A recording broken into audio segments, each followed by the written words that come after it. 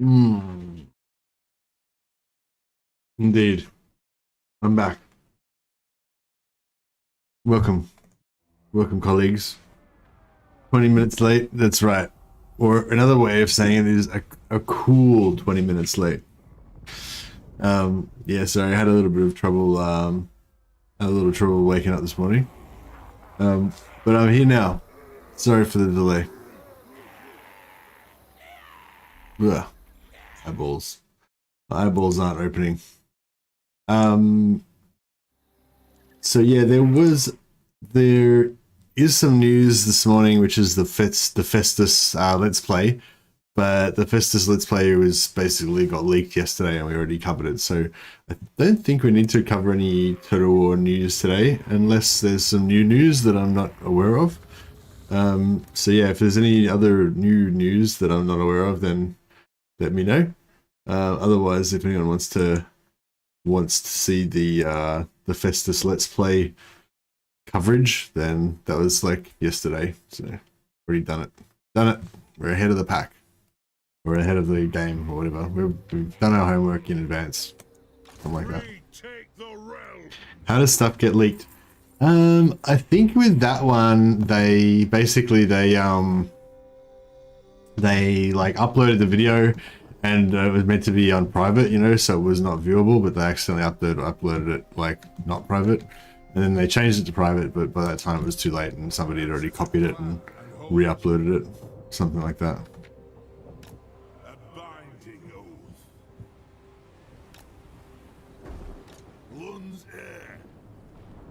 Right. So we're about to attack Morathi. And we've also got this, I don't know, do I want to start with a loss? Because like we've got this like really rough battle that I screwed up over here. I'm not sure if I want to deal with this like straight away after waking up though. Basically there's this army here that is like, it doesn't look too bad, except for there's there's six units of Black Orcs. And yeah, I basically I moved into them by accident. Well, it wasn't really an accident exactly, but anyway, fuck it, let's do this shit.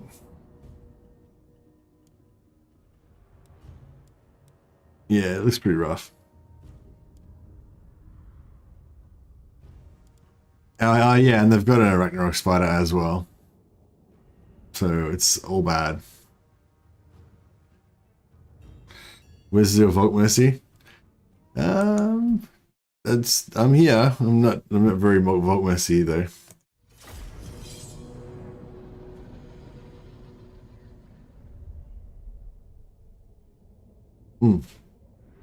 So yeah, we're about to get wrecked. I feel like this is bad. In retrospect, I feel like this was a bad choice to set myself up to just lose a battle straight away. Oh, your Volk Mercy. Oh, your head. Oh, you hit 1 year. Congratulations. Yeah, sorry, I didn't really understand the significance. Yeah, thanks. Thanks for all your support, Liz. Welcome to the 1 year club. I think maybe you don't get it until the end of the month or something. Yeah, I don't know. This has sort of happened a few times with different people. But yeah, I think maybe you get to go for like 12 months and 29 days with the before you get the Volk Mercy head. No why it's weird, just weird like that.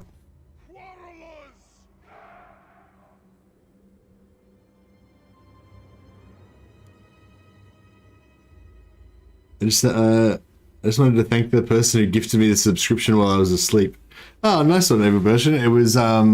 It was Ayeston Jones that gifted you the subscription, I believe. Yeah, so we did you have the stream running while you were asleep? I think you have to be in the stream to get the membership, so you must have been watching while you were asleep. Man, this sucks. I don't want to lose. I guess we have to. Guess there's nothing for it.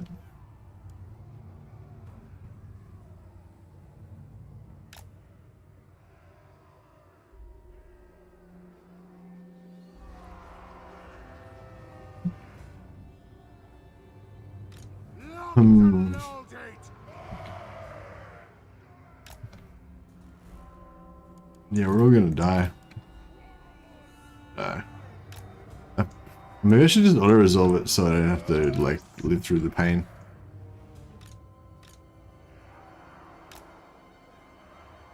The clans unite! The clans unite! Warriors! To the High King!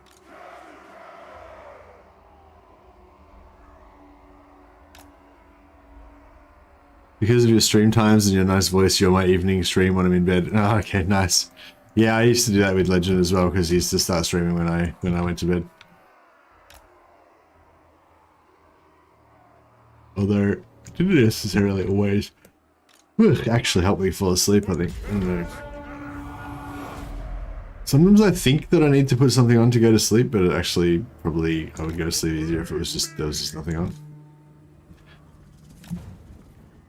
But I don't know, sometimes I get into a pretty good rhythm where I can just like put on a show, watch it for about like 20 minutes or something, just to like kind of wind down, and then I can feel myself getting to like sleepy mode, and then I just turn it off and go to sleep.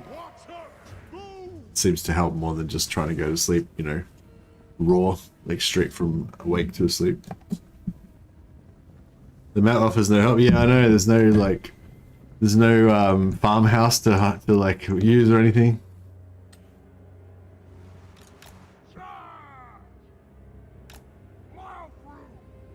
Yeah, this is fucked. We're gonna get totally smashed. Reading does it for you? Yeah, reading does it pretty good.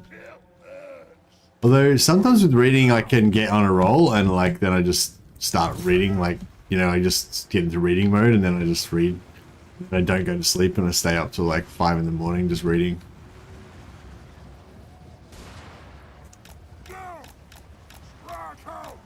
Yeah, this is fucked. Like the Black Orcs are not going to be able to kill. Greek Hoppers are just going to roll over our line. This fucking thing that we can't kill. It's going to be a nightmare. Oh, on the plus side, we did take all of the, we did, like, unequip all of the items off of, Thorgrim, so we won't be stealing any of our shit. Joke's on him. We stripped Thorgrim naked before this battle.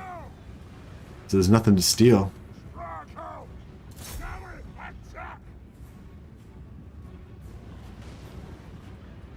Shit, we need to get our, artillery set up. Oh no, they're set up. Good.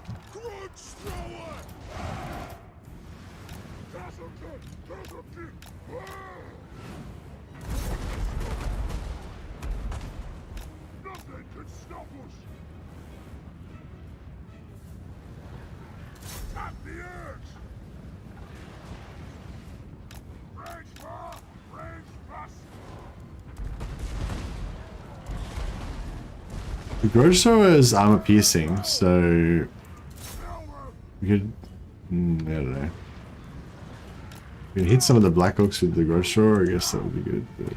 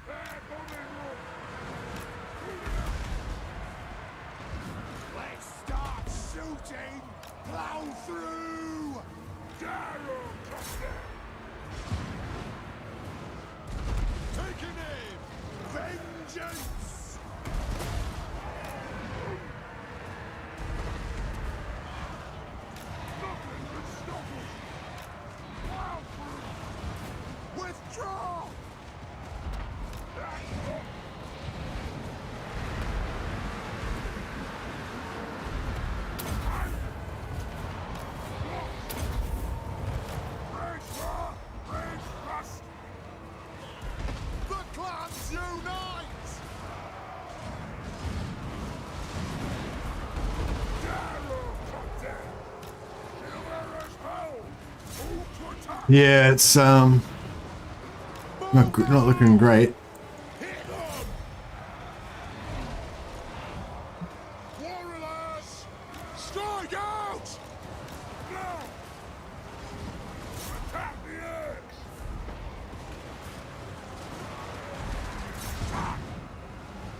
Wanderers! Understood! Kill orcs! Grudge thrower! Now! Pull out! Move now! Axes out! For Grombrindal!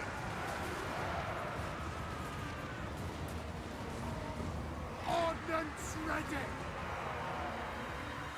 Charge! Sparkle! Here's the wire. Quarrelers! Thunderers!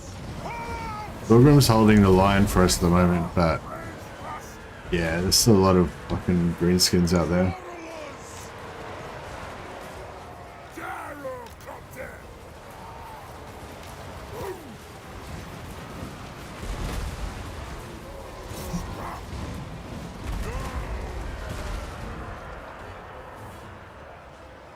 Let the vengeance begin!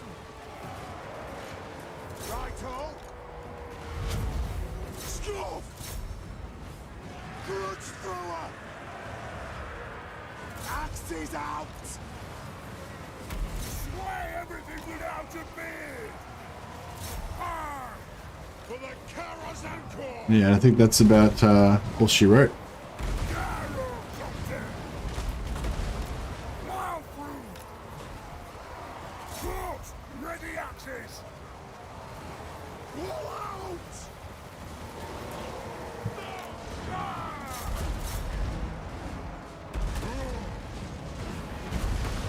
Attack! For the high Hey, the pup. king!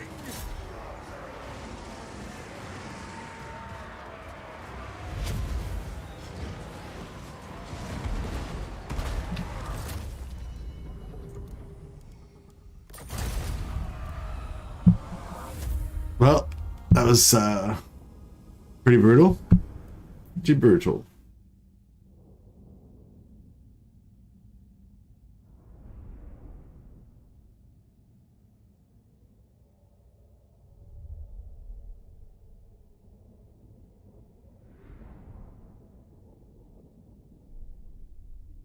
Yeah, so yeah, sorry Liz, you might have to wait for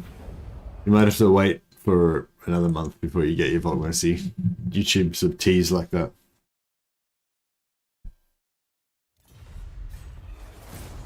The High King acts.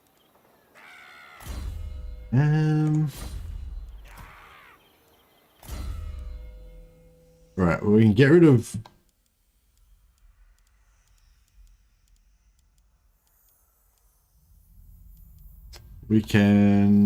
Thorgrim and put in Thorek. As you like. It's kind of unfortunate that he's just going to be here just in time to get wrecked. And then we could kind of go crazy on looking at all this shit. Let's try to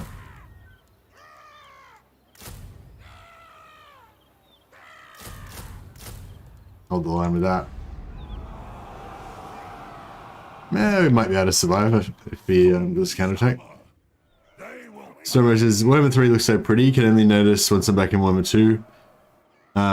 This game has so much potential both in gameplay and graphics. Yeah, yeah, Warhammer 3 does look nice, doesn't it?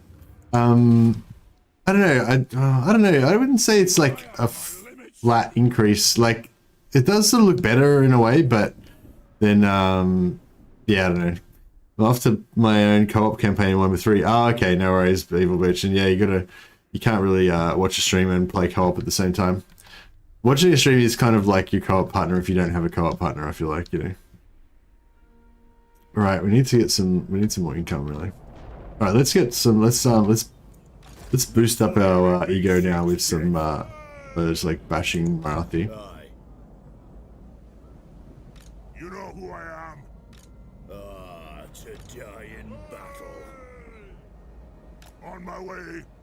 What?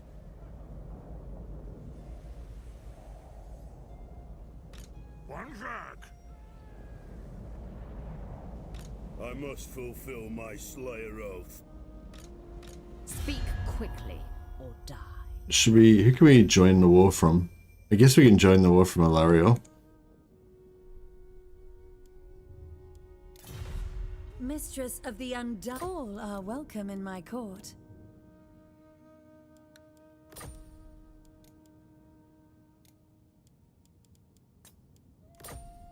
So the plan is that we get to, oh man, can't even get 300 gold out of it.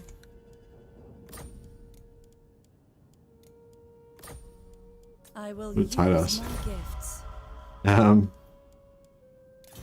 That's right. Well, we'll basically our primary objective is to kill the Dark Elves, and secondarily we'll just kill all the elves. Basically, I grow restless. my plan.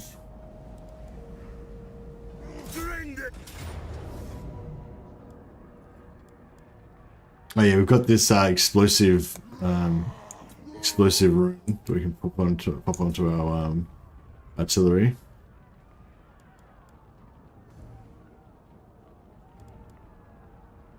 All right, I'm gonna fight this battle so I can get a bit of an ego boost, just punching up some Dark Elves. Should have started off with this one. Would have felt better. Reading is an addiction for me. Yeah, I've definitely been like that. I kind of, yeah, I don't really read much at the moment, so.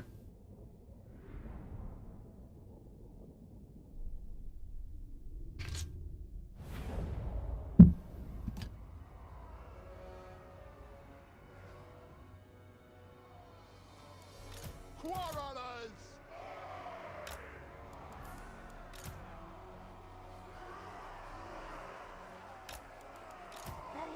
What's our aim?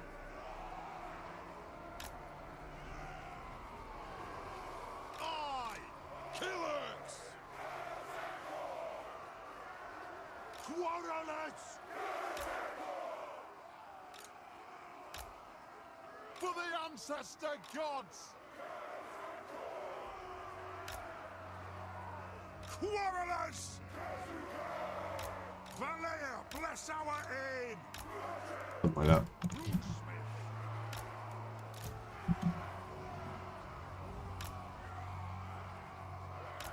Gyrocopter!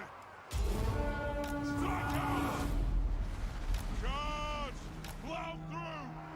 Attack the earth! Get moving! Kazook! Vengeance!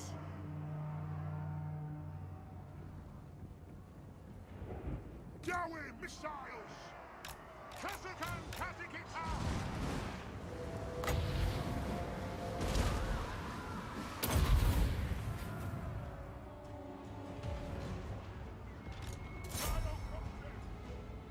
Thunderers!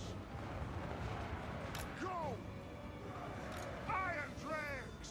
Strike out!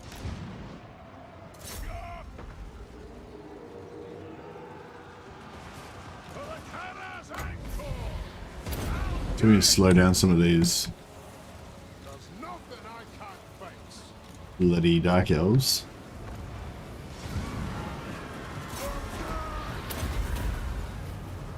Quarrelers! For the Cannon's These guys need to have a rest. Strike out! Quarrelers! Belegar, bless our aim! The runes are cast! Years of suffer! Oh shit! This is a pretty good cast actually. Ready to serve! Nothing can stop us! Take to the air! Blow through! Go! Strike out! Reach fast! Hook those dwarf legs! Come, Thorek, get in there!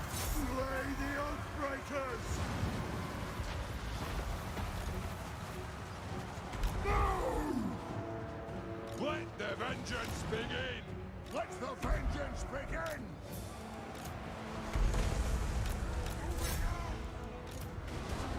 Exorcism! Dive bomb! Plow through! Aye, Archie's command! Move! Axes out! We demand blood! That was a good cast. They're not that bad with that, yeah, some of our rangers, I mean, some of our archers could be a bit of a smash. What's the goal of this campaign? Well, we pretty much achieved the goal now. The goal was to invade Ulthuan and start bashing elves. Specifically dark elves, but, you know, I'm not super fussy. So we've just achieved the goal, which was to start bashing some elves. Yeah, I just wanted to play a Belegar campaign and just migrate over to Ulthuan / Naggarond and start the War of the Beard. Get revenge. Should I loot and occupy? Maybe we'll just occupy for now. The only good elf is a dead elf. That's right to me. Now, I don't know if we can technically reach here. Or we could be marching into, you know, Doom. Gully, forward! Column! Fight! It's alright, I might just take it over. Let's go! But I'll pull him out so we can retreat if we really need to. But being able to take 2 settlements in one turn feels pretty good.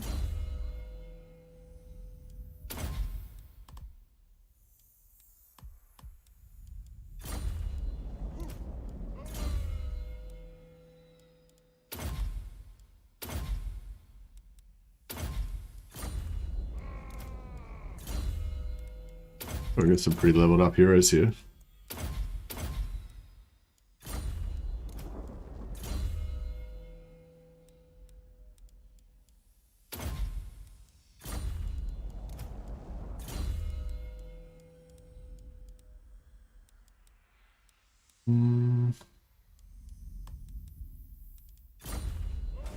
Attack!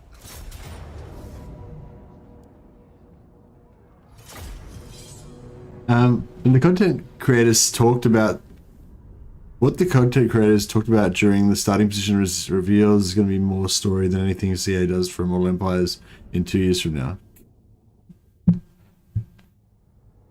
Okay. No, I kind of like the Let's Plays. I think they like that last Let's Play with Festus. I thought was really good. Like, it, even though I guess it didn't really tell a story in depth or anything, but it was, yeah, it was pretty cool though, I thought. All right, put a big fat gun line in the middle.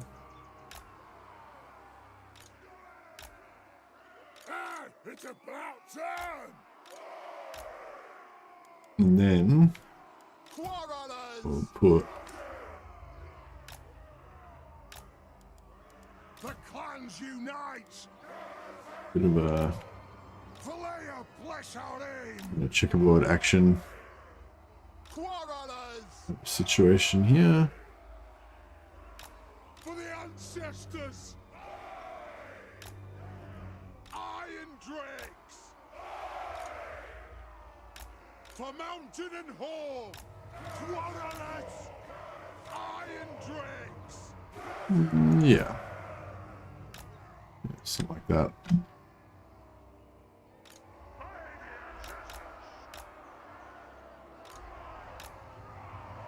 Cheers! Is it time? Grudge thrower!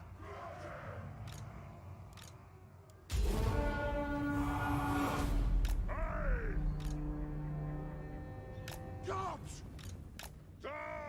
Hey, Lexi, how you going, man? How's your endless stream going? 8 subs each. Who's my short dude? Hey, disciple. Who is your short dude? Am I your short dude?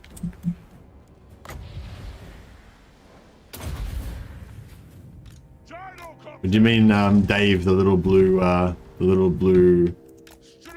nurgling?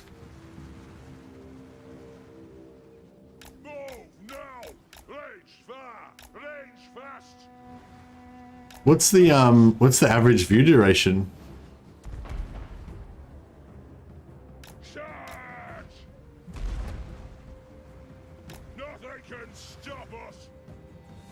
Yeah, it's an interesting little experiment. Like, see, yeah. I hope it helps the channel.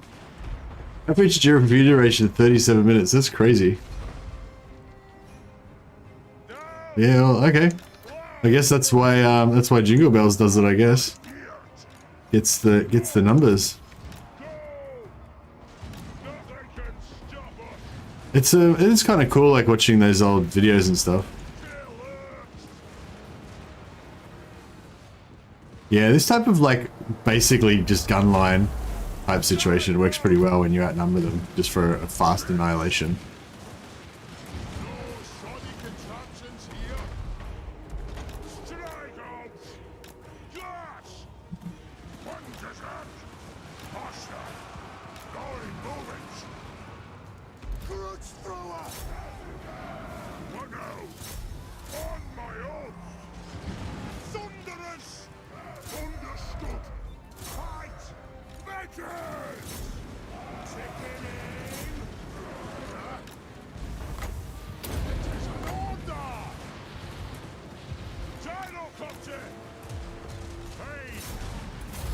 There we go.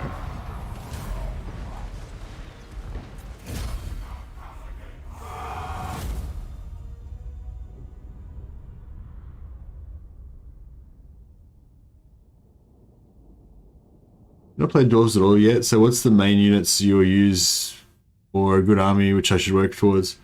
Hey Shax, depends which faction you're playing. If you're playing as Belegar, then you want to go for your Ghost. You just want to level up your Ghost heroes first, basically, and get the Rune of Spite.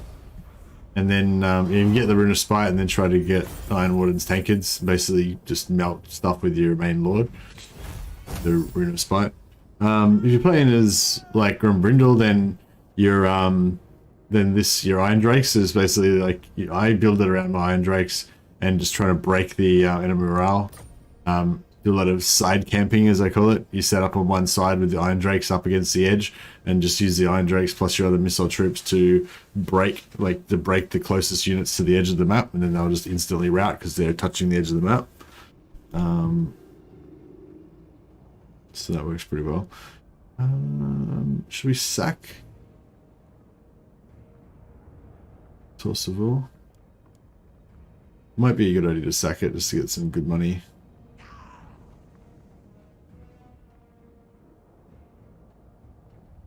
Or maybe we should just occupy it. You know who I am? Grombrindal. I am the Yeah, I'm just gonna pull him out of the settlement so that if if it all goes bad, at least we can retreat. But I don't think. Hopefully, we won't need to.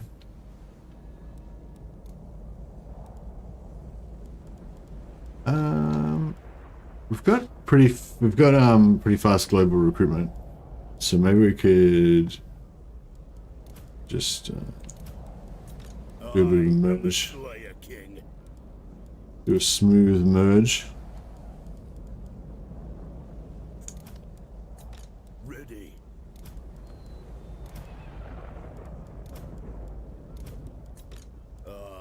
To die in battle.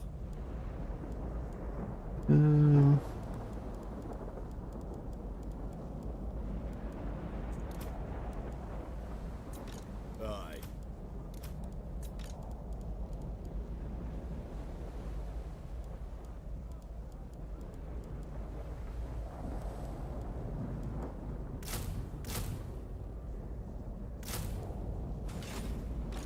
here. There we go.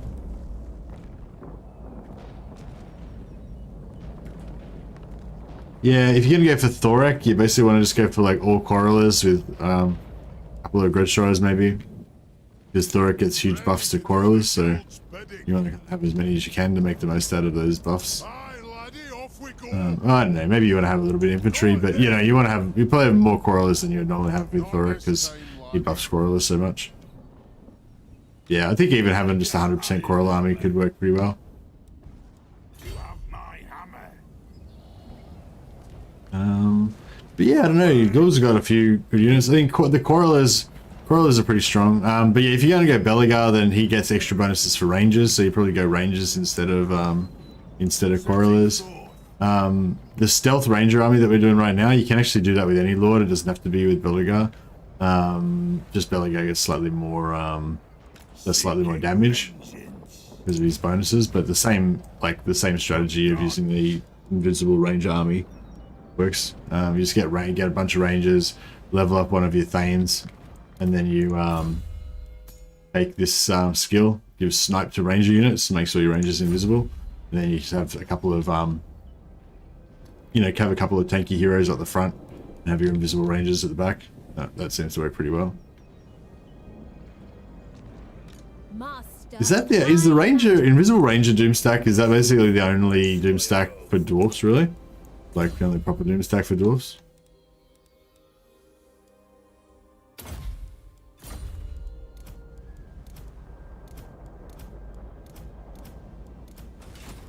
It's looking pretty good.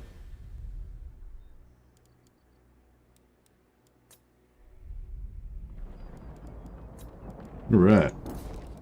Our invasion of Ulthuan's going pretty well. Our defense of the homeland is not going super well. We're about to get rogue.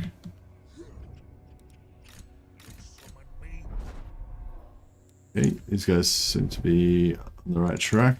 The throng is mustered.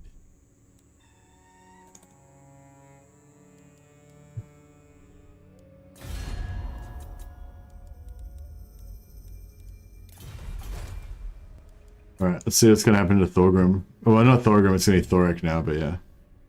Thorek Ironbrow. I don't know if I should bother giving Thorek, like, some items, or... give him... Potion of Healing.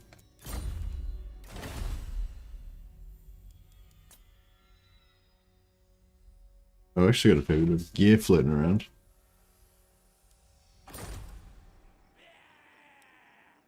Making the donut my new home? Yeah, for sure. The Thane stack is pretty good. Just having a full stack of Thanes. Yeah, I guess that is a Doom stack. It's pretty hard to get, though. Get off, gate. Tried and tested. Does the Thane stack still work? I can't remember how it worked now. Is the Thane stack with like a bunch of... you have like a bunch of Rune Priests and then a bunch of Thanes? And then you use the Priest's shield ability to make your Thanes tougher or whatever. I don't know if that really works though, does it? Anymore? Because the Thane Doom stack used to work by having like AoE ward save, I think. I don't remember now. Alright, let's see what happens here. I think that Thorek's gonna get wrecked, but we shall see. I did spend like quite a lot of gold. Like I spent like 10,000 gold on buying him a bunch of emergency units, so it'd be cool if he could survive, but not super hopeful.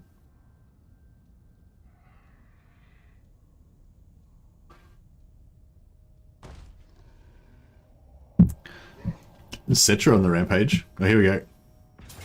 Oof.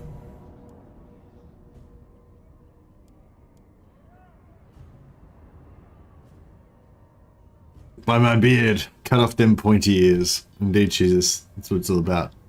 All right, we've got to give this fight a shot.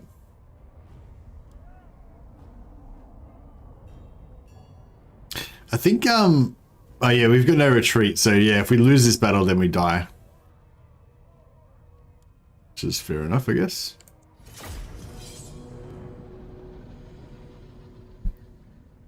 Yeah, I don't think this is going to work out too well.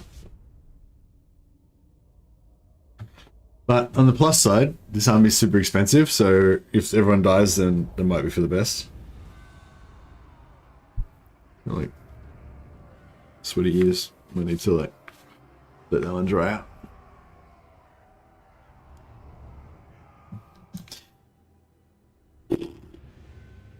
Yeah, all bad. I guess we'll set up on this hill over here.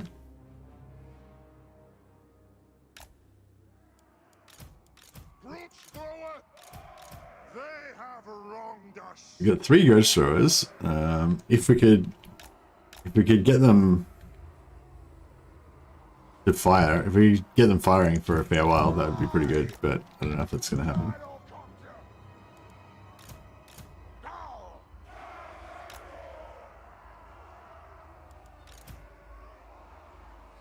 We've got all these slayers, but no, they're not really gonna do good work. Yeah, this is fucked. We've got no back line.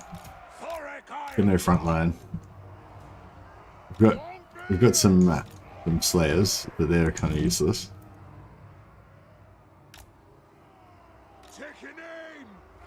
Yeah, we're all gonna die.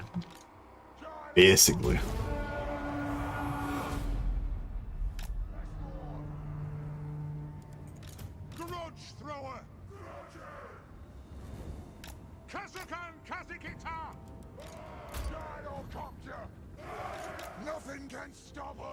So we could go and we're going to kill the neighbors just had a waterline break. Gotta go, have a great stream. Oh, no worries, Scorpion. Bit of like neighborhood emergency. Slayers for the High King. Our fire undimmed. Alright, well, we'll see if we can kill their lord. That'll give him a pretty bad morale penalty at least. So that's something.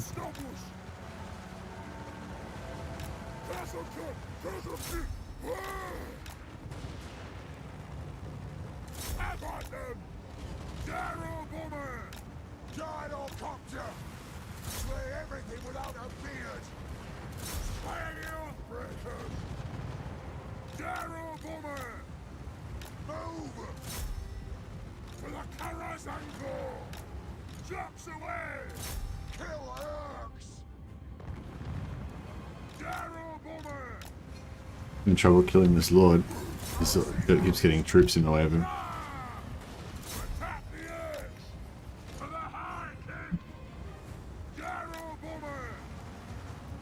This might be the trick though, if we can try and kind of keep them wrapped up. So these guys are just about to get into artillery range.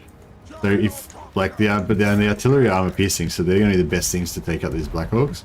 So if we can actually get them to sort of slow down a bit and kind of just, I don't know, fuck around in the middle of the map here, that'd be like literally the only thing that we could do. I don't think it's gonna work though somehow.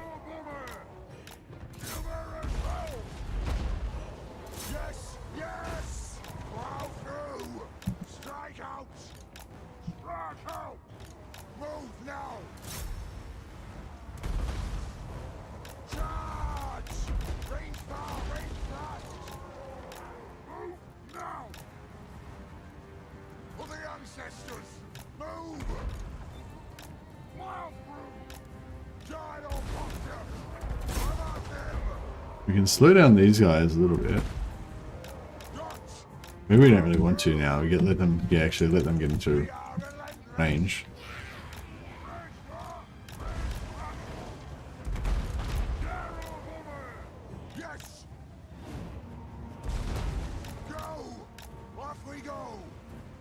We've got 1 unit of Black Hawks down.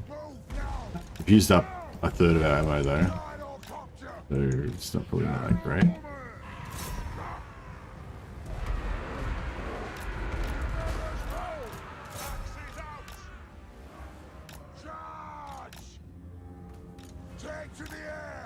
Yeah, so I'm just like fake charging them a little bit, trying to like get them to slow down when we can.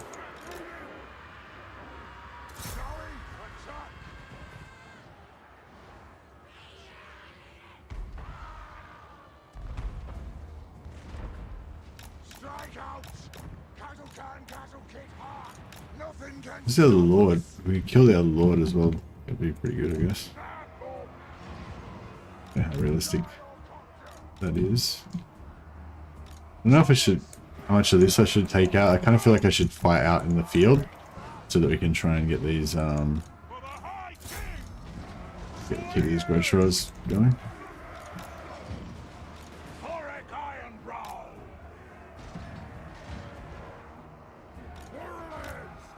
Numerous foe! Slayers! Move now! Giant Pumpkin! Off we go! At some point we need to blob up. Slayers! Yeah, sometimes we need to like make a blob For the and it is a reckoning! Preparing body run! we need to make a blob and then get these bombers in. I guess Get to it! anytime now is as good a time as any. We get the Slayers into their back line. Hopefully that will kind of slow them down a bit. Thorek Ironbrow! Go! Alright, here we go to blob. Right. Nothing can stop us! Aye, party command! Darrow Boomer! Will do! Move! Slayers! Kill Urge! Slang the axe! Strike the road! Lightning happening.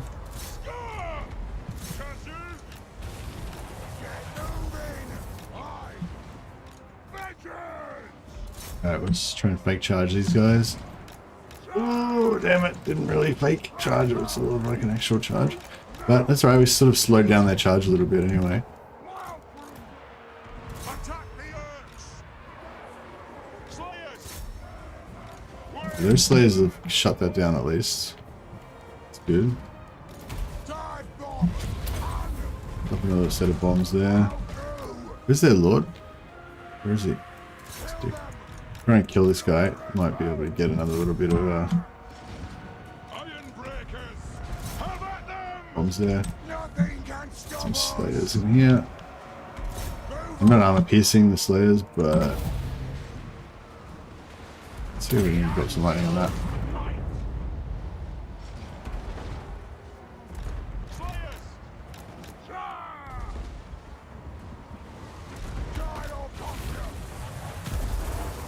For the ancestors! Oath and steel! Thankfully, our lord. We managed to run off 2 units of archers at least. Yeah, these guys didn't hold up for long enough. Targets, Lord! Go! Alright, we get some bombs here. We can try and Go! Down!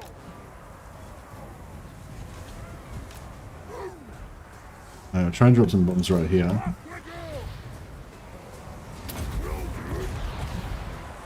Rage far! Rage fast! Nothing can stop us! Go! Attack!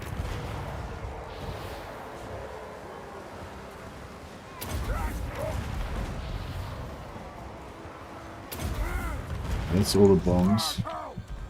Darrow Boomer! Thorek Ironbrow! The Earth! Agreed! Giant Pumpkin! Fast food! He's got out of ammo. Fuck. No, well, the bombers can just, I don't know, fuck, you can just sort of shoot. I'm fucking out of ammo. That's it. Done deal. Darrow Boomer! These Slayers are not gonna make it back in on time to do anything. We'll get some more lightning in here.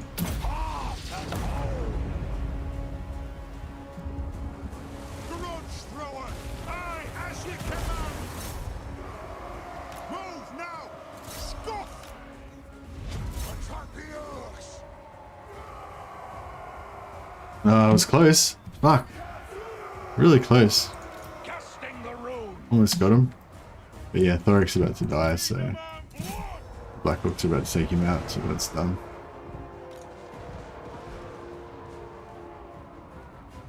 Thorek Ironbrow. Ah, I was just about to get a shot off, but he just routed. It is a reckoning. Strike out. Nothing can stop us. Fight. Let the vengeance begin. Kill them. Be good if he rallied and we get one more lightning shot in. Take to the air. Kill bearers bow. Move now. Come on, rally, rally, rally, rally. Attack the earth. Maybe that might be about it. Oh well, that was a pretty good fight though. I was fully engaged, I gotta say. There's just two slayers left. It's just this one guy now. Get him! Revenge!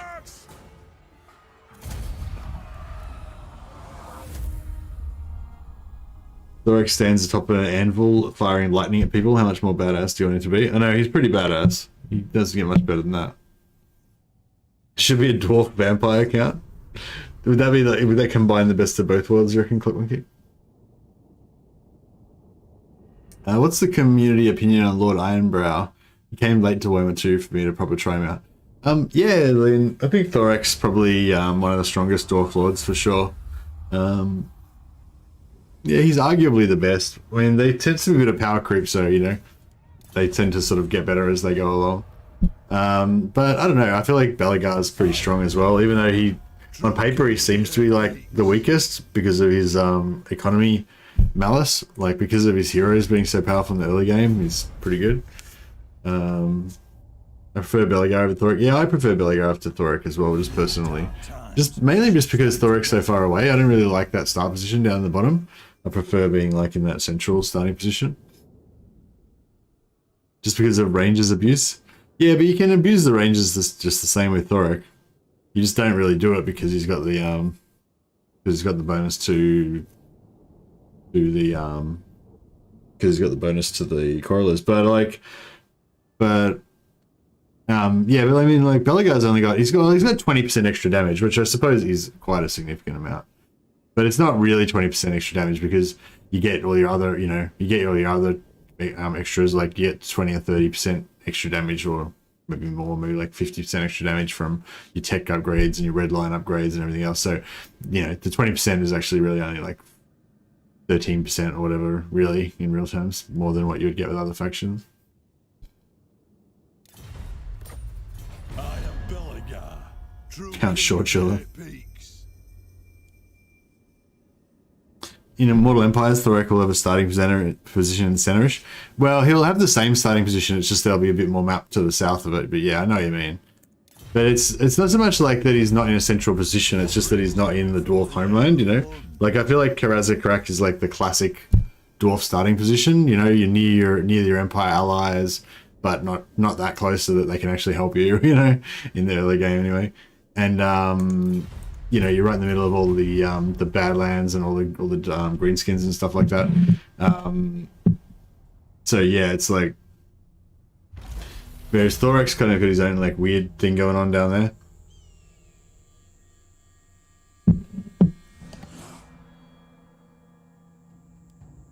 No vampire Dowie in the Warhammer lore. I only know the concept from D&D, Icewind Dale. Yeah, that's like, we were talking about something like this the other day.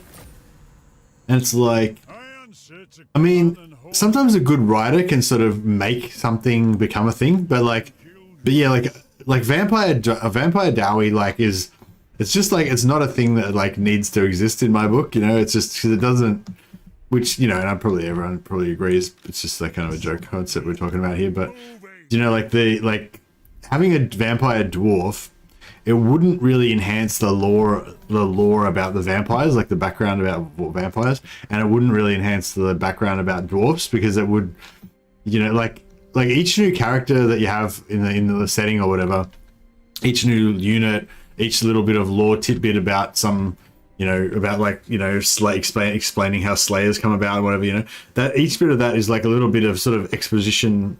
Is exposition the right word? Well, more like more like character development anyway. Well, anyway, whatever. Each one is a little bit more of like, you know, painting the picture of what that faction is, that character of that faction, and, you know, adding to that unique character that makes you really fall in love with the faction, you know. Whereas, yeah, if you had like something like a vampire dwarf, it, you know, if it was a really cool character, it might be really interesting or whatever. But it's not going to add anything, you know, like, because it's such an exception, it's not actually going to add anything to the laws of about either of the races, you know. It's just kind of be an anomaly that's irrelevant, kind of. Yeah, we were talking about something like this the other day that I was kind of saying the same thing, but I can't remember what it was now. But yeah, I feel like there's definitely a thing like that where there's certain things where, you know, you could put them in the game, and if the writer's good enough, they could maybe even make it like, you know, a thing that people want to read about. But that doesn't necessarily mean it's good or worthwhile or serves any purpose in the background, you know what I mean? It's kind of my, excuse me, that's kind of my take on it. We seem to be cleaning up Ulthuan pretty quick smart. Useless elves. I can't do anything without the dwarves. The elves would have been just completely wiped out if it wasn't for us. We've just come along and kind of rescued their asses. Yes, for Slayer King, to war. Run 'em!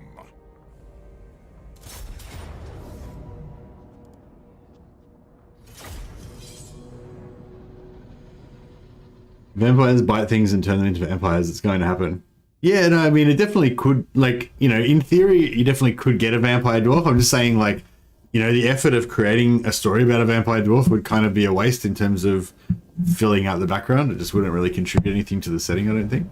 Hey, Jules Died, just subscribed. First live stream I watched, but have seen a lot of your exploit videos before. Keep up the good work.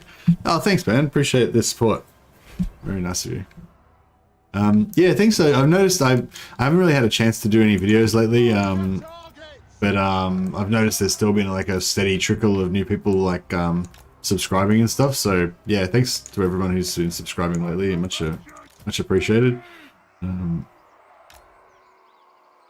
Yeah, it's sort of I don't know. It's hard when you got to work, you know, and it's like you feel like you should be doing more stuff on YouTube, but you can't really do it, you know. So it's nice to just kind of see that people are still liking the channel and stuff, even if I'm not really producing any new stuff at the moment.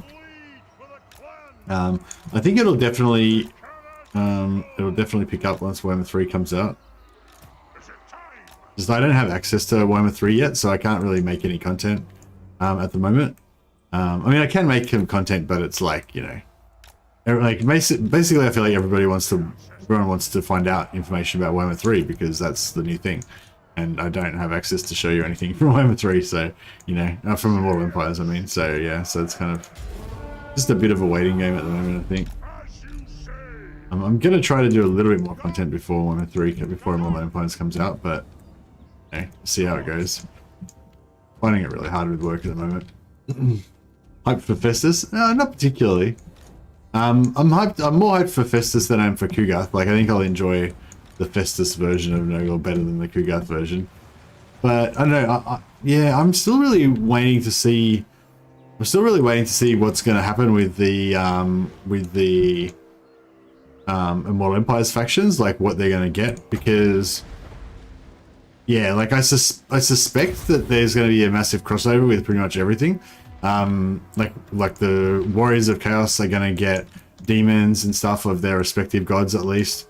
The Demons of Chaos are going to get all of the Warriors of Chaos, at least of their respective marked, you know. So like Khorne obviously already has their own Khorne marked Warriors of Chaos, but yeah,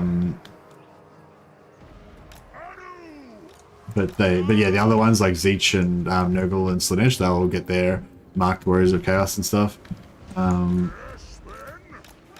So yeah, I feel like the rosters of both the Demons and the Warriors of Chaos are both going to get basically doubled. So yeah, I mean, compared to the current Demon rosters, I definitely like the Warriors of Chaos rosters a lot better. But I don't know whether, yeah, I don't know how much they're going to share of their rosters and stuff. So gotta look after our hoppers. Ah, look at that. Glorious gunfire.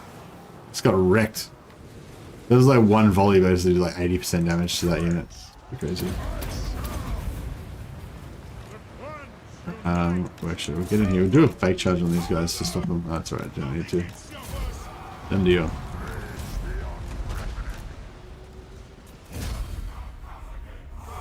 Nothing sweeter than the temptations of the Dark Prince. Indeed. Chaos Dwarfs worship the Dark Entity. Dowis worship their ancestors. Applies apples and fishes.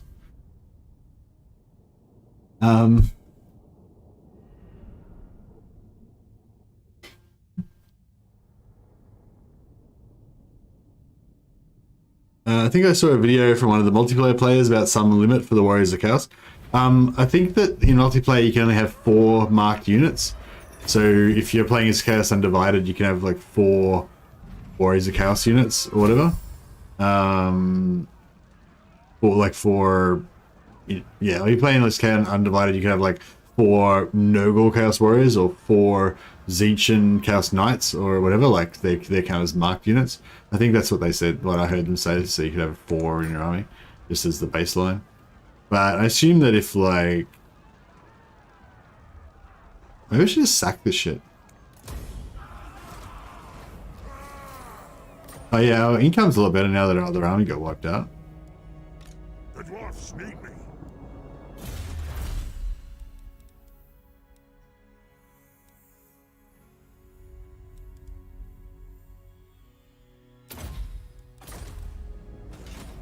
I am the Slayer King. We need to get out there and take over all that shit.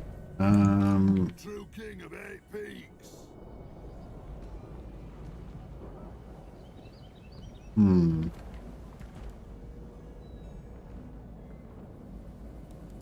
It shall be done.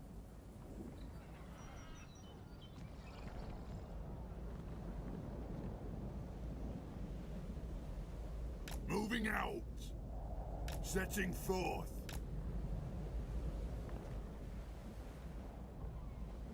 I wonder if we should set up like an ambush. Just to be clever. Onwards. Wait, what? 26%? Okay, oh, we gotta take that out. This road is short. It's got that bug, the movement bug. Just gotta take out your engineer that's giving you the extra movement, change the stance and change back. That's good.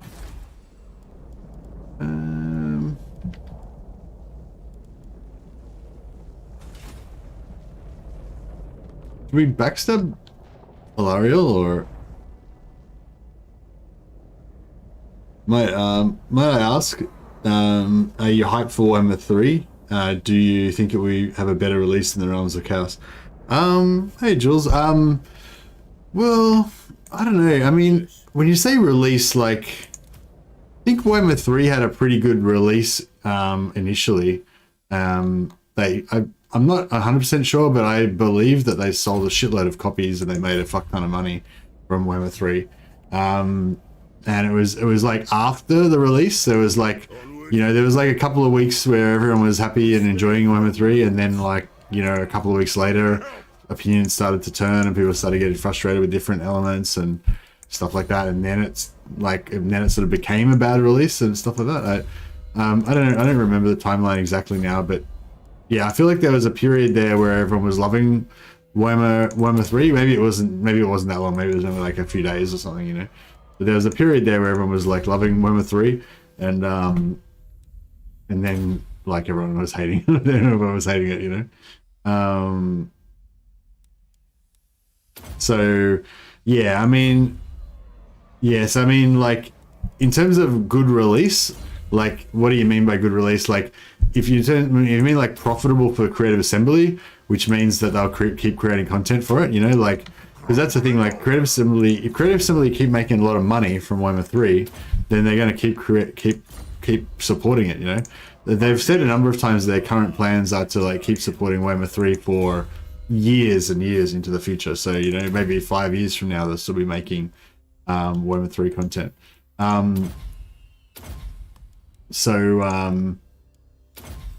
So yeah, so successful launch for Creative Assembly is one that makes them a lot of money. Whereas like there's like critical acclaim, I guess, you know, of people like giving good reviews and saying nice things about the game and stuff like that, which might be helpful for future sales. You know, which is the kind of the problem that they had with the Warhammer 3 launch. Like the initial launch, they sold shitloads of copies and everything was amazing, but then like the word of mouth after that maybe would have bolstered sales more, I guess probably didn't happen. I don't really know. This is just like my, you know, feeling or whatever, my thoughts about what might have happened. I don't really know the numbers or anything. But then sort of separately to that, there's like this third thing, which is player numbers, like ongoing player numbers, and I think that's like that's what I think Legend goes by, and that's probably like the most relevant, like that's probably the most real meaningful number that you can look at, which is like how many people are still playing the game after, you know, a couple of weeks after launch, a few weeks after launch, whatever. And for streamers, for YouTubers and content creators and stuff, that's the most relevant number, because that gives you an indication of how many people are kind of actually interested in content. Like for that, like people who don't play the game anymore might still watch content, and people that play the game might not watch the content. But in general, like the player numbers gives you an idea of how much interest there is in the game, you know. And so for us, like for as content creators, like one, more people are going to watch your videos, and two, there's more of a community to be a part of, you know. I'm sure you've all been into games that became sort of like dead games and the community died, and like there was still like a few people into it, but it definitely changed, like the feeling changed from that excitement where like, you know, everyone in the world's like super excited about the game, to like this like, you know, different version later on where people aren't as, you know, not as many people are as excited about the game, and you feel like most people have moved on and stuff like that. This way looks better.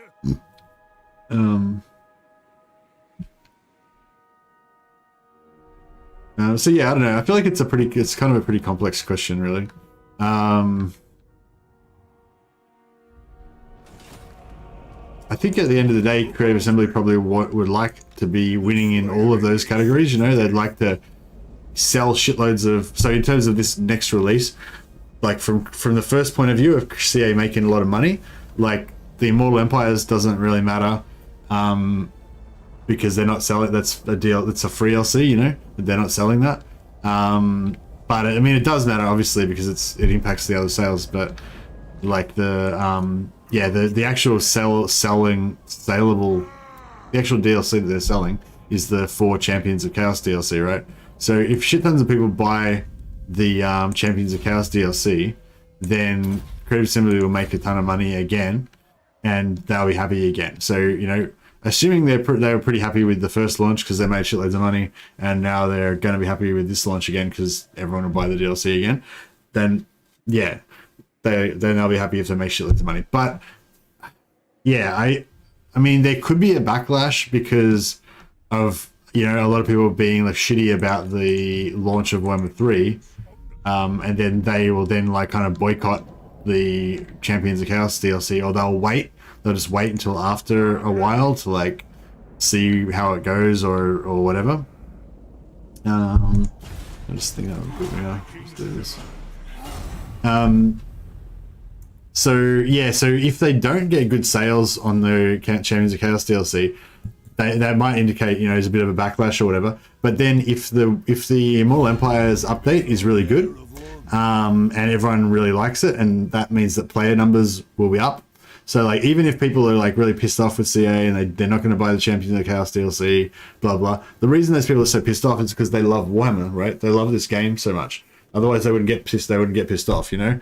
Like, you don't get pissed off about games that you don't give a shit about, right? So all those people that are like hating on Creative Assembly, maybe theoretically or whatever, don't buy the Champions DLC. But then if the Immortal Empires is really good, then they're all going to be playing the game, right? And there'll be heaps of people playing the game. So it'll be good in terms of that community being alive. It'll be good in terms of all of the content creators having heaps of content to make, and everybody, you know, getting lots of views and shit, which means the content creators will be more positive about it, which will amplify the word of mouth and, you know, blah blah, which will be good for longevity, you know. So yeah, I don't know, like it's, yeah, as I said, it's a really fucking complicated question, basically. And I don't know the answer. But I don't know if it's going to be a successful launch or not. But yeah, I can sort of see different ways it could go, but I don't really, yeah, no idea. At the end of the day, I think probably it may be a bit of a rocky launch, or it may be fine. But in the end, I think it'll be good. Like, I think the game will be good, and I think people will see that it's good and they'll play it. And, you know, like, because there's a huge player base for Warhammer 2, and potentially Warhammer 3, and they're still going to be around. Like, you know, they want to play Immortal Empires, you know, so even if Immortal Empires is shit initially and it gets a bit of a negative backlash, like, I think a lot of those players will still be hanging around waiting for it to become good, you know, so they'll, you know, like, Immortal Empires is like, sorry, I'm on a real rant now. I might have to get off this rant, otherwise I'm going to get too distracted from not be able to do the stream. But, should we fight this? Or... no, fuck it. Just let... we could do some damage, but... yeah, fuck it. Can't bother. A fine rant it was. And it is. Yeah. But, yeah, I think that, like... basically, Immortal Empires is like a soft relaunch. So, you know, they made all the money they needed to out of the initial Warhammer 3 release, I believe. I don't know for sure. So CA is happy in that regard, but they kind of got a bit of bad press and, you know, bad will maybe against them and stuff for the game after that. So Immortal Empires is, you know, another chance for them to have another relaunch, basically, and fix that kind of ill will. So hopefully they will at least partially fix that, and hopefully they'll make some more money out of this Warriors of Chaos DLC. I wonder if the Warriors of Chaos DLC will actually be good. It looks like, I mean, sorry, I wonder if it'll be successful. Like, it looks good to me. Like, you know, I'd buy it, but that doesn't really mean much because I always would buy it. You know, like, I'm a super fan of the game. Like, even if I wasn't a content partner of Creative Assembly, like, I'd buy everything that they make. You know. Hey Jules, thanks for the €2 super chat. Thanks, man. I love it when streamers really interact. Oh yeah, I'm interacting the fuck out of it. But yeah.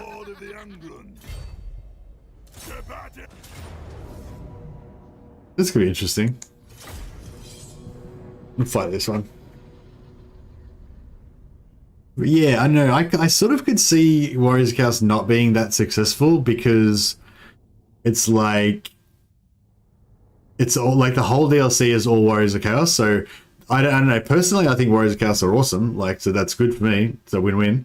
But for some, maybe for a lot of players like that, like dwarves and elves and humans, like there's probably a lot of players that just like all the nice races, you know, and they don't really see much value in getting the Warriors of Chaos DLC. So I feel like, and then that. You know, the fact that there's no good races in the DLC, combined with, you know, maybe there's still a bit of negative ill will from the previous release, from the Warhammer 3 release, you know, means that potentially there could be a bit of a, you know, it could be a bit of a bad launch for the DLC. But I don't know. That's just a thought that I had. I don't know if it's, you know.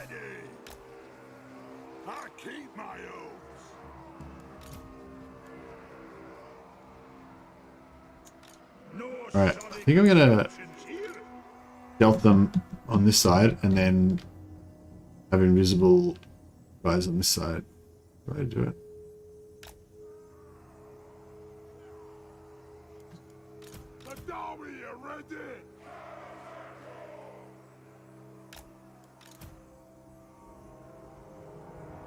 You can get these guys kind of up here, like shooting straight away. Honestly, I was a bit disappointed with Warriors of Chaos, but the DLC kind of makes me want to finally give them a chance. Yeah, the Warriors of Chaos are pretty terrible in Warhammer 2, I think.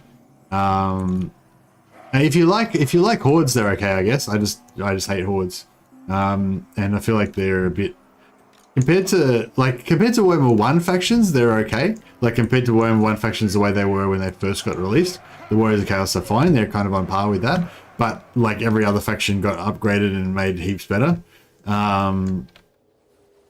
So yeah. Ready to fight. Descendants of blood. Alright. So nothing, there should be nothing over there basically. Yeah, cool. So they set up everything on the left hand side because Ancestor gods. I wonder if we can like maybe I'll put this guy back down here so he doesn't get shot. Kazuk. Advance. Satisfy the grudge.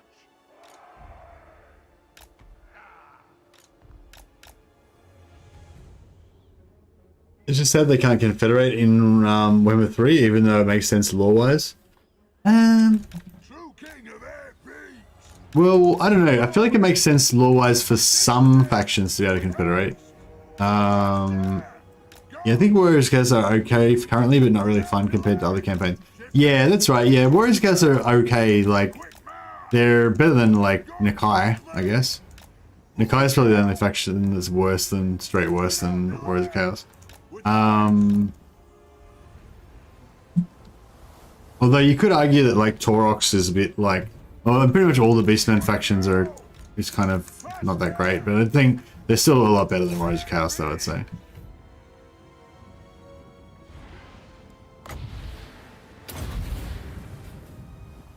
How are we going?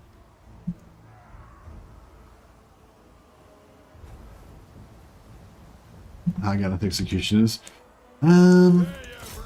Let's see if we can climb up here and see how that works out.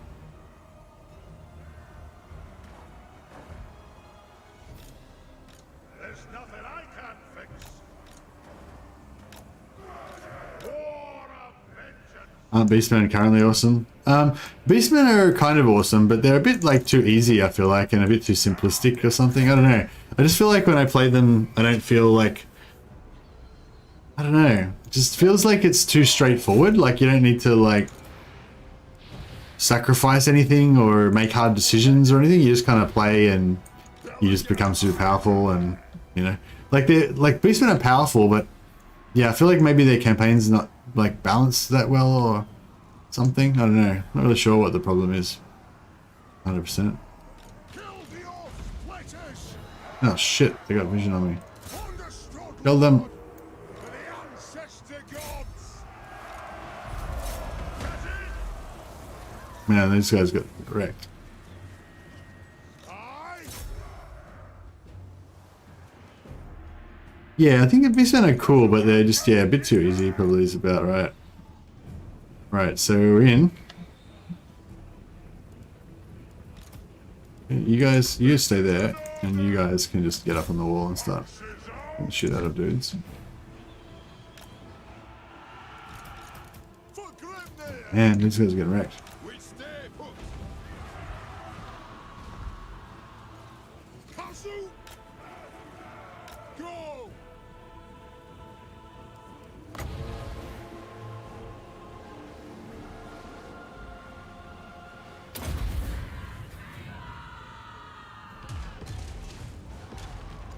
Nice. Yeah, this is pretty fucked up. Strike out. Kill the oath splitters. Ready to strike. Alright, these guys over here are just melting these guys on the walls. Job. Ready to fight. Fight through. It is a reckoning. Nothing can stop us. Axes out, lads. We'll get it. It is a reckoning. We stay put. We stay put. What's the artillery doing? Not really doing much, I imagine. On the way. Axes out, lads. We'll guard it.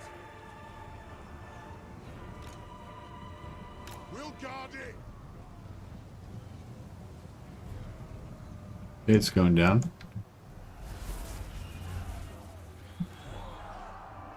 Thorek! Understood. Pump those dwarven legs. Good night, Rayman. Yeah, Chaos Warriors are not like super weak or anything. Like, they're, as a faction, they're okay. But they're just a bit simplistic and kind of boring compared to the settled races, I reckon. But that's just maybe that's my just my sort of, you know, prejudice or whatever, because I don't really like hordes. Yeah, I don't know. I feel like this is, maybe I didn't do this very well. Maybe I shouldn't have put these guys on the walls. Ready! Oh, here we go. We're gonna have to get this gate open now. Pump those dwarven legs. Goes. Blow through. Oh yeah, I should have been doing this the whole time.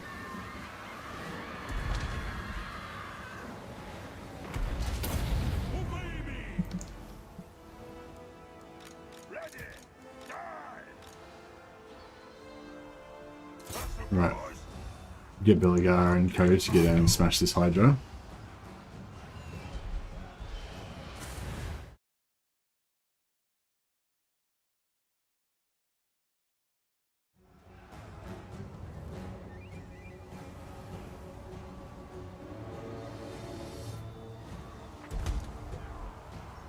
War of vengeance. Let the vengeance begin. Ready to strike. Aye, as you command. Do we halt?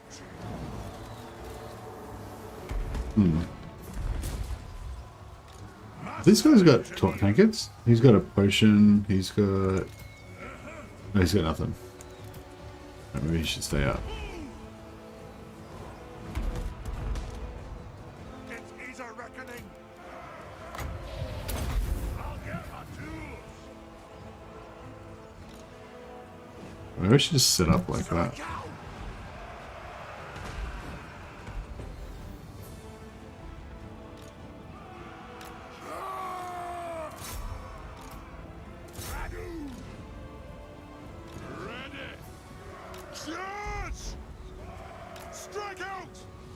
Alright, that should take out of that. The other guy's over here smashing this Hydra.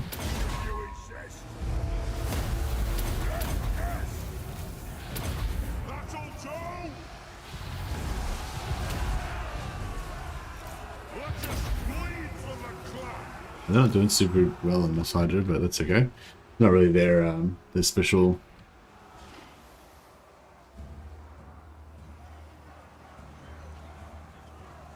Thorek is way too easy, but I love it though.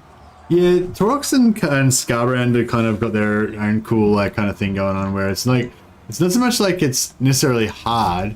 It's just more like it's not like you're even playing against the AI. It's like you're just playing against yourself to try to just rapidly kill shit as fast as you can, like a psychopath. And like but that makes it sort of challenging as well. Like it's not so much that you don't. Not that much that you're worried you're going to lose, it's that you're worried you're going to slow down and the rate of blood that you get is not going to be fast enough to keep you satisfied, kind of thing. Or something like that.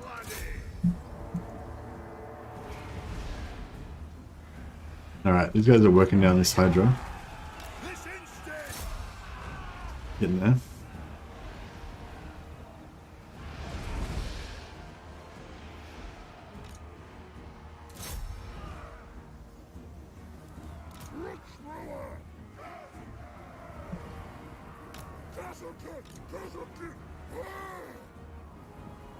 Alright, cool.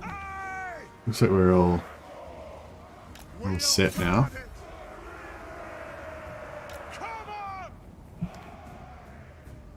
These guys are all climbing the walls. It's pretty good waste of time, but that's alright.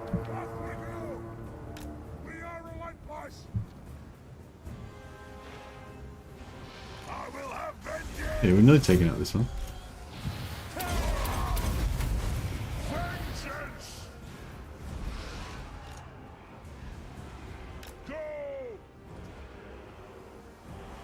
Really like to see the Chaos factions everywhere in Immortal Empires.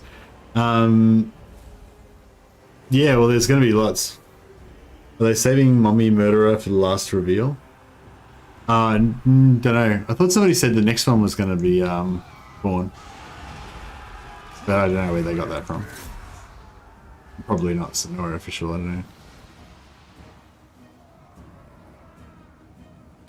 Axes out, lads! Strike out! Plow through! Yes! Move! Move now! On the way!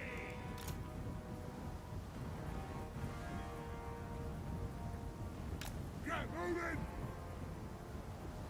Plot! Kill orcs! Is it flame cannons? We can actually make flame cannons, but I think it takes like 5 turns on global recruitment.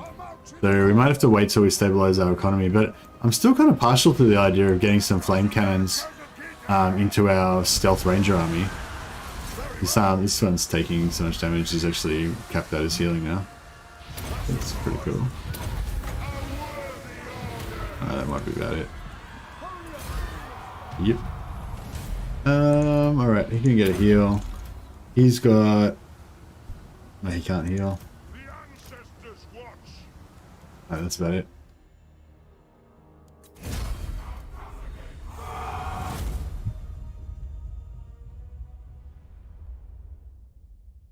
Yeah, I want to get a stalk flame cannon. That'd be pretty cool. Invisible stealth flame cannon. Mercy's addicted to stalk after cheesing the Warhammer 3 settlements with stalk so much. I haven't even done that much, Hamza. I'm not really like not like a full proponent of the stalk cheese. Not in Warhammer 3 anyway. In Warhammer 2 I love doing it a bit with Skarsnik.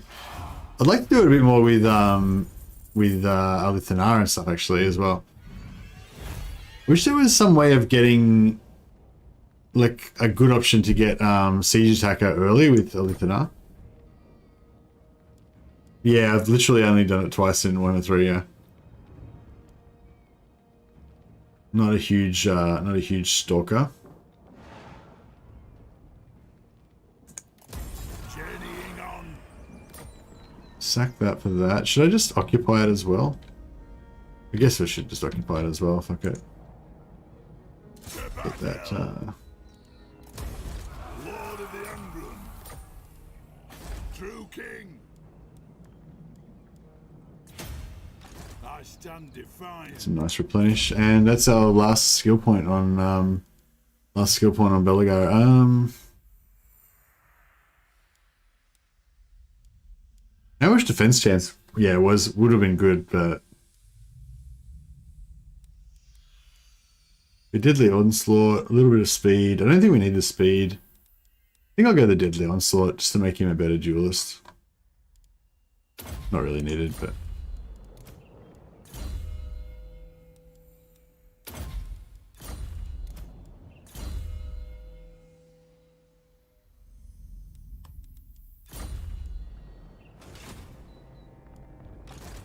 I am the White Dwarf. yeah, I think we're gonna just have to abandon the homelands because although our Aye, but the axe of Dargo demands blood. just take all of these out.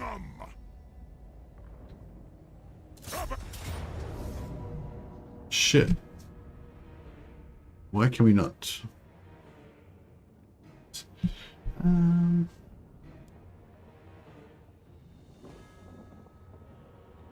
Wonder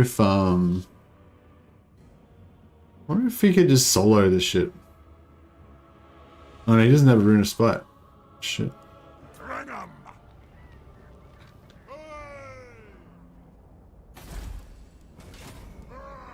Alright, well, I wonder if he could solo this shit. Maybe we should just go... maybe we should just double team it. Let's keep these guys together. They're not really very doomstacky, these guys. Seek our doom. Joey!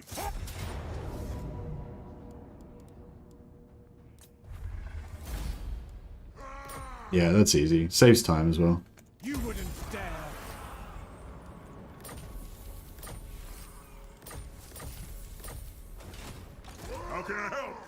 Onward. The dwarfs need me. You know who I am.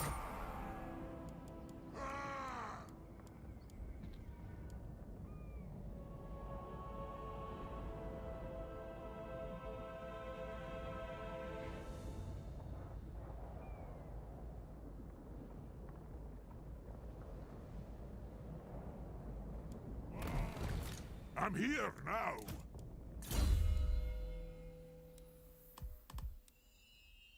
Have you ever considered doing tier list top fives? A good way to grow a channel if you look at the biggest YouTubers. Yeah, no, I definitely have considered that, Jules. And I have sort of done some, like, I don't know, I do like some top 3 stuff every now and again or whatever.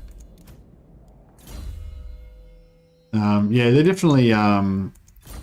definitely get a few more, like, people tend to click more on top 5 stuff and that sort of thing. But I don't know, I feel like the main thing is really making good content, you know, like if you've got like worthwhile stuff to say that is going to actually be interesting and people are going to want to watch the video, like then, you know, starting with that and then making it a top 5 video might get you some more clicks or whatever, you know. But like if you don't have the if you don't have that to start with, like if it isn't good content, then that's not going to help you, you know.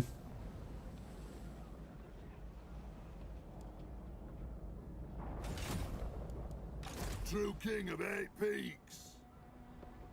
But yeah, like I do my followers farming videos. I got about 4 or 5 of those, and they're like, you know, top 3 followers to farm for each faction sort of thing. Plus I talk about all the other followers that don't make the top 3 kind of thing. So I think those are pretty good content, but pretty useful information, I guess. I don't know if it's good content in terms of entertaining or being very clickable or whatever, but yeah. But if you haven't watched them, then I'd recommend you watching the relevant ones to whatever faction you're playing if you haven't thought about followers before. But yeah, anyway.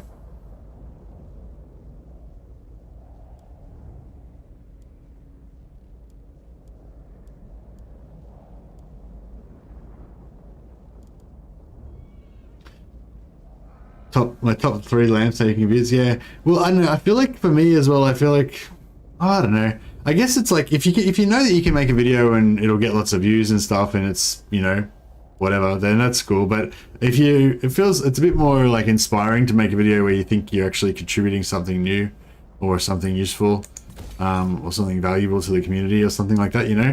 So like, you know what I mean? Like if like Legend does a top 5 video or does a rating video or whatever, and then I just do another video that's about the exact same thing, then that's a waste of fucking time, you know? Or then if I try to make like a controversial pick by choosing something different to what Legend chose and, you know, blah, blah, and then get people talking about how, oh, Mercy did something different to what Legend did, you know, whatever, and cause controversy and shit. You know, that might get more clicks and stuff, but again, like, who gives a fuck? It's a waste of time. It's like irrelevant. It just doesn't contribute anything, you know? But yeah, like, I don't know. I feel like Legend does a pretty good job of those, like, tier lists. So I'll just let him do them, you know? Like, I don't think, like, I mean, like, I'm sure I could have something to add, but, you know, like, if Legend does, like, a 30-minute tier list on high elf units, right? I could do, like, a 30-minute video on high elf units, and I might have a couple of slightly different opinions, but at the end of the day, like, who gives a fuck, you know? It's not really, you know? It's not very valuable, I don't think. But I don't know. That's kind of my current thoughts on it. But I don't know. It depends on the individual idea. I think it's very like, you know, like you might have an idea for a video on a given day, and it might be something that you didn't think that you would do before, but you realize that it's a really good idea, and people would be really interested in watching it or whatever. You know. So like, you know, I might think currently might think, oh, there's no point me doing tier lists because Legend pretty much covers that really well. But then tomorrow I might get a really good idea for a tier list that Legend hasn't covered that I think would be amazing or whatever. I don't know. But I don't currently have any ideas for any of those, so.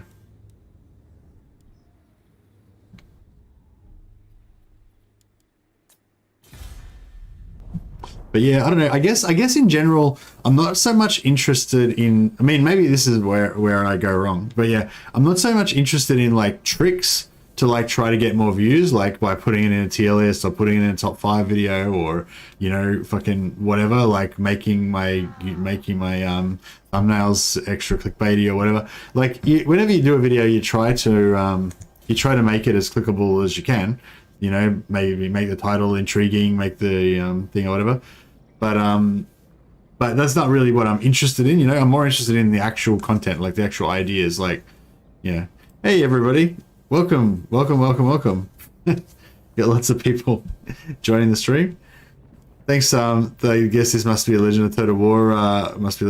Host, because there's lots of people coming in. Legend sends his regards. So the Cheese Lord Legend sends his acolytes. Beep boop. Hey guys, welcome. We were literally just talking about Legend. You must have heard us. Legend stream, did I see? Yeah, exactly. Yeah, thanks for joining us, guys, and thanks for Legend for the host. Also, you know, always supports the smaller streamers, so Legend's pretty awesome.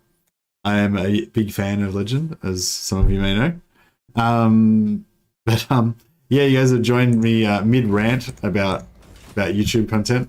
And we're also mid-invasion of Ulthuan with Belegar. Legend of Cheese checking in. Very nice. Legend had a hard time finding a stream, something to do with the notifications. Yeah, I know. Like the other day he had the same issue, I think.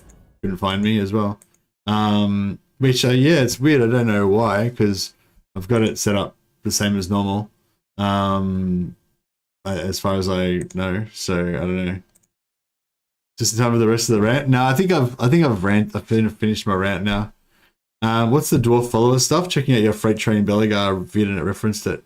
Yeah, if you look at the bottom of my channel, there's like some playlists, and there's one for followers, or you can just Google like dwarf followers.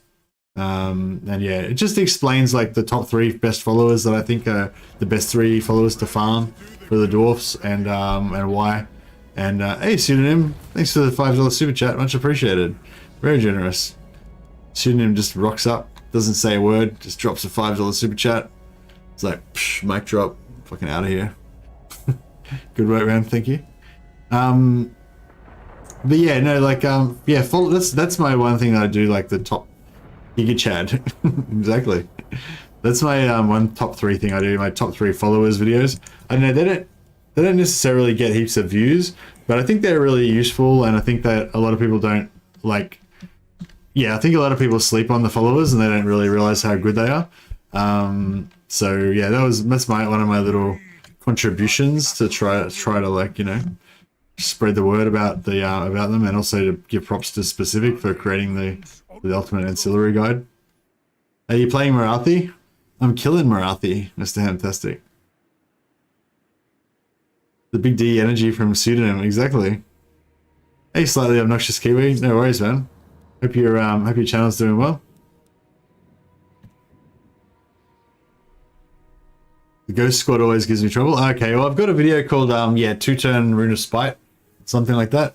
Pretty much explains how I like to start my Belegar campaigns. It's pretty much, or you can just restart this camp. You can just rewind this stream back and watch the start of when I started the campaign the other day. Pretty much started it the same way I always start my Belegar campaigns. Pretty strong. Yeah, growth, I guess. So yeah, we're doing Operation Invade Ulthuan. We haven't started killing High Elves yet. We're just killing Marathi for starters. But I feel like we'll probably just start killing High Elves at some point if we run out of Dark Elves to kill. I'm considering like just turning on them right now and just killing them all while we're here. It'd be easier than kind of like turning around and having to come back for them, I guess. Okay, so there's some armies. I was wondering where our armies were. We might be able to send Ungrim after that army. Slow, but I have goals in mind. Oh, that's good. Slightly obnoxious Kiwi. I think if you kind of have a plan a little bit and have a bit of a strategy, that probably helps a lot. I don't really have that much of a strategy. Pounding Morathi. Well, yeah, I guess you could phrase it that way. I mean, if you mean like militarily conquering her, that's what I'm doing.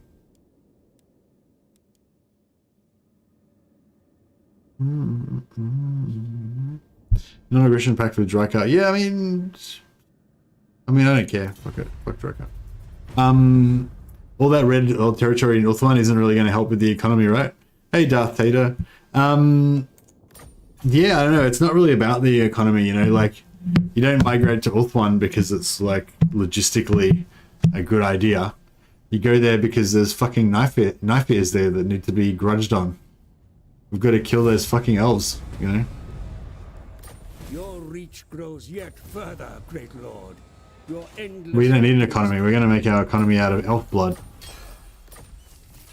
Yeah, we're mainly keeping the money. It's not about money, it's the principle. That's right. There's knife ears here and they're not dead. So we need to sort that out. We got a really sort of cane here. That's interesting. I don't use any special material for my bead. Need to get their crown off them again. Yeah. Actually, yeah, is there like a landmark or something that you can get that gives you like the crown? My oath is intact. Okay, so we can get Ungrim to wreck this army. That could be good. Who calls me? It's about sending a message. That's right. Belegar, Sending a massage even. Look at Belegar's movement range. We can go so far. Should we take Tor and Rock? Some scouting would be good. Aye, lad, what can I do? It is time. Master engineer at your service. 15%, that's not high.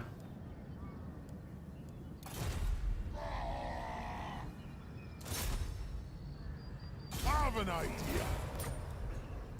Yeah, I want to kill Marathi a few times so we can start getting our free agent actions. You have Karakay Peaks? Yeah, we took Karakay Peaks, but we're in the process of losing all our dwarf homeland at the moment. So the storyline is that Belegar conquered Karakay Peaks with the help of Uncle Grombrindal.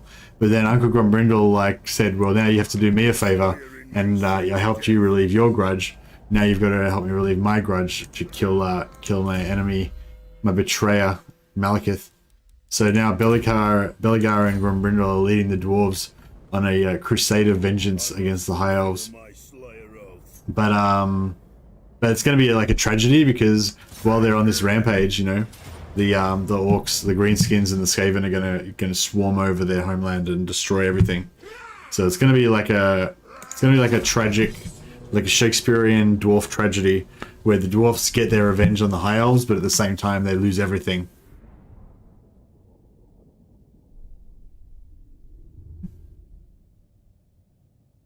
Last campaign I played was Malekith, military alliance with Tyrion, then declared war on every High Elf faction, so Tyrion can't confederate them. Oh, that's an interesting strategy, Andy. I normally just invade Ulthuan and then just kill all the High Elves, and that way he can't confederate them because they're all dead. That's my strategy. But your strategy is a lot more clever than my one. Actually, pretty good.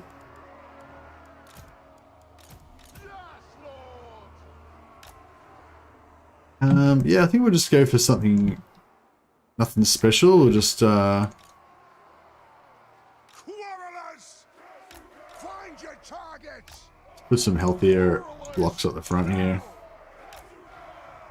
Ranged firepower ready! Yeah, these I've noticed even just the couple of fights we've had so far, the those armor-piercing dark shards, they can wreck our dwarves. We're kind of used to, you know, from previous battles, we're used to the dwarves not being that, like, not taking that much damage. But yeah, it's certainly not the case anymore. Yeah, if we set up here, hopefully this tree isn't going to block too many of our, much of our artillery.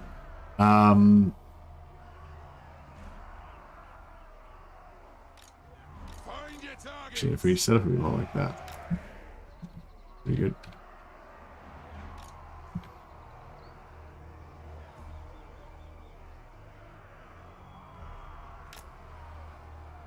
Warriors! Yeah, hopefully we get a little bit of a blob happening around the corner here. We've got Ungrim's got Rune of Spite and Flame Warden's tanked, so he's gonna just tank their blob like there. Put a I'll put this guy here for a bit of side tanking if we need him. This guy can do some slowing. Hey Matthew Brooks. Right the wrongs. Indeed we shall. Thanks for the super chat, man. Super generous. The yeah, whenever Legends hosts, I get like lots of generous people coming over. Legend has the best fans.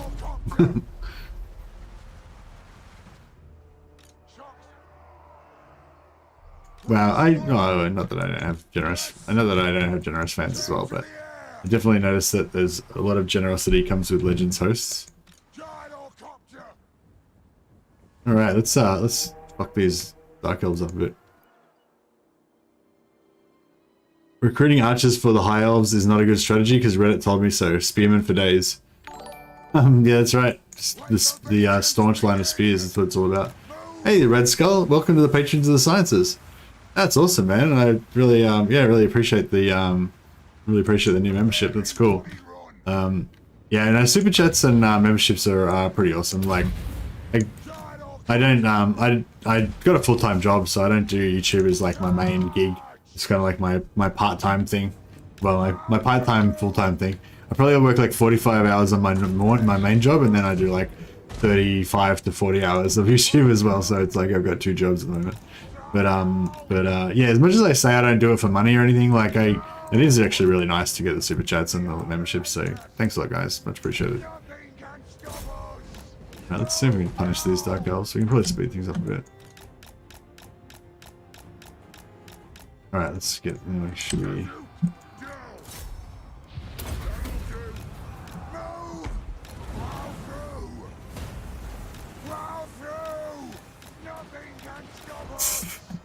those cavalry just got annihilated. Your guides are helpful. I appreciate them. Oh, thanks a lot, Matthew Brooks. Yeah, if anyone's interested, I've got quite a few videos now for Warhammer 2 and a few videos for Warhammer 3 with yeah, some pretty good information about different stuff that some people seem to like.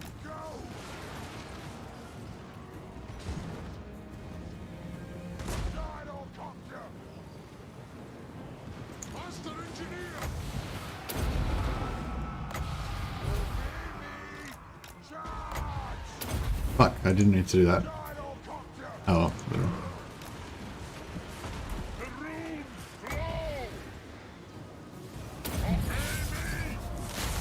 Getting some pretty good casts with their with that. I mean, didn't do that much damage, I guess.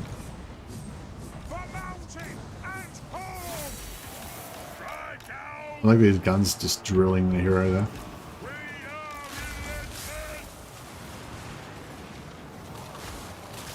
That's their lord there. Nothing came around the side. That's good.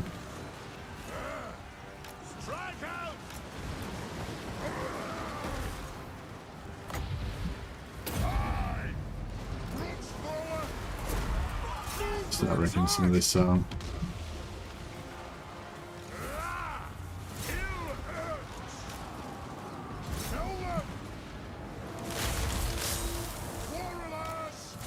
We got the shades. How many confeds? Yeah, we got all the confeds. Well, we got all the legendary lords anyway. We could probably actually we confederated Ungrim and we brought Karak back from the dead again, so we could actually confederate Karak again if we really wanted to. We can confederate him twice. Actually, that's a good idea because we can get more heroes that way. I'm probably not going to bother building up my actual settlements anymore, so I won't be able to increase my hero capacity. But I wouldn't mind getting some more Thanes. So if we can potentially get some more Thanes by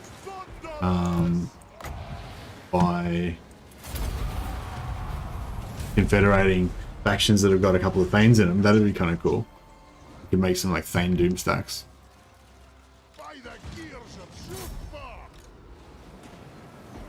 Yeah, this faction, I mean, this,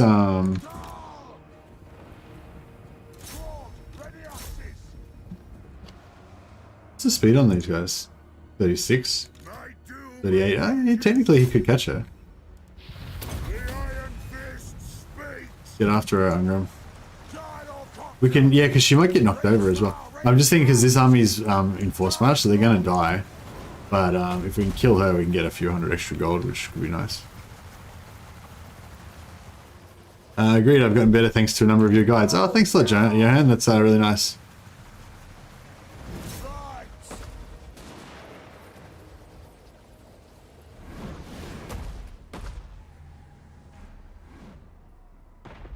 Very few vids on Warhammer 3 I want to add, says Benji. What's that mean? Is that a criticism, Benji? Kill 'em. I feel like it's fair enough that I haven't got very many guides on Warhammer 3 compared to Warhammer 2, because we've been playing Warhammer 2 for like years, and there's fuck all of Warhammer 3 to make guides about. But I haven't got access to the Immortal Empire stuff yet, so once we get access to Immortal Empires, we should hopefully be able to make a bit more content. Alright, kill that sorceress. We could, if we really wanted to, I suppose we could kill a few of these guys. It's not really worth it though. That is criticism because there's not enough Warhammer 3 videos. What do you want me to make a Warhammer 3 video about? There's nothing to make videos about. Once the Immortal Empires comes out, there will. There will be.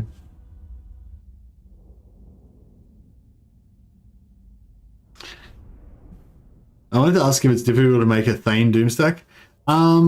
There's the Thane Doomstack that I think Legend did ages ago, which was, I can't really remember it that well now, but I think it was based around having a bunch of Thanes and then having a bunch of old school runesmiths, popping like 40% ward save on the Thanes and making them sort of indestructible. But I think they changed it so that the ward save is not it's only single target now, so it doesn't really work. I don't know if there's a new version of the Thane Doomstack, but I think just having a bunch of Thanes with Iron Warden's tankards and giving one of them a Rune of Spite would probably be pretty good.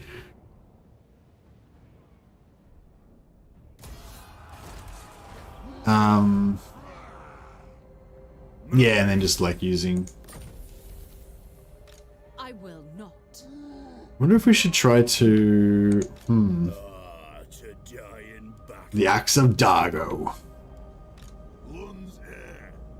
The dwarfs need See, all of these guys have got pretty good weapons, so we don't really want the Sword of Cain on any of them, I don't think. I am the White Dwarf. How can I help? We could probably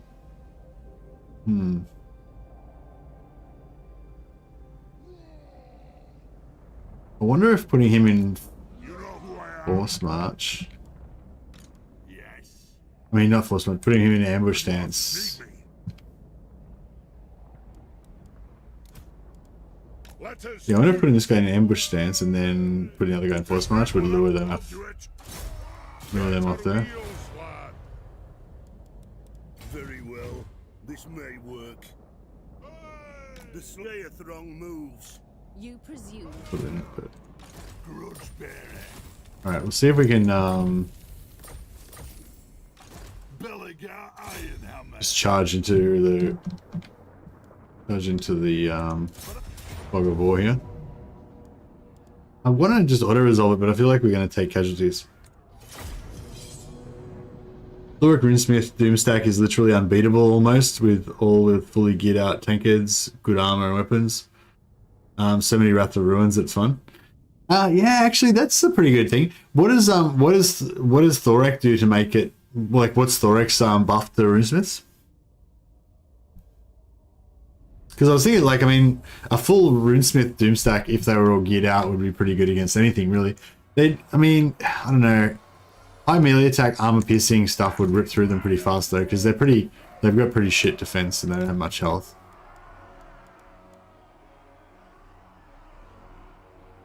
But yeah, I can see that, like, shit tons of Wrath and Ruins would be pretty cool.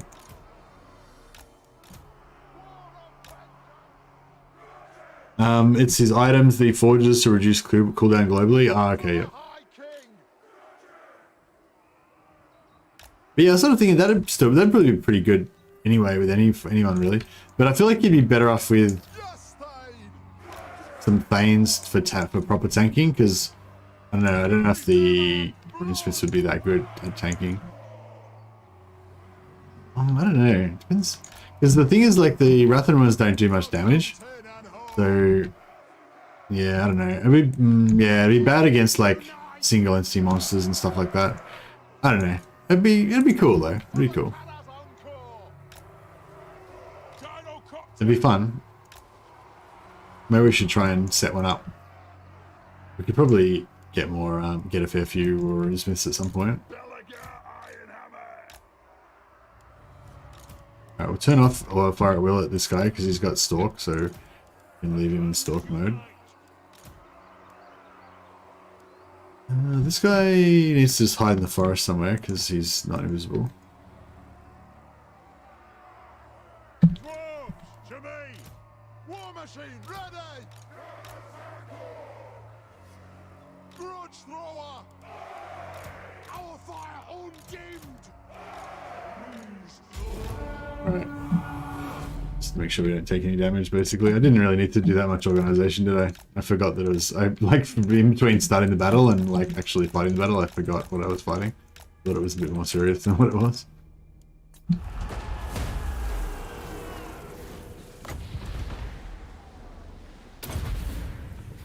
Ready! The clans unite! Advance!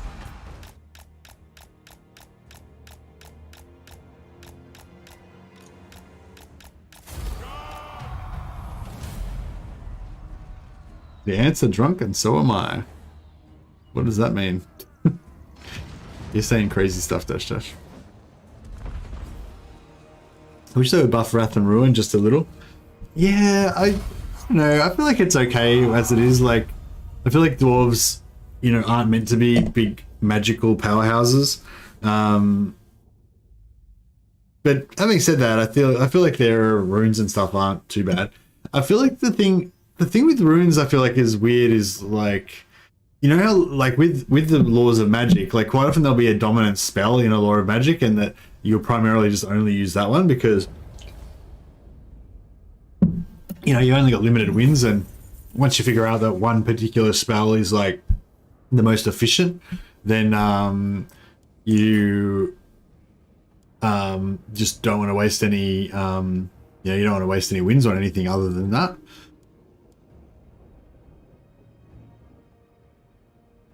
Oh, this is actually green. Maybe we could make this part our like new little homeland. Make Toranlek our new homeland. Lun's air. Work. Yes.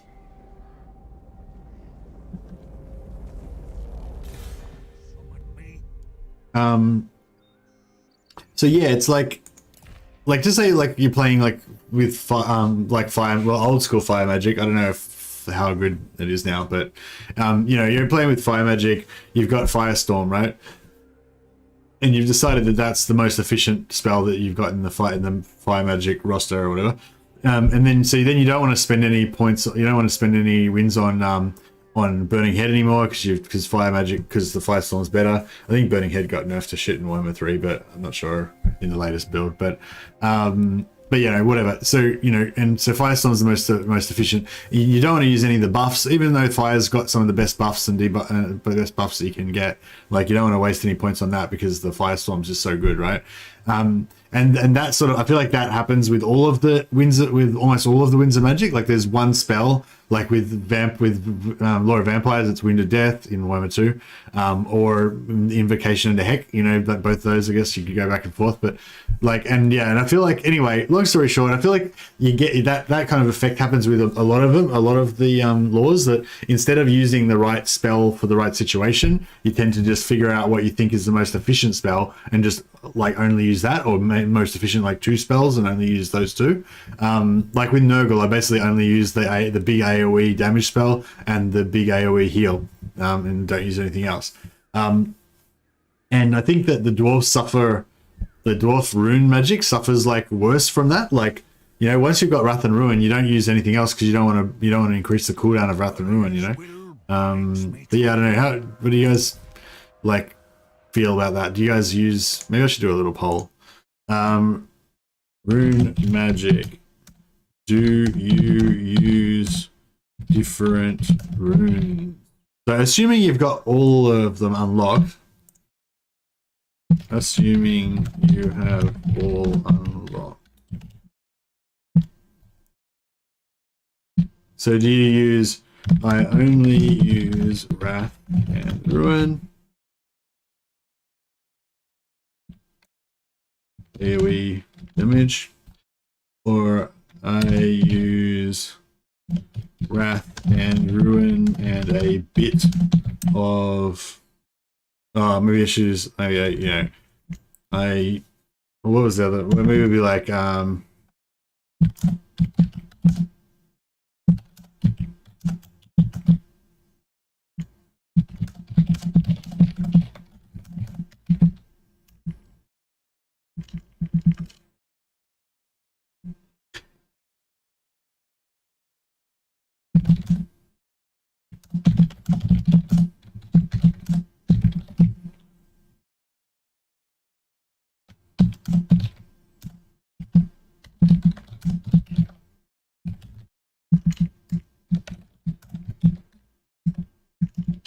okay, so the choices are, you know, when you use Dwarven Rune Magic, do you basically just only use Wrath and Ruin for the AoE damage and you don't use pretty much anything else just to save cooldown? Do you like mainly use one rune like Wrath and Ruin or whatever, something else? Or maybe I should just use mainly Wrath and Ruin. But yeah, do I mainly use one rune? I use 2 or more runes often, or I use multiple runes every battle. So yeah, for me, my answer to that would be that I primarily use Wrath and Ruin pretty much only. Once I've got all of the runes unlocked, I pretty much only use Wrath and Ruin, but I do occasionally use Slow to the Rune of Slowness for Lord Focus. Yeah, exactly. I use the Rune of Slow to slow down Lords, basically, and that's about it. Sometimes I use the Speed Rune as well. But mainly I only really use those runes like when I haven't got the other ones unlocked. Okay, so Greenskin Assassination, we're still got to work on that. Oh yeah, we've got to get those bolt throwers in there at some point. Move a character to a Weissmund. Oh fuck, I could have. Did I just miss that? Alright, you're going to Weissmund. Fine, this way looks better. Move a character to Midland. Done. Oh cool, we got an arm, we got a battle to do. Ready.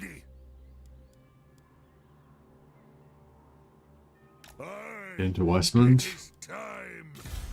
By the king's command. Gives him keyboard from Rough Love. Yeah, I'm a bit of a keyboard basher, aren't I? Might send him up the outside to do some scouting, so we can keep an eye on where Marathi's forces are. I feel like all the runes are pretty much useless. Wrath and Ruin takes ages to pay off. It's like 5 kills or something. Yeah, I don't know. I feel like Wrath and Ruin's not bad. It's good on blobs. You know, if you're like trying to melt down a blob of Skaven with your Master Rune of Spite, it just kind of helps kill them a bit faster, you know. Moving. Agreed. I've cast the runes. You know, a hero pilgrimage with all of our heroes coming to join the mothership. I feel like Rune Lords getting Anvils of Doom are a bit underrated compared to the lore and books and stuff.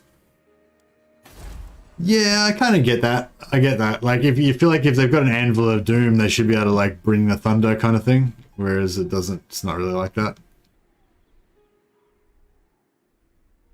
What does the Anvil of Doom do? Does it give you a bit of cooldown reduction or something? I can't remember.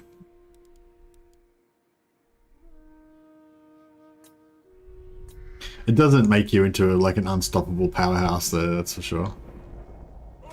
I grow restless. You can't put these guys on them, can you? Yeah.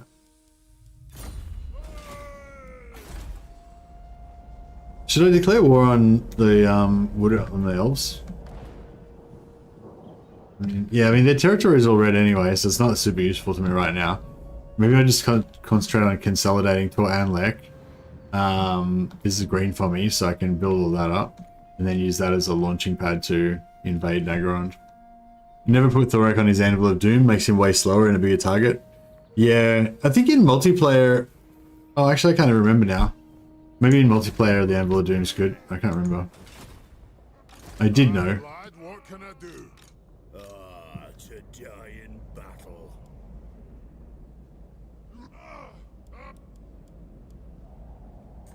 I am the Slayer King. Could pop another... Could pop a Lord here. Oh, go another Grogny Lord. There you go, another 5%. Another 5% technology. Oh no, we got rid of our we lost our ability to make flame cannons, unfortunately.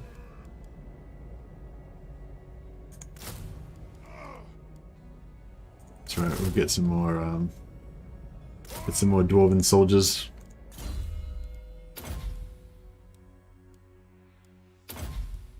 Oh yeah, Anvil of Doom, what does it do? What's that? Oh, fuck. Can't like get over there fast enough to read it. Yeah, what's the anvil, little anvil ability do? Does it give you like cooldown or something?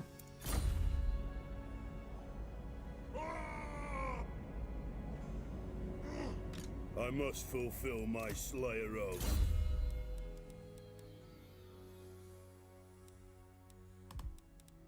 Actually, I'll give him...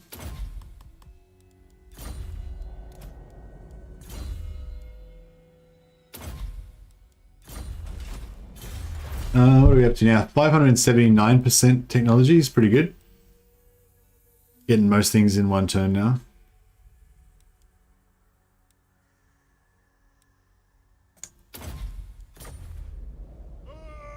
Unless they cast slow rune on approaching enemies, then ward save on runesmiths, dueling lords, or compromised ranged units, and rune of wrath at third place.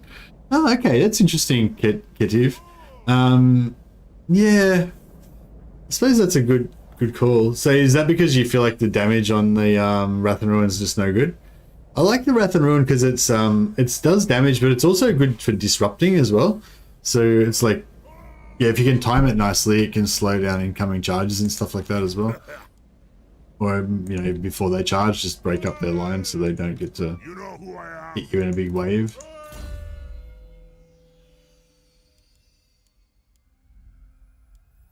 Yeah, maybe I need to use the ward save more for like, yeah, like you say, for dueling lords and units that are getting overrun and stuff like that. To battle. I tend to chuck the like the what do you call it, the engineers entrenchment on on units that are getting rolled. But yeah, it's not that good. So what is it? 20% physical resistance. Yeah, it's okay.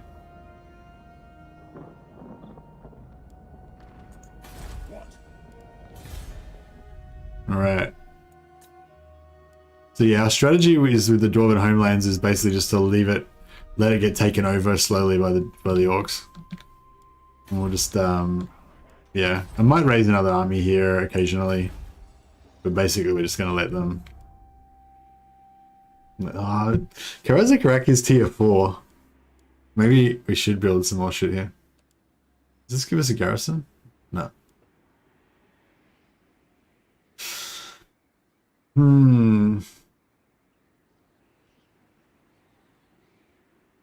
No worries, Jules. Have a good sleep, man.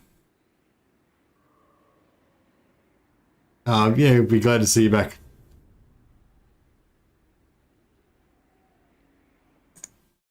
So, okay, so 28% of people pretty much say they only use Wrath and Ruin. 34% say they use 2 or more runes often. Okay. That's interesting.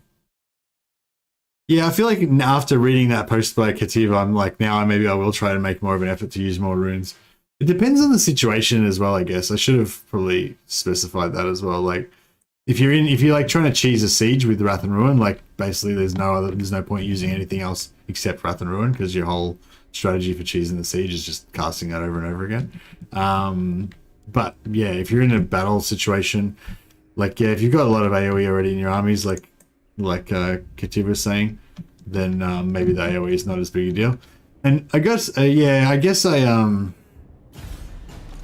like, if I'm being honest, like, if I've got a lot of AoE and damage in my army, then I don't tend to worry about the rune smiths as much, you know? Ambush failed. Okay, but she still went. She still walked into it. So that's cool. So we want to beat her now, but we want to not kill her. I find it's really hard to not kill Morathi because she's got no armor and she tends to just run into, you know, just run into the guns and just get shot in the face.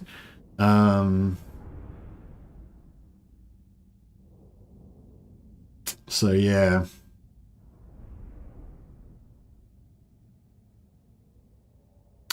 Maybe I might intentionally kind of hide my guns so that they can't shoot her in the face as easy.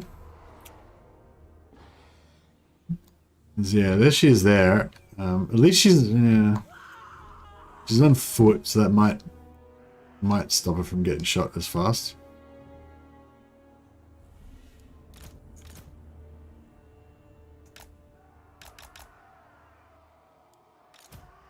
Yeah, we'll pull back and consolidate with the other part of the army.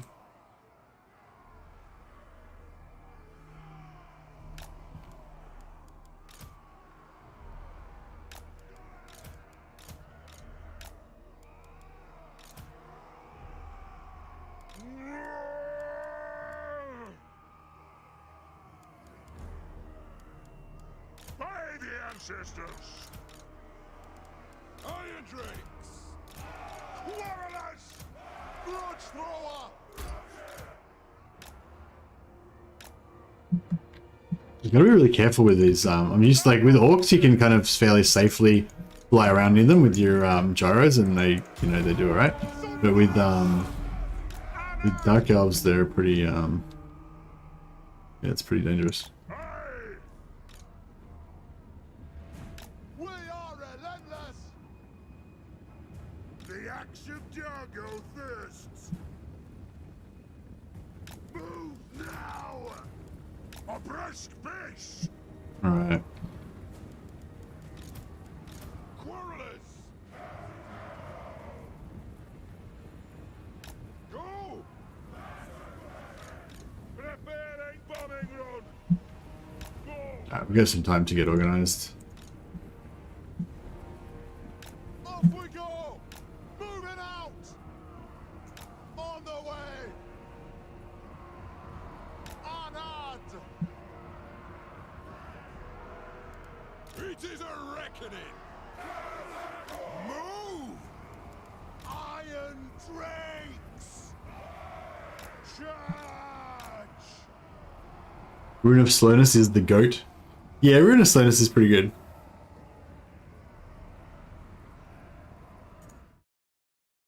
Rune of Slowness is pretty solid. I'd agree there.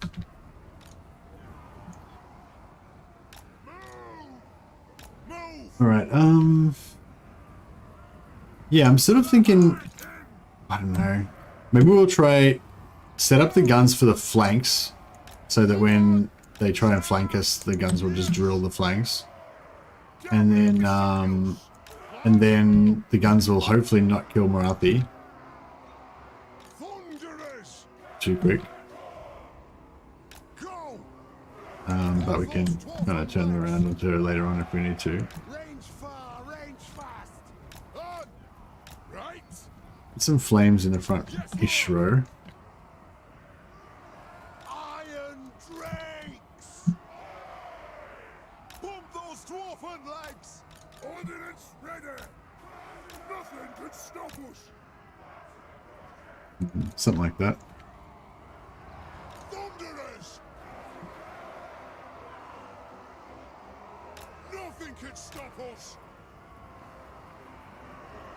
Strike out! Range far, range fast! Move now! Go! The ancestors watch! On the way! Just chuck a smattering of thanes around the place. Strike out! Ah! Strike Charge! Move! Pump those dwarven legs! Alright. Helicopter! We'll see if we can piss him off a bit. Quarrelers! Master Engineer! Iron Drakes! For the ancestors! Strike out! I'm gonna do this. Get moving! Go! We want to not get shot by their ranged. I would just use the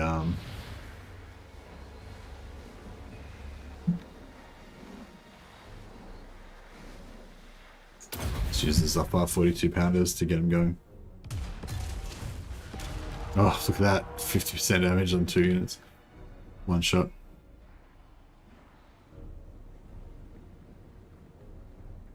No, they're not taking the bait on that one. Alright, well, we'll give you another one.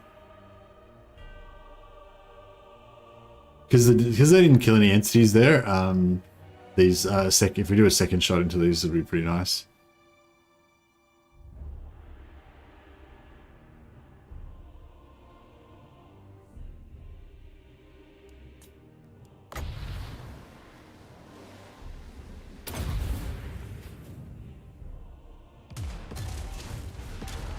Alright, well, that's 2 units down.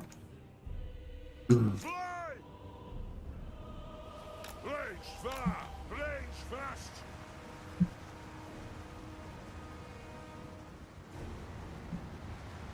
Nothing can stop us! Dwarfs, ready axes! And Right, see if we can shoot that guy with the one, or we just use this one to keep blow through! Stop! distracting these guys. Range fast! Got! Got! Catch a cat! Catch a cat! Ah! Dino Copter! Go! Now! Kill Axe! Go! Dino Copter! The clans unite! Kill them! Dino Copter! Nothing can stop us! Right, they're kind of out of range now, so that's check for those armor piercing dark shard ammo. Take to the air! Didn't do much damage to the chariot. Anad! Charlie, attack! Dino Copter!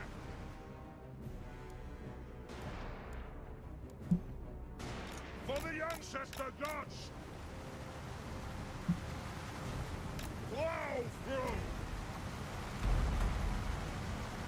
Slay everything without a beard!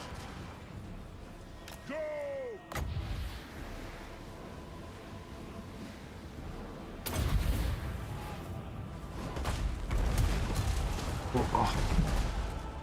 That's probably a bit of a waste because they're already pretty much dead, but Charge! Move now! Move! Strike out! Come on! Nothing can go! Plow! alright, nearly taking out this chariot hero. Understood! These two are going to be a bit annoying probably, but Charge! Off we go! Range far! actually some bombs on these spears would be good because they got this shields. Understood, Lord! Nothing can stop Ooh, I us! missed there. Get moving! Dino Copter! Yes, yes! Wait till man's blood! Go now! I'm going to try to fucking not kill Marathi somehow. I don't know how we're going to manage that. Doesn't really, I mean, it's not critically important, I guess. Nothing can stop us! Yeah, I think she's going to die. There's nothing you can really do about it. Go! Go! Go! Shine like Strike out! Anew! Plow through! Shit. He's getting wrecked. Maybe now would be a good time to put your They go so far forward. Yeah, I don't really use the Rune of Slowness that much. I just use the what have I done with all these? Oh man, these guys are getting wrecked by these combat heroes. Just Marathi there now. Maybe we should.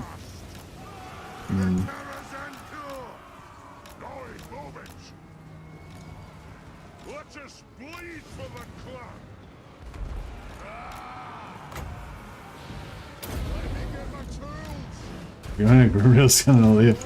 I don't know if he's gonna live. Oh! He nearly got out of there. Not quite though. Oh shit! Now they're all gonna shoot Marathi. Don't shoot it.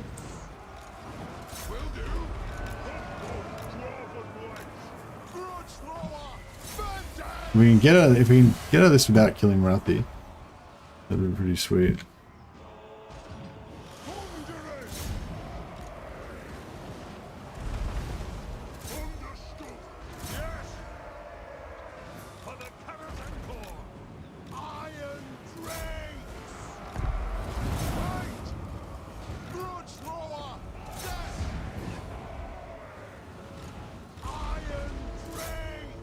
Didn't shoot it.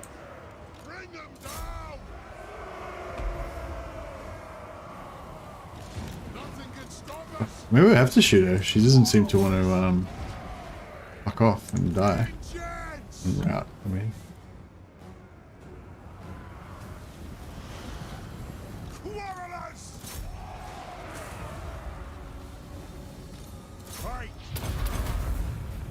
Runes of smiting upon them. It is an order.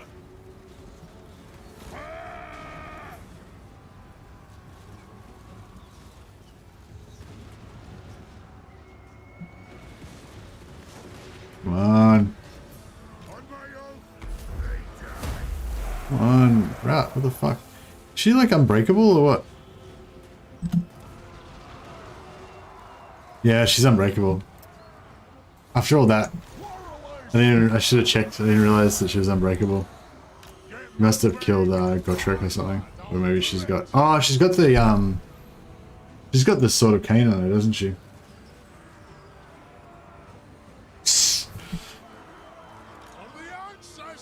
Well, that was a schmozzle.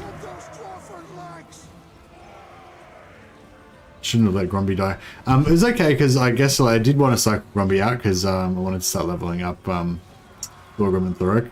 So Thorgrim might still be out for a couple more turns, but yeah, that explains why Gromby died to her. Yeah. It wasn't just her. I think it was her plus there was two Death Hags and also a Master Hero all in there.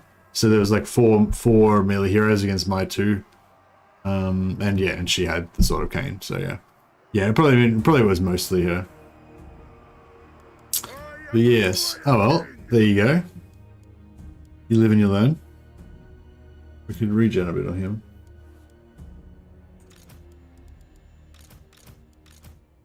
No one else has got tankards at the moment. Unbreakable Marathi is cheating. Yeah, she was pretty tough. Well, I mean, yeah. The thing is, I could have easily killed her with the guns. I went out of my way to, the whole strategy there was like, don't kill Morathi so that I can get a second battle out of it. But yeah, I forgot that she had the Sword of, I knew she had the Sword of Cain from minutes earlier where I'd been looking at that. I just forgot.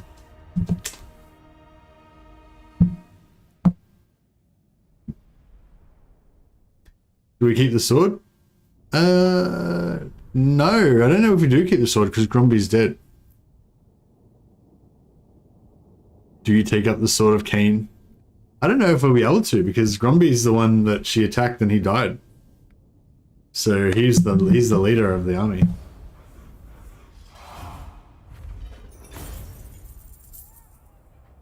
As a dwarf, that's the highest fucking heresy I've ever heard.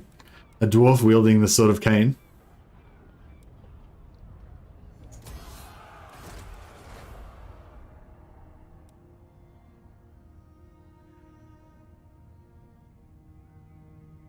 Oh, and we didn't even, I think we didn't even get the Hag Butcher trait because Gromby died. Oh, that was a fucking disaster.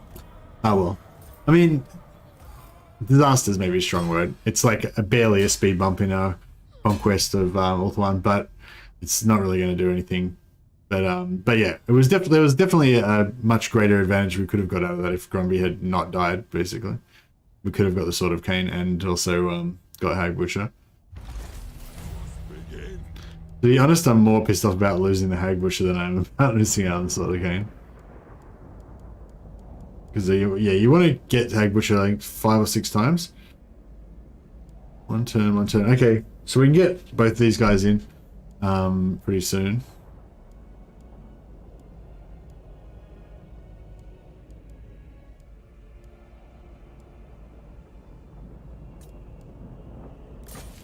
Time for a reckoning. House corruption in all provinces, 5 cents. Gold's gold. We don't worry about corruption and stuff like that. My visions predict failure. Ah, to die in battle. For the wisdom of Valea. Lord of Clan Morgrim.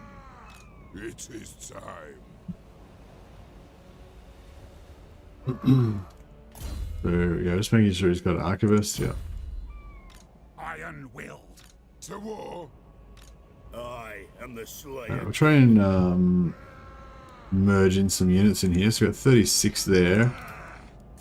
37 there. And what's this guy got? Summon me if you dare.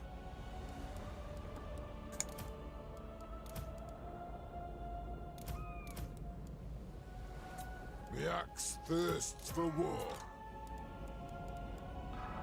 The Slayer in me seeks death.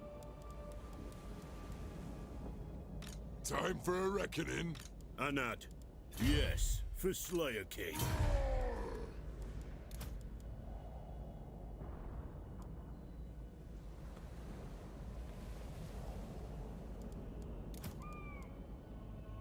Move. Yeah, we'll work this 43 into... Yeah. What?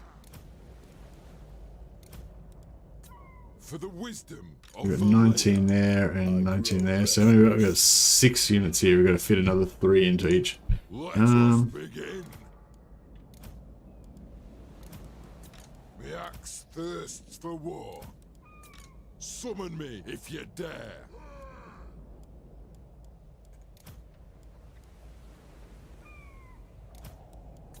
Ha ha!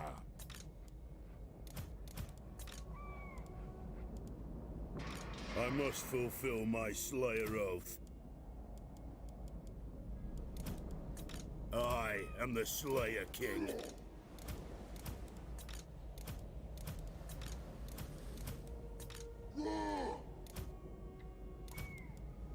The Slayer in me seeks death. Onward. For the wisdom of Valea. One rug. On to glory. For the ancestors. Shoulder axes, lads. We move. I grow restless. I'm leaving. Getting out of here. Aye. My anger burns bright. Ready. What do you want? Onward. Time for a reckoning. Alright, there's a lot of shuffling around there, but basically we've just replenished our units a bit.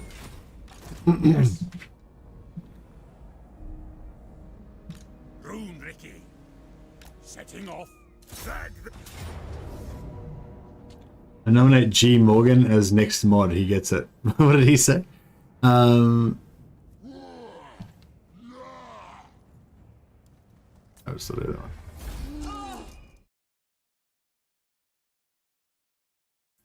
Disaster better send to Legend? Nah, I don't think it's enough of a disaster to be worthy sending to Legend. I know Messi's a true Dowie at heart. He wouldn't do such a thing. Wouldn't just besmirch my good Dowie by taking up the Sword of Cain. No, I don't think so. Although maybe in the roleplay of this particular campaign, because our dwarves have gone mad with their lust for vengeance, maybe, you know, maybe that's the symptom of their madness, that they've gone all out, taking the Sword of Cain, don't care about anything anymore. Vengeful Rune Lord. There will be blood. We can just auto this again. Try to keep things moving a bit. I'd like to invade Ulthuan. I mean, I'd like to invade Nagorond as well, if we can.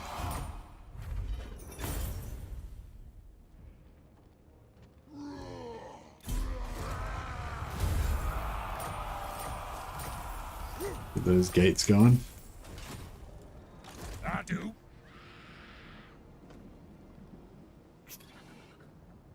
I would like to go back and get some replenished, but I might actually just go forward. Charge on. Belegar could take Torin Rock. I don't know if we need to though. Like, got those two armies here. Maybe he should just get back and go after Tyrannoc instead. Where's my scouts? I answer to clan and hold.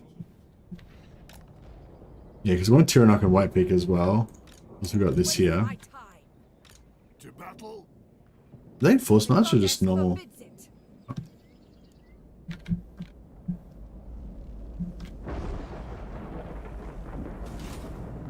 Thought I had a hero up here. Maybe he got assassinated.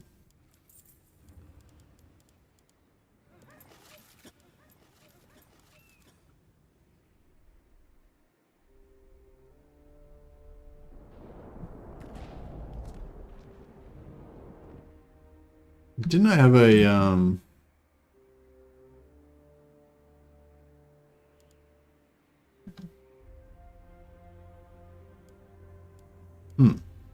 I guess my hero got assassinated or something. He seems to be not here anymore.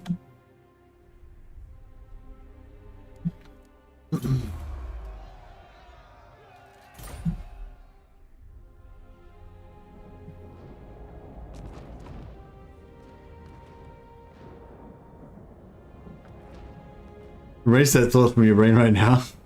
Okay. What did you say before? It's not even made of proper Grombrindal, just algae nonsense. You probably snap it the first time you hit an orc with it. Yeah, that's right. That yeah, the Sword of Cain's not even proper Dowie workmanship. It's like, it seems like about half the swords in the world are actually made by dwarfs. Like all the humans' rune fangs are all dwarven make. Dwarfish make.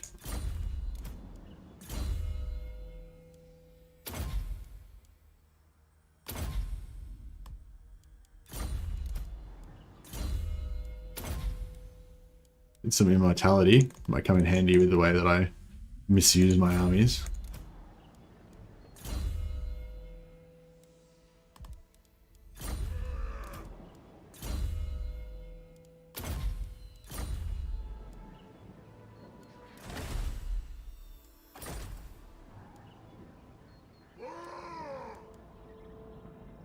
Yeah, I really want, well actually we can tell by this, can't we? Military, so they got no military, so I'd say it's, yeah, I'd say it's probably pretty safe to go in there and take that by ourselves. So we'll send Belegar's army down this way.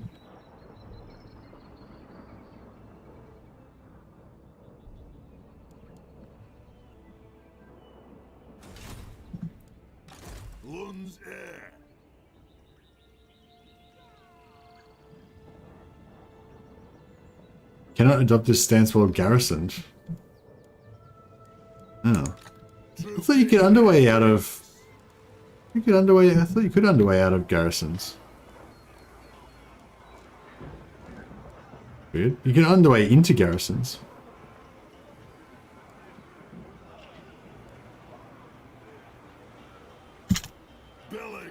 Still got 100%? Yeah, still got 100%. Ah.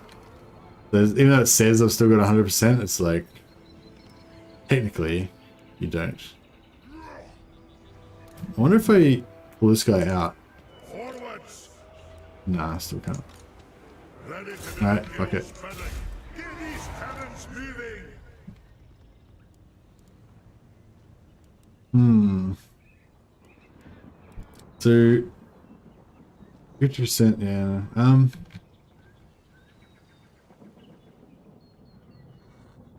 We could go by sea, I guess.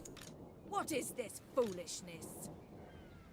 No, we won't. Because if we don't go by sea, we'll take attrition. Which is not a huge deal, I guess, but rather not. Yeah, we'll take these guys out with our stealth rangers.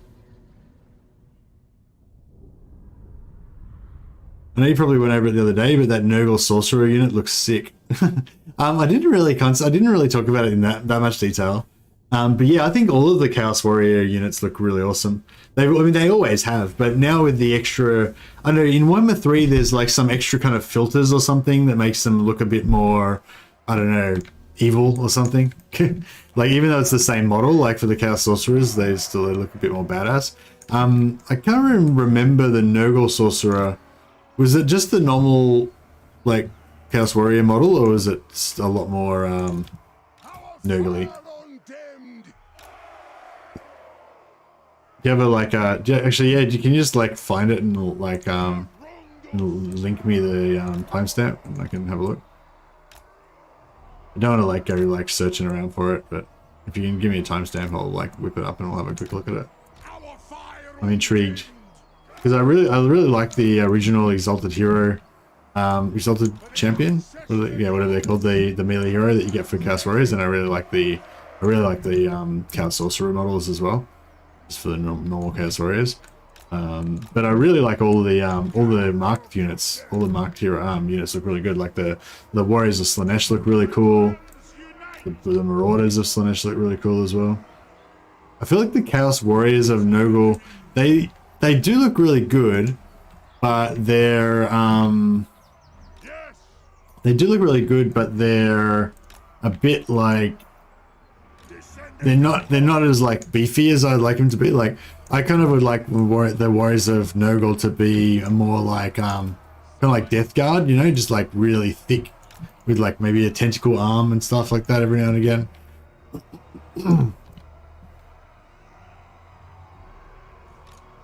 But that's just my personal opinion. That's an order. Going now. Hey Niven. Probably the best unit so far is the marked Hero of Khorne that ends up challenging Azazel. Yeah, the marked Hero of Khorne looks pretty cool.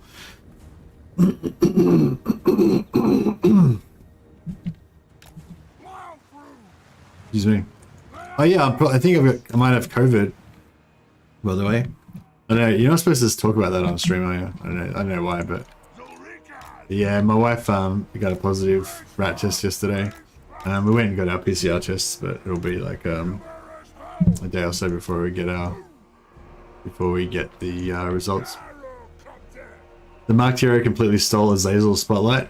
Yeah, the marked hero looks pretty badass, I gotta admit. But I don't know, those warriors of Slanesh, like I feel like they're like even more like the marked warrior of Khorne, he does look badass, but he doesn't like scream like proper Spirit of Warhammer kind of thing, like the way that the I feel like the Warriors of Slanesh do. I think the Warriors of Slanesh are probably the most like spot on marked unit so far. Shit, we got visible. These guys are all visible. Why are they all visible?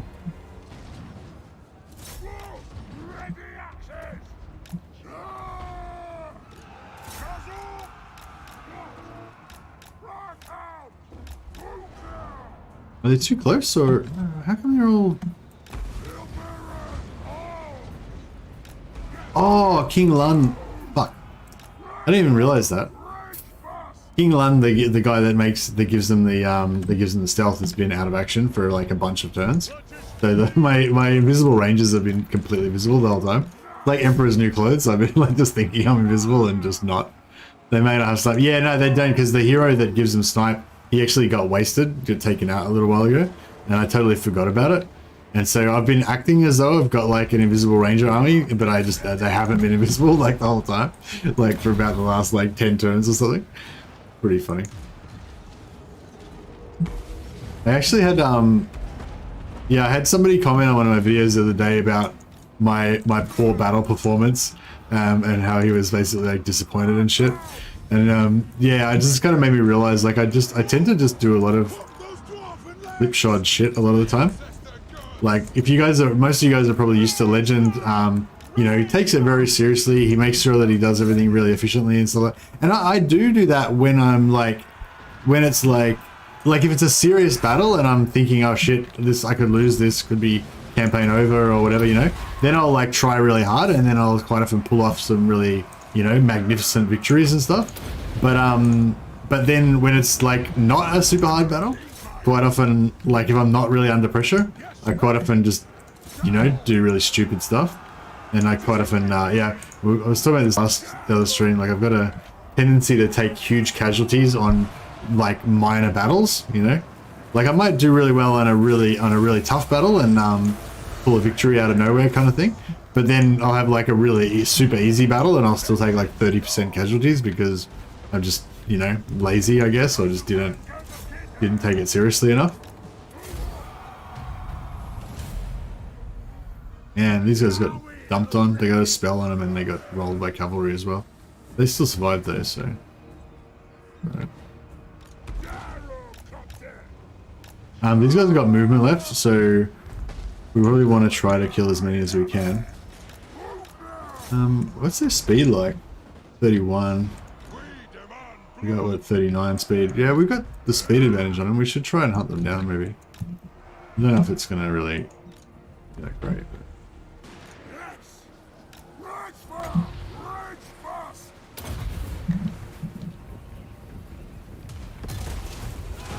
Not bad.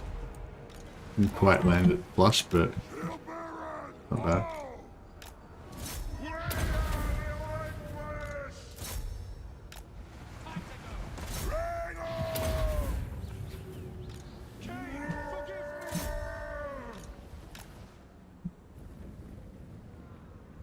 For the ancestors!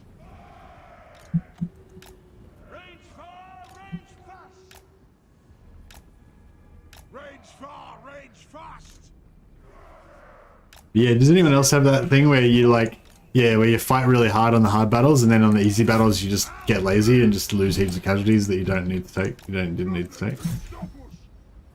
Or am I the only one who does that? Ready to fight! Yes! Sparkle! I'm guild approved! Now! Boom! True king of air beings!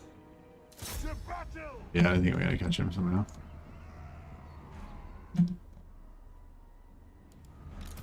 Wait for this guy to get his regen up, I guess.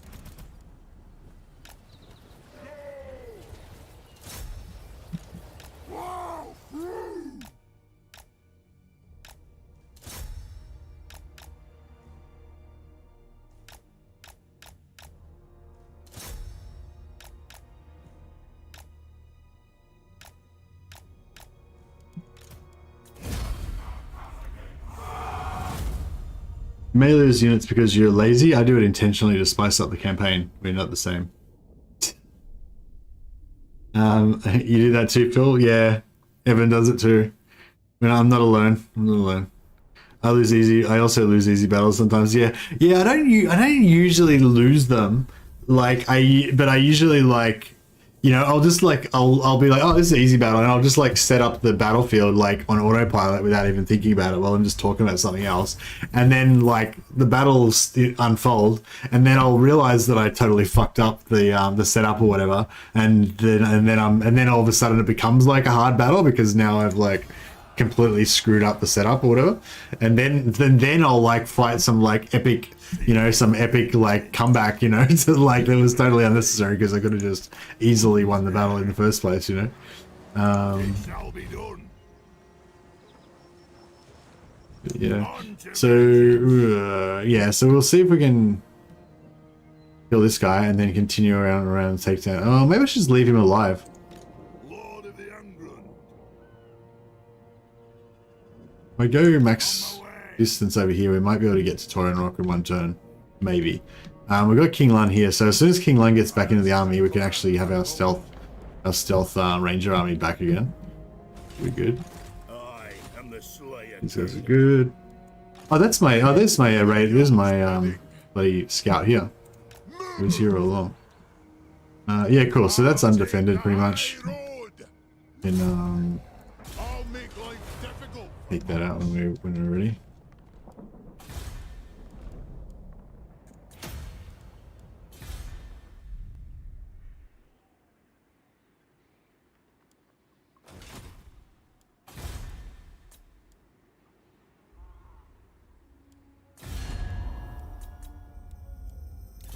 I wonder if we'll oh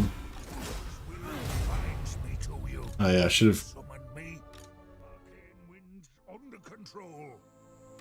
Some of our heroes are so far away.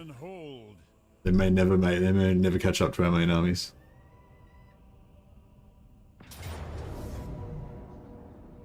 Oh, here we go. Fuck. That's a lot of armor. But they're all melee, so they'll probably just blob around our heroes and get melted, so it should be pretty easy.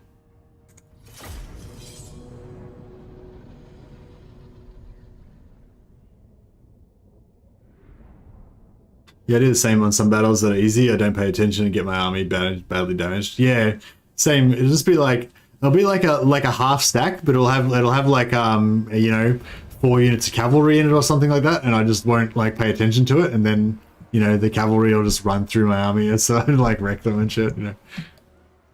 Ready to fight. For mountain and hall. So yeah, so if you guys are used to watching Legend of Total War, you get to see something on this channel that you don't get to see Legend do, which is me just fuck up completely easy battles for no reason. But I don't know, I feel like it does kind of make the campaign a bit more entertaining sometimes because it makes it a bit more. I'm like role playing the incompetent general type thing, you know. So.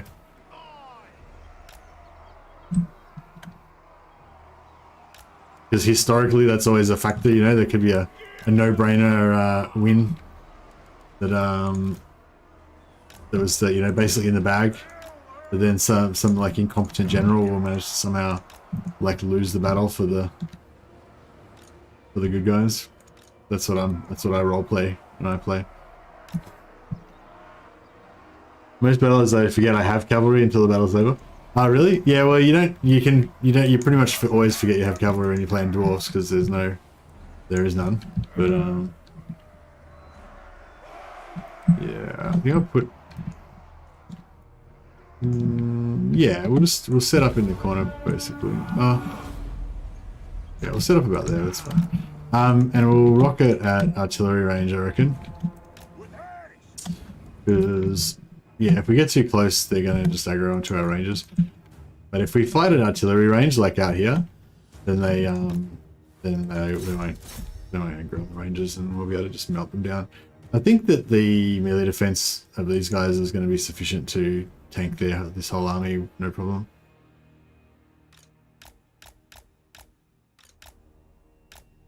Oh wow!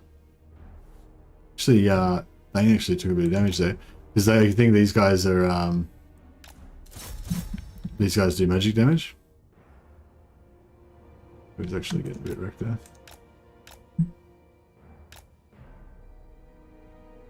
Wait, fuck. Assassin's like working out. Yeah, dudes. Fuck. Yeah, that magic damage is not feeling good.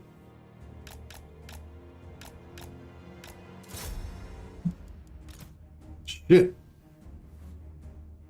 He keeps, this spellcaster keeps doing magic damage.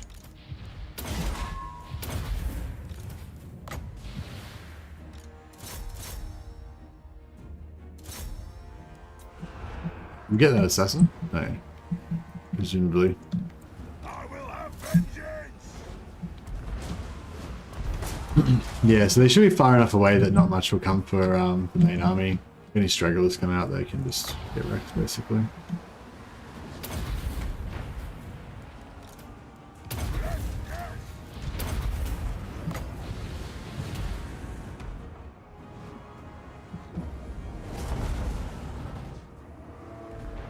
What if I should try killing try shooting this Ready to strike! caster?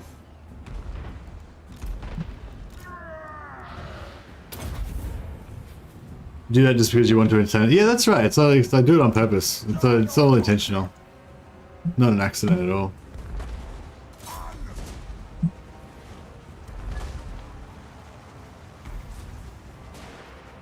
Nothing can stop us!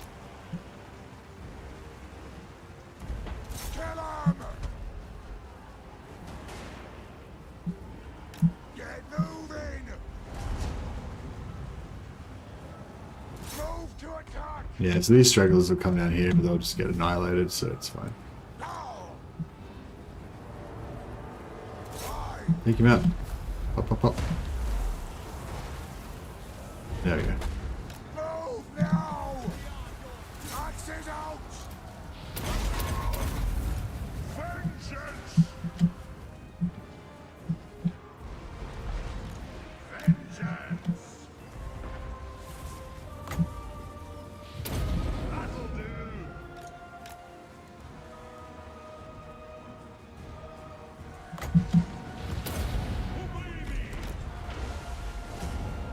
Take to the air! Charge! Vengeance calls! Aye, Marcy, come on! Anu! Burn!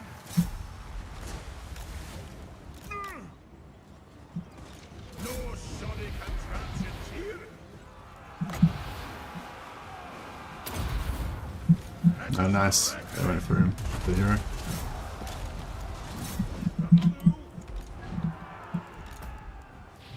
Alright, cool.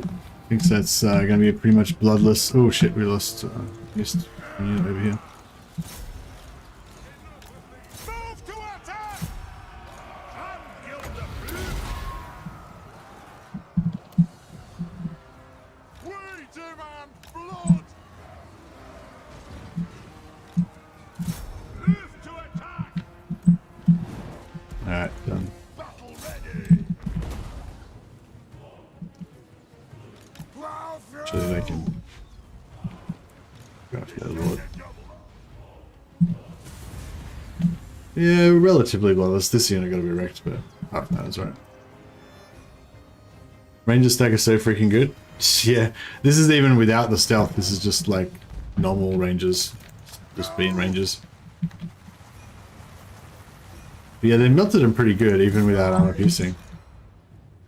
But you know, if that was because they were coming in staggered, like the Belegar tanking thing at the front here, you know, is kind of what made it happen.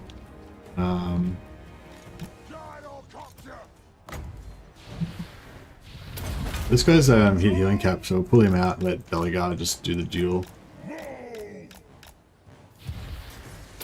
This is an order! If you insist, the clans unite! Actually, if we can... I'll just run the time down a bit so this guy can regen a few more HP. It's hard to say if Belegar's ranger stack is worse or better than Thorek's Corolla stack. I'd say Thorek's Corolla stack would be stronger, yeah, because it'd do more damage, and also they've got more armor and they've got shields, so they'd be able to take more return fire. I mean, but then again, I mean, the ranger stack can go invisible.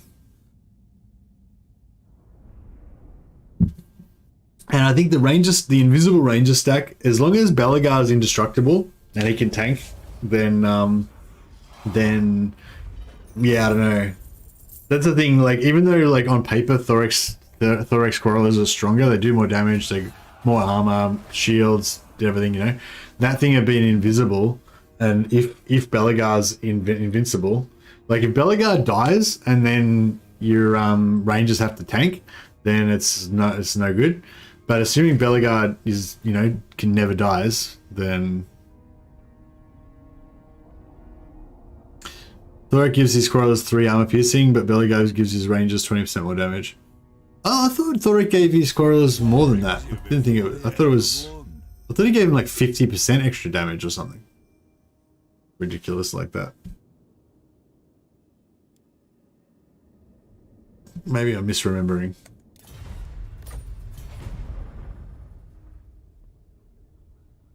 Step forth, true friend of the Ungrim clan. Thorek gives him a lot of reload speed. Yeah, that might be it, yeah. Yeah, we can go non-Christian with these good knights. Why not? Yeah, I think it's just like Carrick Izor. Yeah, let's just let her off. Quick and easy. Yeah, I don't think the Bugman's thing makes that much difference. Like the Bugman's ranges right instead of normal ranges gives you just a little bit more it's like insurance, you know, like if their stealth fails and if they get caught in melee and etc, like they're going to be tankier and they can regenerate their health and stuff. But like they don't really do, like their purpose is to stay invisible, never get shot, never get hit at all, and just be able to do lots of damage. And so the Bugman's ranges just, I think they have a slightly more ammo. That's the only difference really, in terms of their damage output. So, you know what I mean? It doesn't really make much difference whether you got Bugmans or normal rangers. It's just like insurance basically for if you fuck up and you get your rangers into combat, then they're going to survive longer if they're Bugmans. Gormany Mounts, Red Eye Mountain, Zoyshenk, Gormany Mountains, Eastern Oblast. Yes. Fine. This way looks. Where's the other one? Oh, there it is. Belegar's will binds me to you. Where's Zoyshenk? Oh, where's Red Eye Mountain?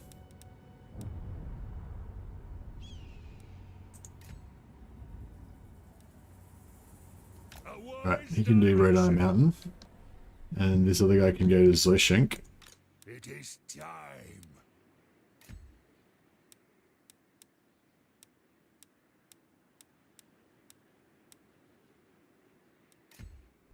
It's there. Agreed. I've cast. What are you using for runic banners? Not really using any runic banners at the moment. I've got like 746 oath gold. Maybe I should waste some of it. I guess I was kind of waiting for pottery to pop back up. Now we've got our pottery. We can just make some more Iron Warden's tankards. Kind of once I get Iron Warden's tankards unlocked, I kind of get addicted to them, and I just can't build anything else except for that.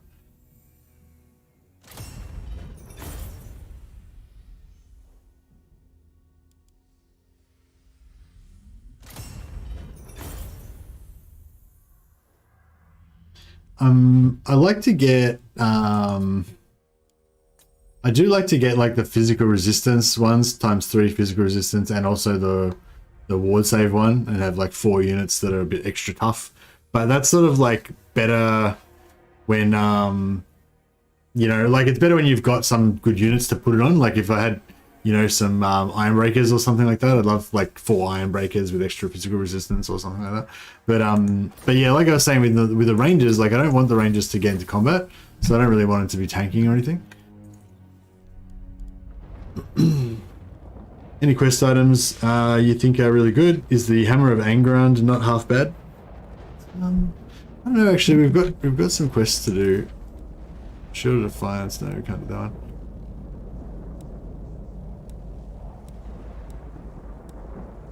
We'll get win the Battle of Grombrindal. Is the Grombrindal one? Is this one where you got to fight the Chaos guy? Like where you're in between those 2 hills, and the Chaos guys are coming, and then you get attacked from the back as well. Yeah, I think it is. Yeah. Oh, but he's dead at the moment, so we can't do that. Win the following battle: Slayer Crown, Ancient Dragon Cave. I don't even remember doing this before. Is this hard? Fuck, maybe we should try to do this. It could be fun. Master of runecraft. I don't play Ungrim very much. There you go, Adrian. Why are you showing me your eggplant? Your long purple eggplant.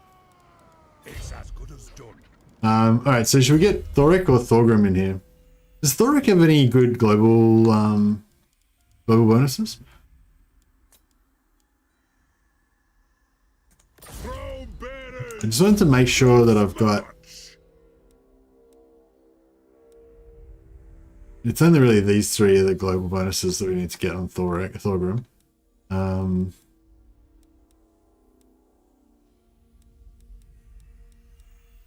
And yeah, I guess we want to upload. We want to get his global. I mean, we're going to get his items because he's got global public order.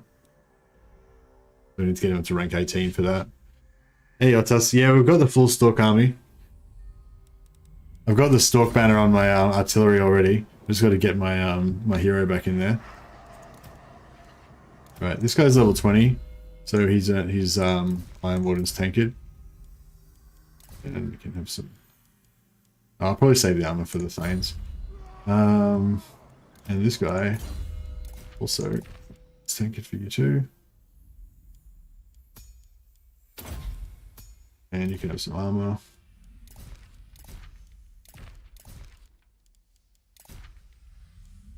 Actually, should put the magic resist on the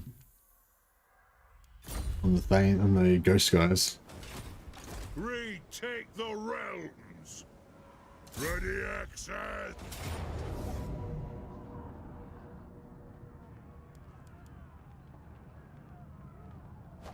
Oh, I don't think I actually bought that. I must have looted it. Pretty cool. Actually, that'd be pretty good to put on our chopper. Is there a really good missile resistance banner that you can get for your choppers? What needs to be done? Because that would actually be pretty good to get. Alright, we'll just get this guy in here just to get some more experience. To speed us up. Attack.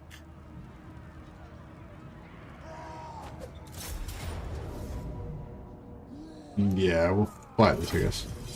20%? Yeah, 20% is pretty good. I don't really care about like melee because if your choppers get into if your gyrocopters get into melee, then they're fucked anyway. You know, the main thing that they get screwed by is when they get slowed or rooted in space in the air, and then they get shot like while they're rooted. Which, yeah, that screws them.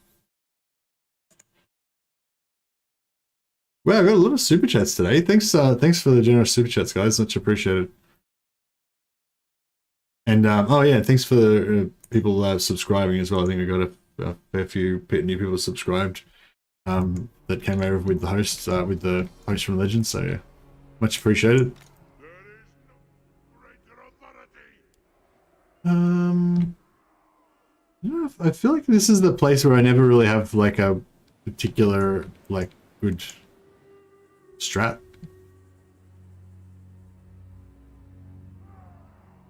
Did I just not move the That's weird. I thought Ungrim's army was in range. I guess I didn't check it properly. This is kind of what I was talking about before, guys. I'm just getting on autopilot. I think, yeah, everything's fine, whatever. Don't need to try hard. And then I just forget to bring some of my dudes.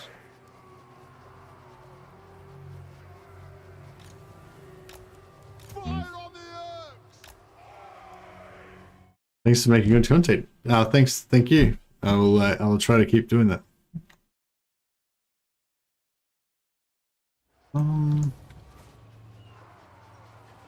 Yeah, I really wish we had brought Ungrim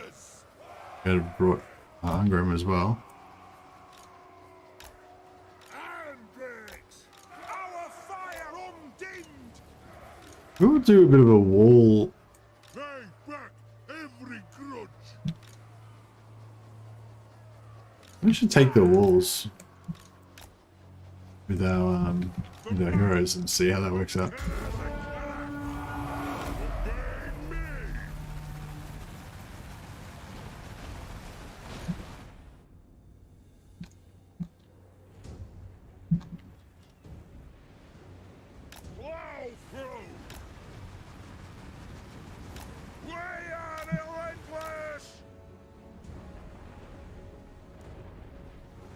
You can shoot this across the... You can't shoot this across the top of the walls, can you? Oh yeah, that's cool. Oh no, you can't. Would have been cool.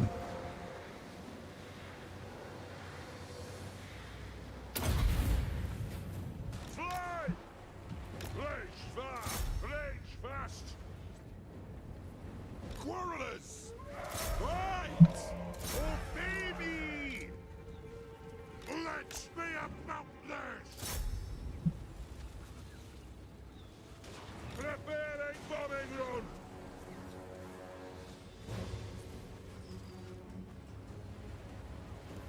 Bring death on them! I've killed a brood! Strike out! Unnecessary damage there.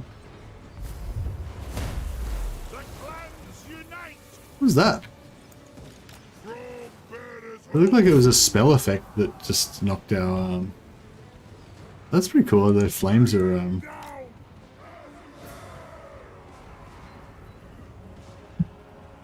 Aye! Move now! Ordnance ready! All right. Cool.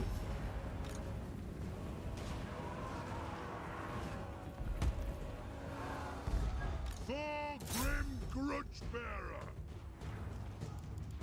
Thunderous!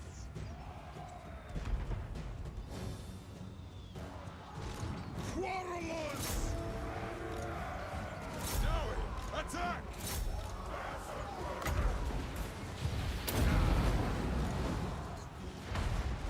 Thunderous! It is a reckoning! Come on! We get some more damage on. That'll bounce off the wall if I try and hit that. I'm gonna miss this. I'll get my tools! Iron bricks! Yes, Lord! Slay the oath breakers! Go! Understood, Lord! Quarrelers! Ready to strike! A worthy order! A worthy order! Runes of smiting upon them!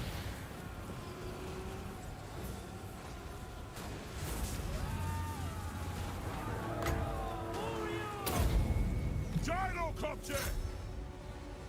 Ah, it's about time! Yeah, it's gonna be a while.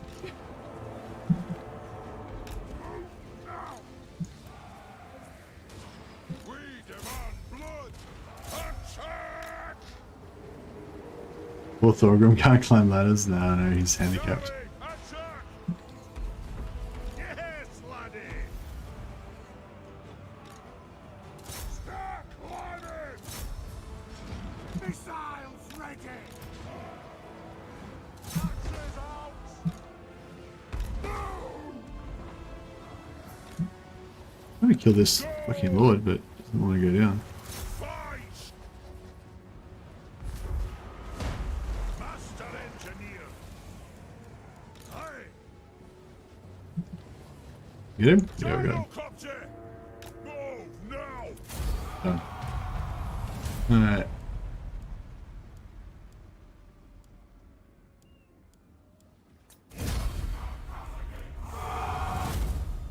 Thorgrim out here, likely the tankiest dwarf lord around. Poor Thorgrim. I don't know if Thorgrim is the tankiest because he's got that large size that just means that he can get hit by more entities at once and get shot by more entities at once, you know.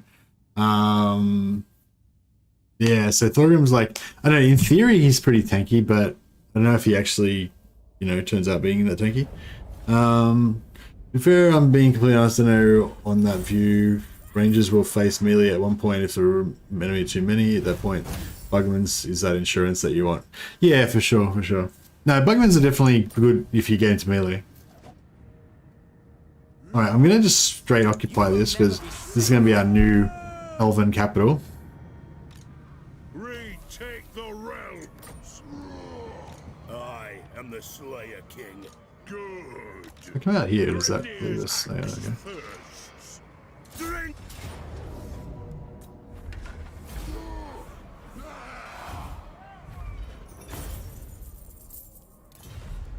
Forwards. Alright, we're keeping our war chest up fairly high. I've still got 37k. We haven't run out yet. King. What's this, why is there a sort of cane, like, floating in here? Is there an army in ambush stance there, maybe, or what's going on there? Maybe Ungrim's the tankiest footlord, but Belegar's the tankiest footlord if shot by arrows. I don't know. I feel like Belegar's tanky as fuck. Yeah, he's pretty tanky.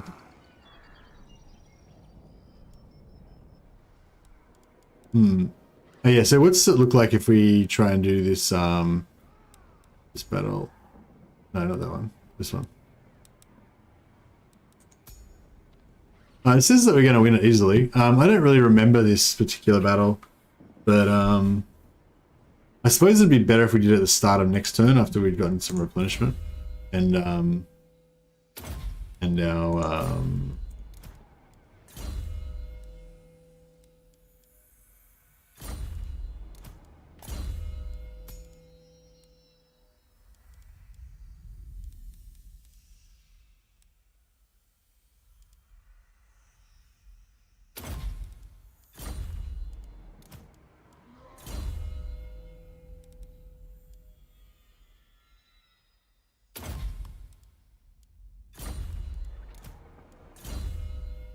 our items of equipped and stuff.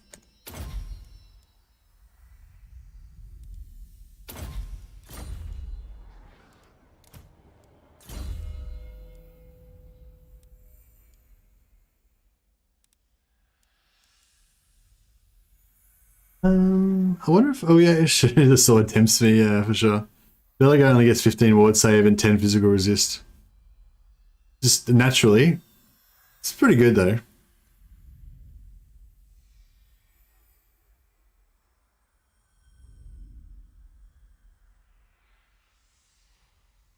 Depends what you're talking about as well, whether you're talking about doing like one-man doom stacks or whether you're talking about just losing him to using him to tank for an army or whatever.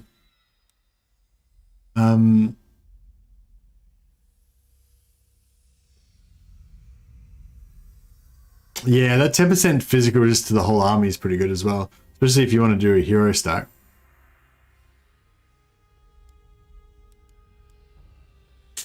Especially if you want to do a ghost hero stack. Yeah, yeah. I reckon that change to the ghost heroes is actually going to be good for him in the long run.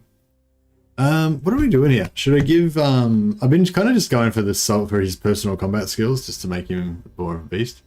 We probably want to get lightning strike, and then, I mean, you're always tempted to go for like Slayer stuff because, you know, Ungrim, but I don't know if they're very good, really.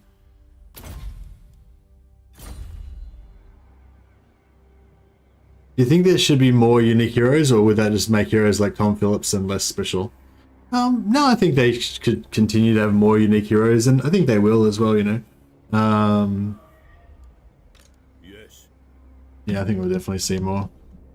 Physical resist were good for Belegar because both. Yeah, yeah, that's right. The ghost heroes are going to go down to having only, is it 55 resist? I thought it was 50 resist. Whatever it is, yeah, 50. Yeah, maybe it's 55 actually. You're right. You're right. Yeah, the ghost heroes are going down from like 75 to like 55. Maybe I should have gone for this playthrough. But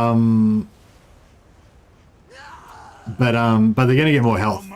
So I think that's the problem with like Belegar's ghost heroes at the moment. They okay, so whatever is all this? That wasn't too bad.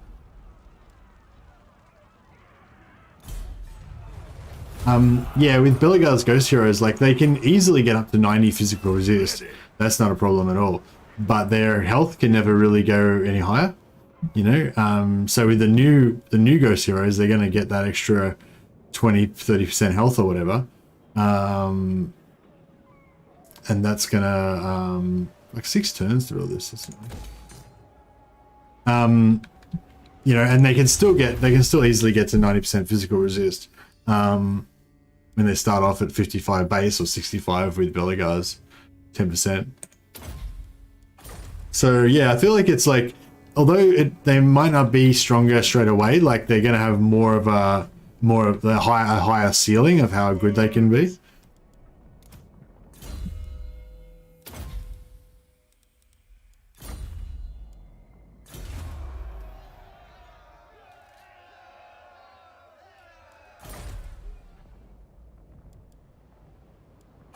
Yes.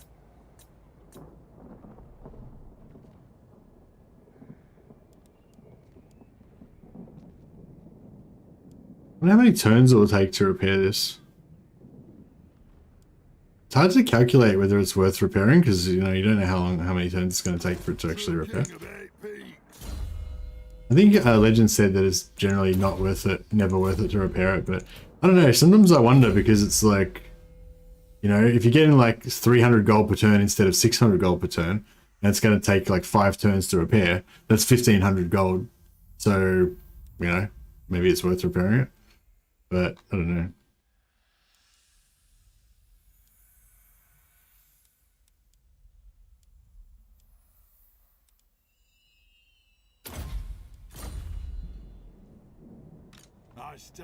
All right, we've taken over most of the evil parts of Ulthuan. Just gotta knock out Krace and a bit over here, a bit down there.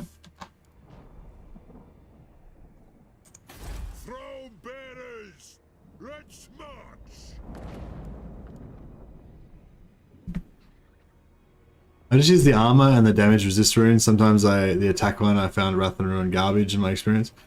I don't know, I feel like Wrath and Ruin is pretty good on like, big blobs of crappy infantry.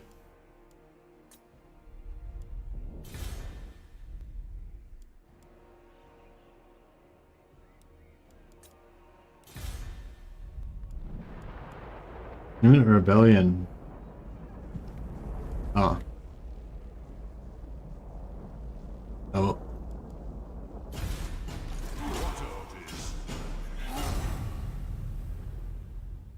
The throng is mustered. Empire needs Swordshelm. Yeah, I'd love to see Swordshelm get added in. And all the elect accounts. Oh, I just want shitloads of heroes and shitloads of legendary lords.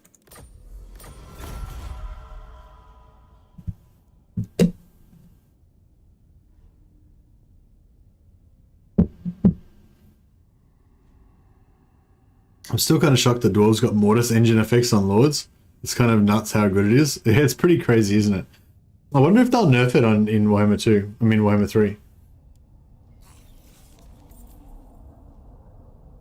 Yeah, it's so it's really hard like waiting for Immortal Empires because there's just so much new stuff potentially that's going to be in it. And we don't know. Oh, this is good that the rebels spawned here and took Evershale instead of Torso because this one's busted down already. So I don't really lose anything. If anything, they should keep it as it is for Dwarfs. They need it. Yeah, I'm a bit torn on that one because it's like, on the one hand, I'm like 100% with you. They should definitely keep it on Dwarfs because it's fun. Like it kind of plays into like nothing to do with the Dwarven lore or the background or anything, but just the way that you play Dwarfs in this game. Like you quite often, you have a big gun line in the back, and then you have a bunch of like tough Thanes that are just basically indestructible, and have the whole enemy army basically blobbing around some Thanes, or you maybe use some Ironbreakers or whatever. But that's kind of the thing, like in. Yeah, I don't know. I guess there's like just this Dwarf Warrior line, as well, but that's not that. That's pretty cool, but whatever. Anyway, whatever. Like, you quite often end up playing with hero frontline and range backline, right? And it's really satisfying. And the Rune of Spite just plays into that more, it just makes that like indomitable hero just tanking at the front, killing their whole army by himself, like that whole vibe. It's a cool player fantasy, it's satisfying and all that, so it's good. But then I feel like the original kind of vision for Dwarves was to make them like kind of like the boring faction, like on purpose. They're just meant to sit there. They can't they can't really move or redeploy on the battlefield. Wherever you set them up at the start is where they're going to stay. And you know, and you have to have this, it's all about like structure. Like you basically built this, you build a little fortress out of dwarfs, you know, at the start of every battle, and then you fight and die on that hill that you've chosen, you know, that's kind of the thing. Whereas I feel like the Rune of Spite, like the Rune of Spite is awesome, but it does like it's awesome basically because it opens up a different kind of type of gameplay, you know, but then also, you know, it's a different type of gameplay, and maybe that's not how they're really intended to be, you know. So yeah, I don't know, it's like on the one hand I think the Rune of Spite's awesome because it makes this really cool alternative gameplay that I really like, that really plays into the hero hammer type of thing. But then on the other hand, I feel like it kind of wrecks the whole original vision of what the dwarfs were supposed to be. But I don't know, maybe that doesn't matter.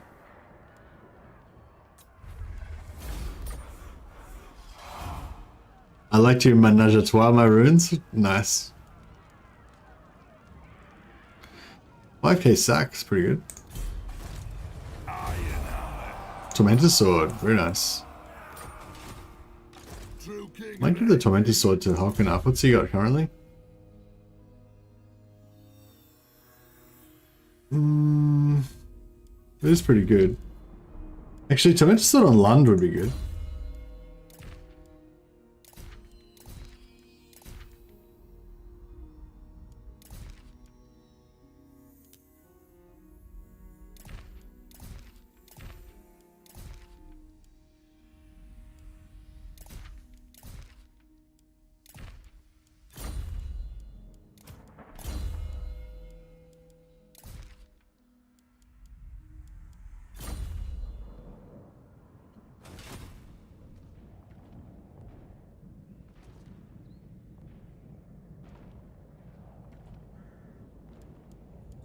Marius Light Dwarf mechanic that adds random missions based on his madness, like waging war against forests, etc. Yeah, that'd be really cool. Actually, I could get into that. Just role playing the mad count, you know, and just doing crazy shit. Pretty cool. Like the is it the Malkavians in World of Darkness in the Vampire the Masquerade? They have the crazy vampires. I think it was the Malkavians. Maybe I'm getting mixed up. Alright, well, because I want to conquer over here, but then I kind of want to go and, you know, do this down here as well.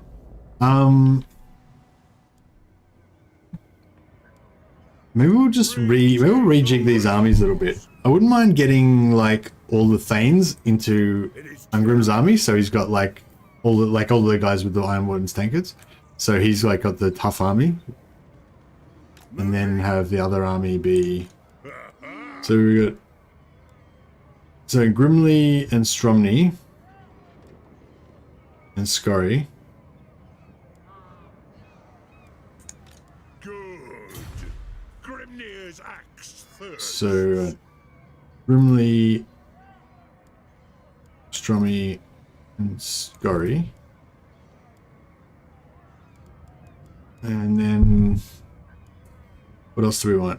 We want some choppers. Artillery.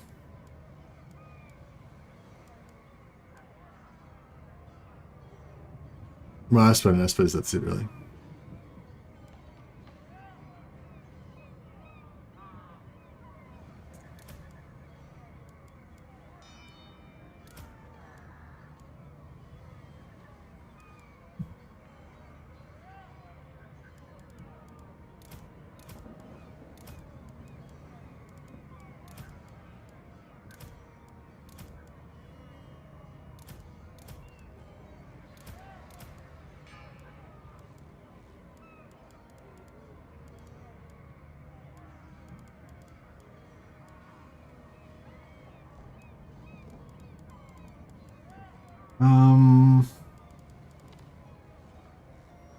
No, that. Right. I think that's pretty. Beards in belts. I must fulfill my Slayer oath. 22, 19, 15. Send me to vengeance. I grow restless. We've got an extra engineer that we don't need. I don't know, that's yeah, that's fine, I guess.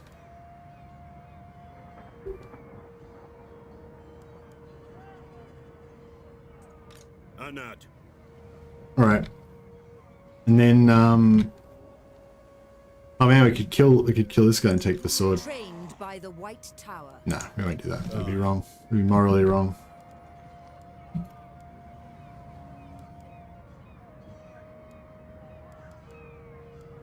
All right, let's do some quest. Slayer crown. This gives us. Doesn't give us anything global. It gives us 10 wood save though. It's pretty strong. And this thing says we're going to win easily, so I'm going to believe it.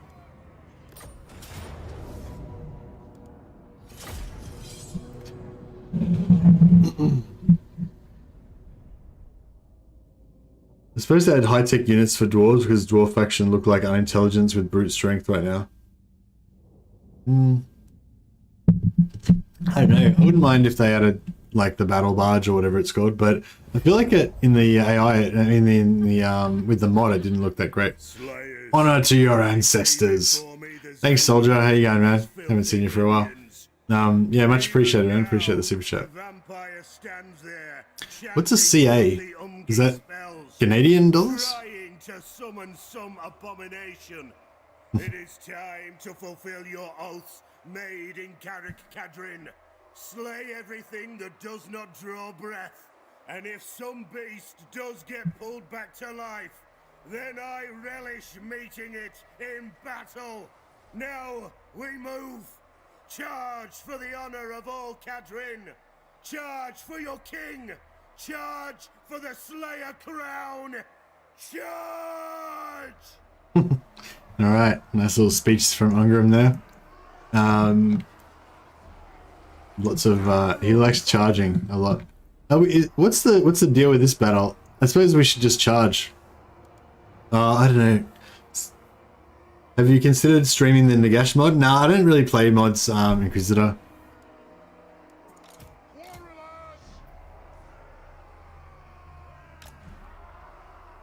This is your most favorite battle speech in game. It's pretty good. I don't think this is my favorite one though. I think my favorite one is actually Tyrion's one. When Tyrion's one versus Malekith, when he's like, they think they've trapped us here, but is the lion trapped when it's cornered by the rat? Oh, I just love that line. It's classic. Like, I'm not stuck in here with you. You're stuck in here with me. Tyrion pulls like a Rorschach. It's pretty good.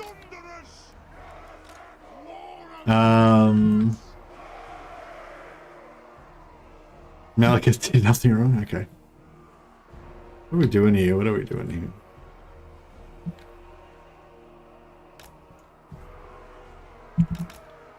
Let's get some, we'll have to get some, get some...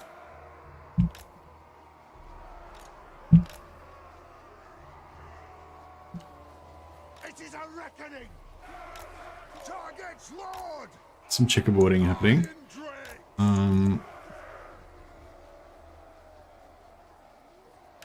For the Karazanko.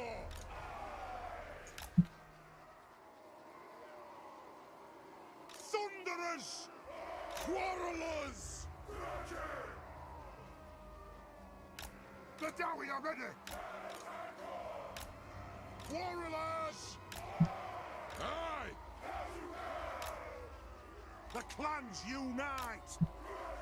Root thrower. Bring them down. For the ancestors. Just in case we get attacked from the rear. I don't remember this battle at all, so I don't remember what we're up against. We got Tankard. No Tankard. Oh, he hasn't got a Tankard. Noob.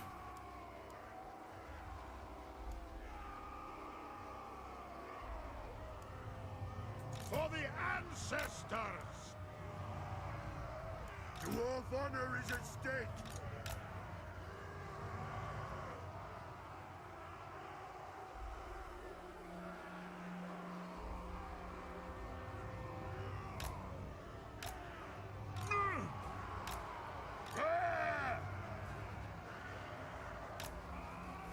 No shoddy contraptions here.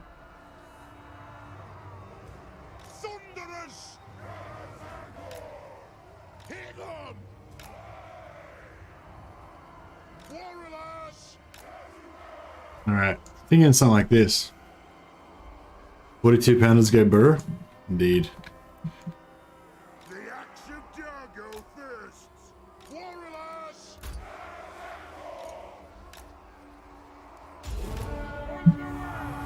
I am the Slayer King! It is a reckoning! Oh yeah, fucking cavalry. God damn it. Hate cavalry. On my oath, they die! Oh! The clans unite! There's nothing I can't fix! Feel Baron! Oh! No! Rage fast! Rage fast! War of vengeance! It is an order! Yes, laddie! Strike out! Nothing can stop us! War of vengeance! Aye! Master Engineer! He's got the tankard. Arrow come there! Oh man. For the Karas Anchor! Thunderous! Whoa! This is actually looking a bit rough, eh? Aye! Master Engineer! Thunderous! Of the ancestors! Taking aim! Oh, North Dwarf and Lands! Quarrelers! Slayer King! Move to attack! Second wave. Taking aim! For the high king! Have at them! Quarrelers! Thunderous! Darrow come there! What? Move now!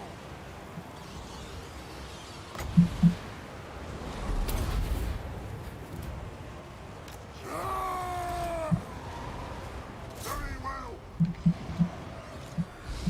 Attack the Urks!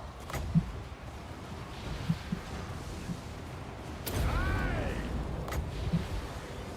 That'll do! They have Rondor Oh, the choppers can't land. can stop Crap. us! For the ancestors! Rock out! I do the Grudges! More of vengeance! I'll take out that dragon. We've got some pretty hectic shit going on here. I'm glad these flames have been, the Iron Drakes have been able to keep firing the whole time. That's great. But How about them? artillery is still actually alive, which is pretty good. Attack the Urks! Fire! Shield bearers, halt! Cadwin will come! It's dead. I think we might have weathered the storm. That'll do! Quarrelers! Iron Drakes!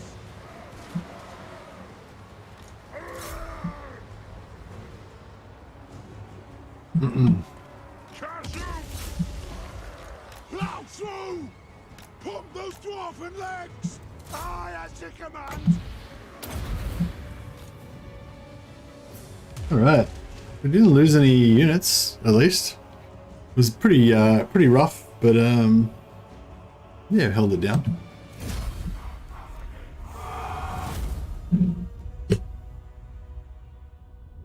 I usually do this quest with 15 Slayers and 4 Quarrelers, lots of fun. That would be pretty fun. Because they've got no range. The only problem with Slayers is you can't deal with range to get the shit shot out of you. But yeah, I wish you could get, yeah, I wish there was some way to get Stalk on your Slayers. That would be sweet.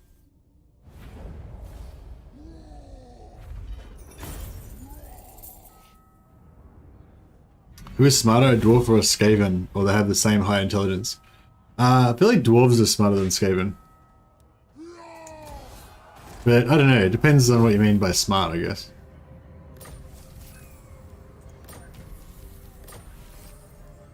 The Slayer Crown. Alright, well that definitely upped Ungrim's tankiness.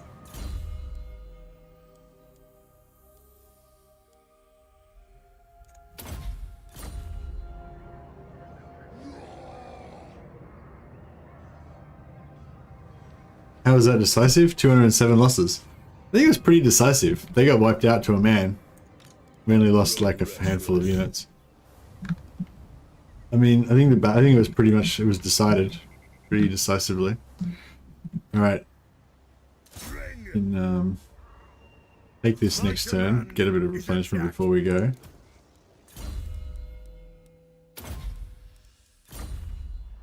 Uh, 169 rune. Oh, actually, we can melt down some shit. Horn of Vengeance. Yeah, don't need that. Potion of Healing. Don't need that. Ring of Thori. Don't need that. All that stuff's good stuff. All right. We'll get one more Iron Warden's Tankard.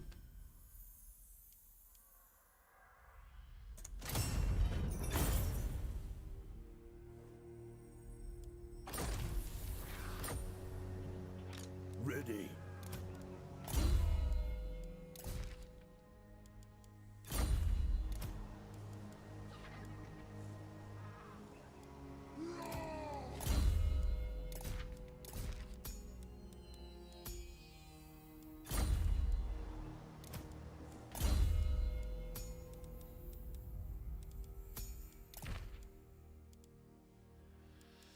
Vision of Toughness.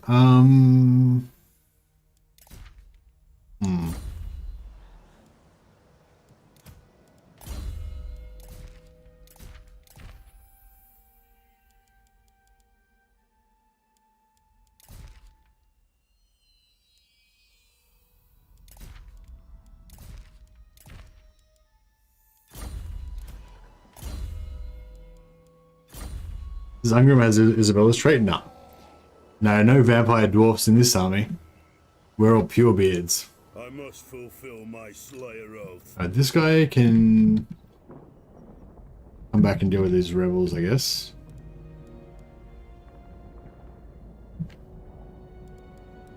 Aye, it will better our cause. Got men?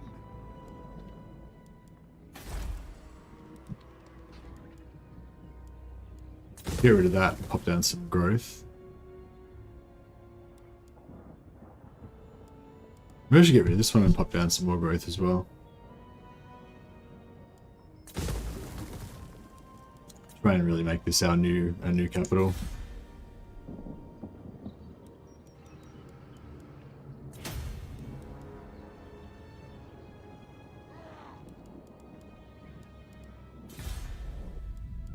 How big of a dono for you to prioritize one of Belegar's quests, eh? Hey, Snatter. I don't know. I don't really like to link. I don't know. I don't really do that stuff too much, but I mean, just you know, any amount, I guess, $2, whatever the minimum amount is. Well, basically, if you do a super chat, like I'll consider it. Basically, that's all I can say really. If you do a super chat, like I'll definitely consider whatever you say, you know. If it's like shit and I don't like it, then I won't do it still, even if you did super chat, you know, but I'd probably feel more inclined towards it, you know. But I don't think the amount, like, oh, actually, I don't know. It's hard to say. As much as like you kind of want to say, oh, like, I don't want to like, you know, make it like that. If somebody's like really rich and they can drop like lots of money, then they can just do whatever they want, you know. And then like if somebody's not got as much money, they, you know, so like. Like with a lot of things, like with renames and stuff, I just do rename. If I'm doing renames that day or whatever, then I'll do rename for any super chat. Doesn't matter how much it is, and it doesn't matter how much you super chat. You only can have one rename, you know. So that's kind of like equality, you know. But then on the other hand, like sometimes if somebody does do a big super chat, you kind of feel like shit, they've been really generous, so you should reward that or whatever, you know. Or I don't know. Anyway, I don't know. I can't handle that type of questions, Nana. Too like philosophical for me. You ask me questions like that, I'll just go on a massive rant about it for like 45 minutes. And it's, yeah, How about you just tell me what you want me to do and I'll tell you whether I want to do it or not. I am the Slayer King.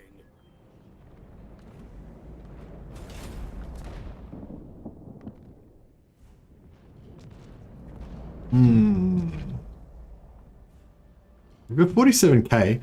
Can we... Actually, if I just build a... Oh yeah, Thorek's ready to rock and roll. I might switch him out for Thorgrim soon. Let us begin.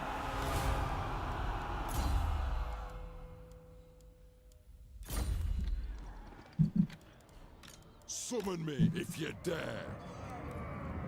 Why can't he fucking... Oh, is this guy in his spot? Good dick. To war. Alright,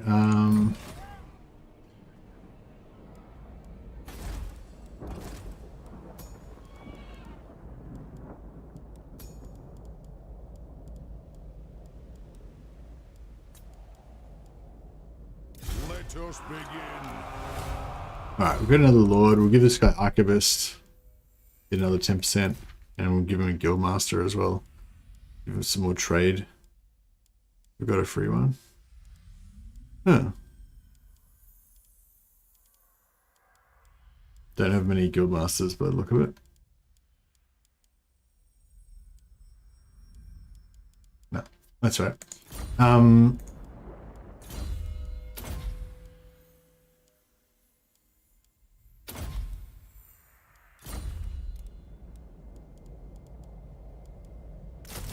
How many of these do we need for 2 bolt throwers in Lord Belegar's army? Okay.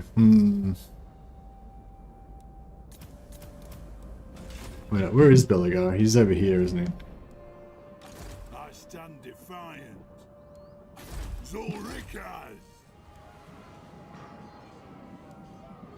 Revenge incarnate. We're gonna head back north next. So if we put an army here. Time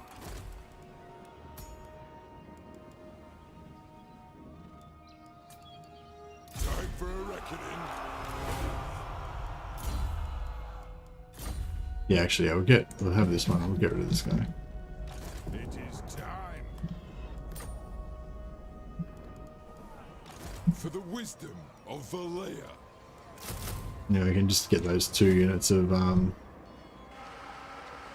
get those 2 bolt throwers and stick them temporarily in Belegar's army. Does anyone ever use bolt throwers? I feel like I never use bolt throwers.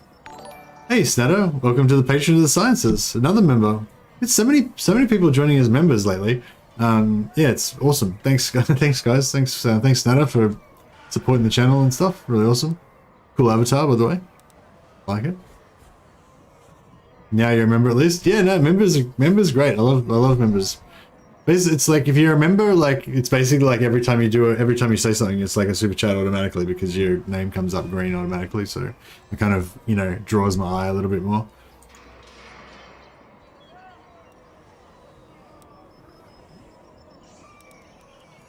Right. There you see who pays Amazon Prime and who not. Under control. I don't know what that means. Oh, you like... Oh, what? Oh, fucking there he is again. Ieston the Madman. Ieston's the patron of patrons. Storm. So yeah, this is like about the 4th time or the 5th time now I think Ieston's gifted memberships. So I feel like we've got more members that have been gifted by Ieston now that have actually just joined on their own volition. But yes, so yeah, welcome to the membership club, Storm Rage, DE Emerald, Rick Kujul, Soul Sword, and Sajid Muhammad. Yeah, welcome to the Pages of the Sciences. So yeah, basically you guys get a free membership for 1 month, I think, and then after that, if you want to sign up, you can continue on, or you can just let it lapse. And you know. Will you do Belegar item quests? Hey Kips, yeah, I will eventually. I was just recruiting some bolt throwers so that we can unlock one of his quests actually. And I've got some heroes up in the north wandering around the Empire trying to unlock some more quests.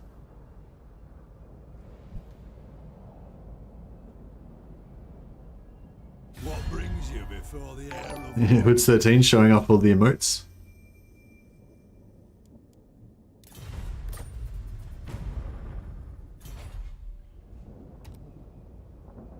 What faction will we play first in Warhammer 3 to bring all the factions from 1 and 2 to Warhammer 3?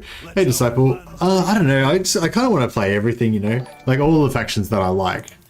The big new one for me is going to be the Warriors of Chaos, because I've been hanging to really enjoy Warriors of Chaos ever since Carrick Peaks. Is it worth trying to fight this? We don't have any artillery. I think I sort of screwed up because the we got these extra garrison and everything, but we pushed out the artillery. So we've got no AoE. I don't know, it's probably winnable, but I don't really want to be bothered with this stuff. I don't know if it is winnable actually. Not much ranged.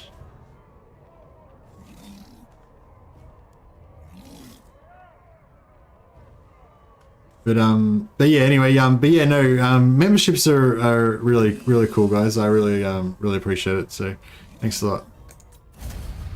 Yeah, I'm just gonna get abandoning the Dwarf homeland. So this is the first of the tragedies. So Belegar, in the ultimate irony, he he won back his homeland of Carrick Peaks, but then he followed Uncle Grombrindal and his quest for vengeance into the elves, and he's now lost Carrick Peaks again. So Belegar's lamenting deeply now. what brings you before the air of Lund? Kind of surprised they put a dwarf up by the Dark Elves. Those poor Dark Elves. I don't know, man. I feel like the Grombrindal's going to be in trouble because Dark Elves are pretty nasty for the dwarfs. Because they've got that armor piercing range. Together we're stronger. Let's up. Fucking Karakern. Never trust Karakern.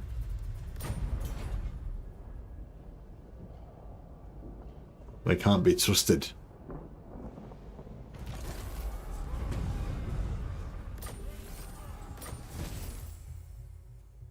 Move any character around mountain. Okay, cool. So we got the dragon. He's pretty good, isn't he? 30% ward save he's got. It's not bad. Says we can win it. Hey, Azazel Slanesh faction? What about the Azazel Slanesh faction?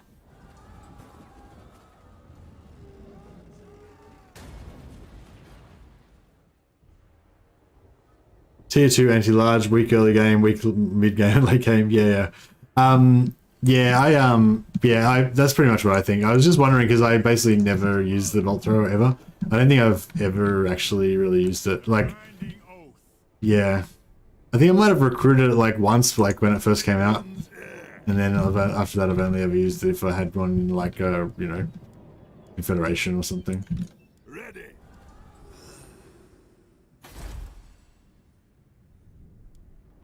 Yeah, I think we basically we'll stay allies with the High Elves until we've dealt with the Dark Elves. And then we'll,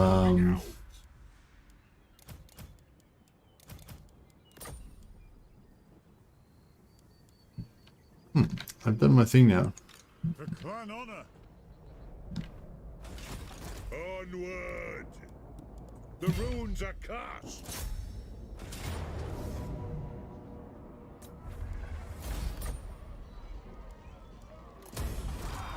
The High King acts. 2 bolt throwers. Move character to Eastern Badlands. Oh, bro. We already had dudes in the Eastern Badlands. Oh, I could put a lord here.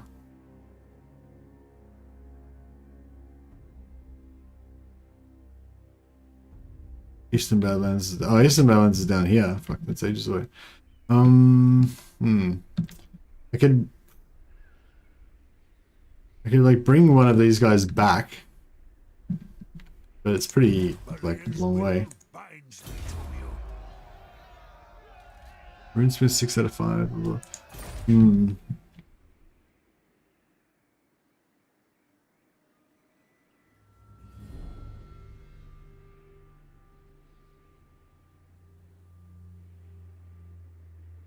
feel like dwarves may just roll them before the dark elves can get established.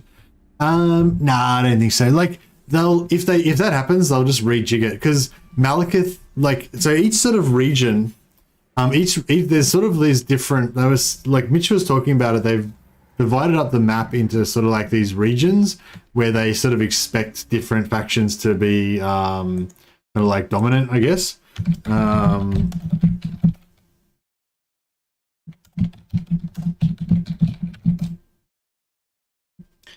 And so like I'll bring up a map in a second. Just have to get it up here.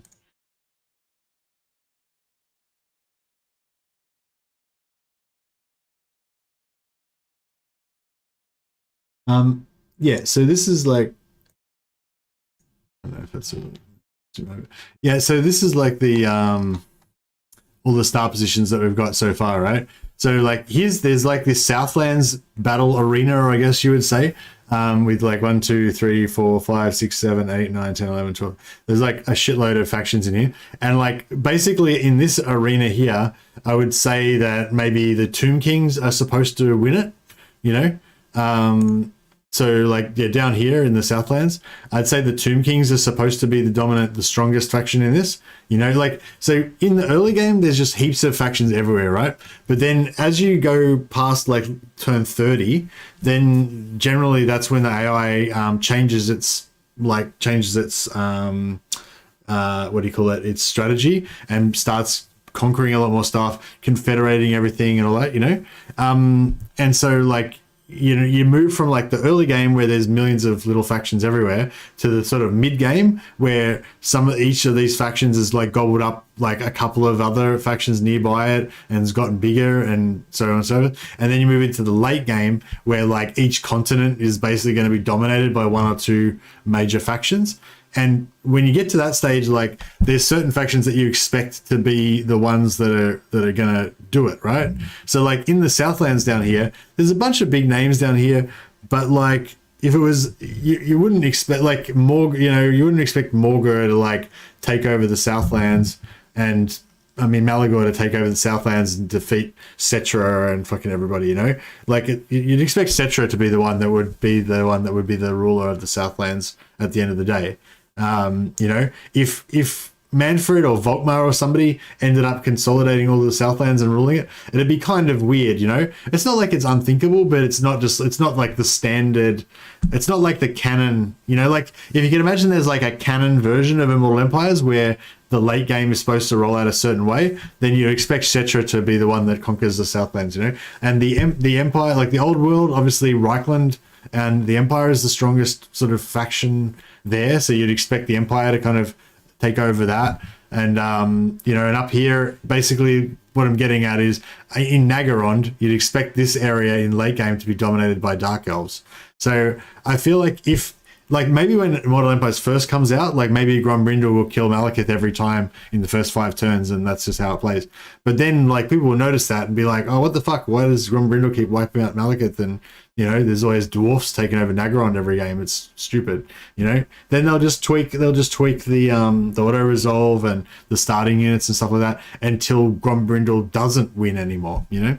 So basically that's like, I think that, you know, when we first start playing, we're going to see some weird stuff going on, but they'll probably like tweak it a little bit as time goes on so that they make it so it sort of plays out. Like you don't want it to be the same every time, but you want it to tend to be a certain way, you know, like that. Like that's how I want it to be anyway. Like I want Karaza, Karak, and some of the Orc factions to be the ones battling it out here. I don't want some like minor faction to take over, or you know, or the Beastmen to take over. The Badlands should be a war zone between the Dwarves and the Orcs, you know, and then one of them should be the one that wins, you know. And same with like the Vampires and the Empire. Basically, one of them should win out of this most of the time, you know. So yeah.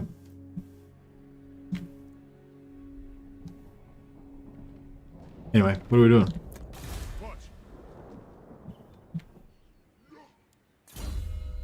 Who is Dwarf Thane? We'll see if Valea. So he's a good map hero, but he's also a decent he'd be also decent in combat.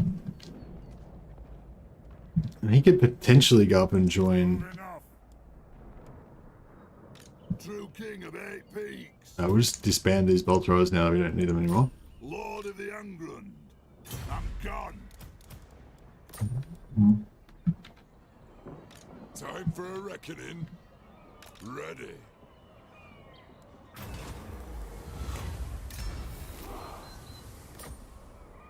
Could have got a battle out of that. That's all right. Thirsts for war. Belegar. All right, Belegar can probably go and invade. Go and invade Nagaron now. I think. I mean, Nagaroth. Setting forth. It shall be done.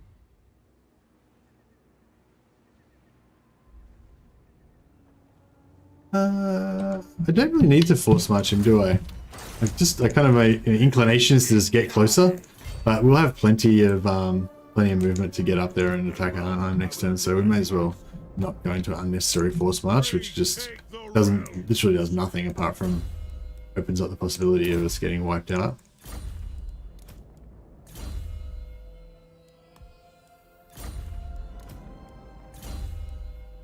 Yeah, so we get one more level on Ungrim, on Thorgrim, we can unlock the crown, which gives us the global public order, and then we can disband him.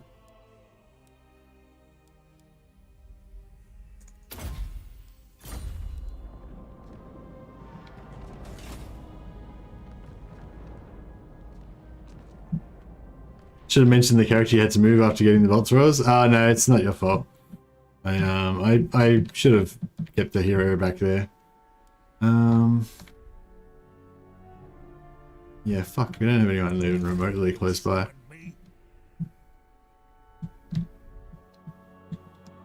How many dead heroes at the moment?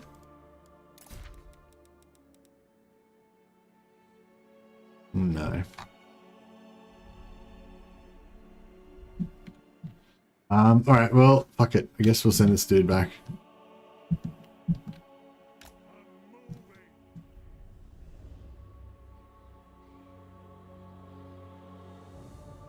Eastern Badlands, there we go. Oh, we could just... actually, no, we could just, it was Eastern Badlands we had to go through, what? Was it?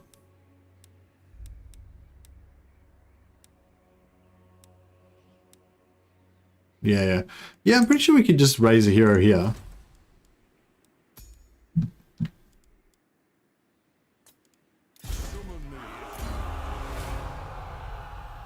And then he can just, like, jump over there next turn. Potentially. Hopefully.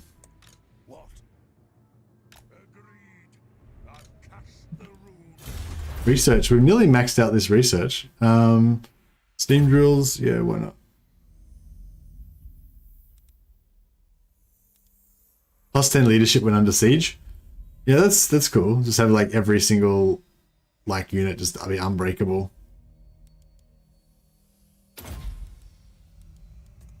It would have helped knowing that earlier, but that's alright. There should be some sort of pattern so that when the RNG strays from that, it surprises you. I like those surprises. Yeah, that's a really good point. I'm dope as fuck. Just yeah, like if you don't have, if there isn't like a normal, then there's no like interesting, like, you know, if it's completely random and just random shit happens all the time, then you don't appreciate it when something special happens. I think you're definitely right with that. All right, let's get some growth here. Start building up our new homeland. We could get the Dark Elves to take the Shrine of Cain. That'd be nice. What?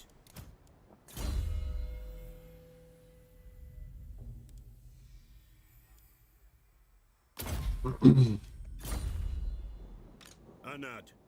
Bring them! That!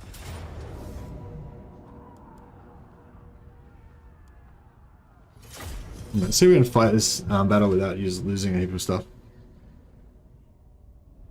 I wonder if dwarves will get another type of lord and hero, engineer, ranger lord, slayer hero, gyrocopter hero. You reckon they'll get an engineer lord? Are there any engineer lords in the game, in the lore though? I feel like, I don't know. I feel like engineers aren't really, I don't know. I feel like an engineer lord for Empire would be fine. Maybe. I don't know actually. I don't know, it's sort of the same issue, I suppose. Like, I feel like Thanes are sort of like noblemen, right? So a Thane would lead the throng, you know? He'd rally the hold. And like a rune priest is sort of like a religious.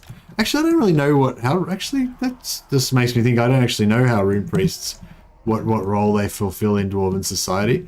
Whether they are like religious leaders or they're more like technicians. They're like rune technicians or what? But anyway, I was sort of thinking, yeah, like a Thane's like a nobleman and a rune priest is sort of like a priest. So I could sort of imagine them both leading armies, like leading armies from a hold. But like engineers are sort of more like, not like outcasts, but they're like not, engineers are like not traditionalists, I guess, or, oh, actually, no, maybe that's not true. Maybe most engineers are traditionalists. It's just that any engineers that tries to do anything new is considered to be like a radical, basically. Anyway, long story short, I was just thinking, yeah, like, I don't know, do you reckon, is it appropriate for an engineer to lead a throng? To lead like the armed forces of a Carrack? Or would that be kind of weird? There's like, there's an Empire book called Iron Blood, I think. I don't know what it's called now. There's an Empire book, I think, called Iron Blood or something like that. And it's about this guy, Magnus Ironblood, who's like the scion of this house of engineers, basically. And he's actually in charge of this army. I think one of the Elector Counts hires him basically to look after their cannons. And yeah, that's really cool. But I think it's like very, like, I don't know. I feel like it's rare. It's not like just normal behavior for an engineer to lead an Empire army, you know?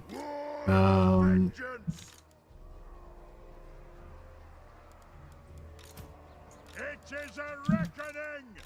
I'm guild approved. Burlockson is a legendary character who is an engineer.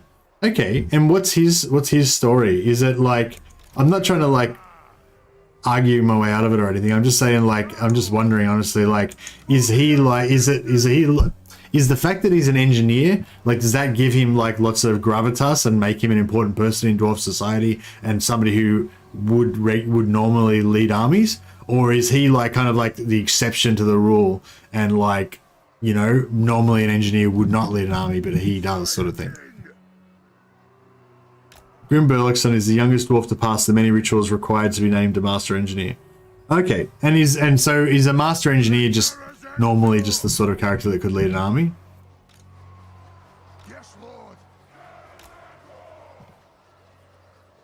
There are no engineer lords besides Nerlock, and he is an exception. Never had engineer lords, only heroes. Engineers are kind of regarded as well-meaning crazy people. Yeah, I don't know. That's kind of like the feeling I got, but I don't really know that much about the dwarf lore to know whether I'm right or not, you know. Alright, let's see how we go here. I'm hoping these towers don't activate. Nothing can stop us. To be fair, there are legendary lords who never led armies, like Nakai and Gotrek. Gotrek's not really a legendary lord, though. He's like a character that probably never should have been a legendary lord.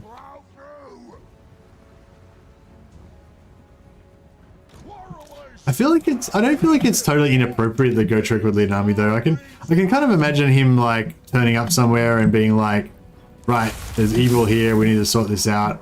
All you soldiers, follow me, kind of thing. But no, but he wouldn't really, would he? He'd just go and do it, and then they would just follow him. He wouldn't like ask them to follow him or anything, though. Dwarven legs. On the way. Gyrocopter. Range star. Yeah, Ungrim just tanking like a boss. Strike out. We can kill this wizard before she does too much damage to our troops with the magic. That'd be pretty cool. Master engineer.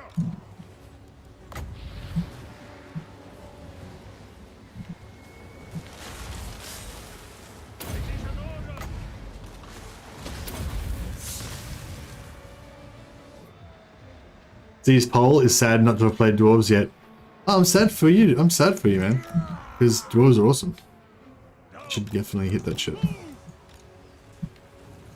Marduk! Attack the orcs! I don't know why I've got these guys in the front row. They can't do shit. Off we go! Quarterly! Strike out! Come on! Down! Kill Earth! Really hope the Immortal Empires does not have as many 2-2 settlement regions as I fear from the map. As many 2 settlement regions, right? Yeah, 2 settlement regions are a bit whack, aren't they? Especially if you're playing as dwarves, because dwarves have such low growth. Like when you're playing as dwarves, like 4 region settlements are really valuable because they're the ones that it's easiest to get high growth in. Stack all your growth buildings and stuff.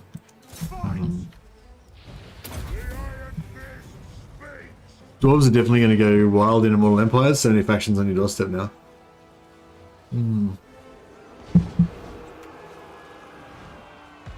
Yeah, I mean every faction's going to be wild in Warhammer 3 Move to attack! in Immortal Empires. Quarrelers! Understood, Lord! The runes glow. There's blessing on us.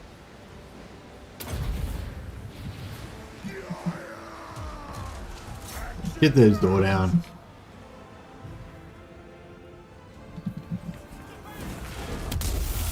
There you go. The dwarfs have arrived. Just go in and start just smashing people. Attack the odds! The effect is watch! Drink them!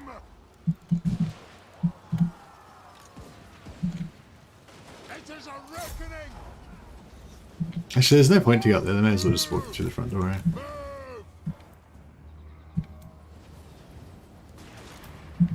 Artillery is just not really shooting anything.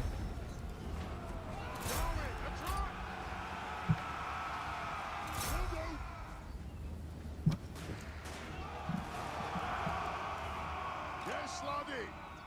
Go! Kazuk! Nothing can stop us! Charge! Plow through! Yes! Yes! Come on! Get moving! Gyrocopter! Nothing can stop us! Go! Alright, I think we're just about done here.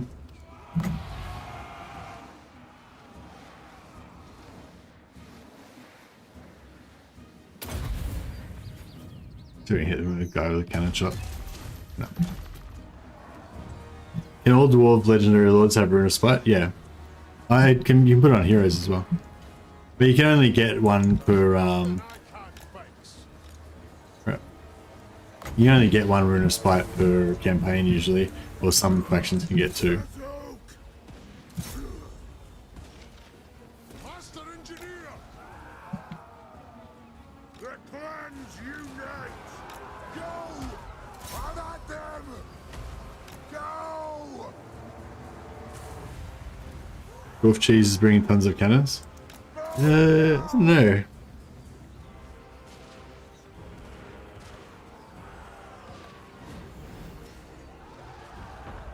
It's gonna be nuts when they add Gorfang Gutrot and Black Crag.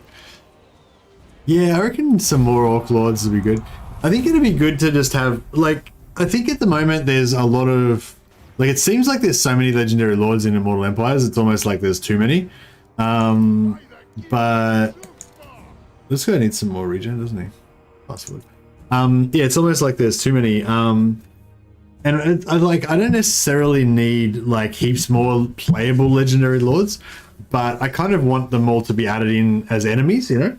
Like, that's one thing I like about the way that Creative Assembly does their DLC and stuff like that, that if you don't like, if it's not a faction that you really like, you don't have to buy the DLC, but they'll still get added to the game as enemies.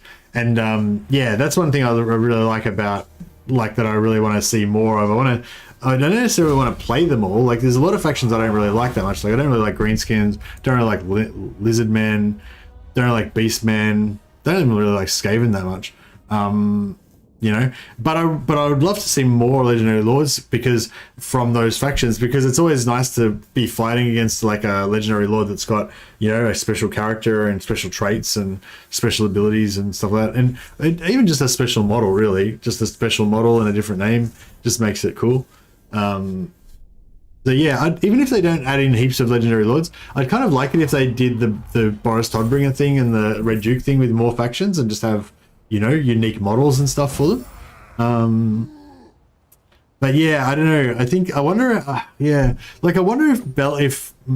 wonder if Boris and the Red Duke were always meant to be playable, or whether they were never meant to be playable. I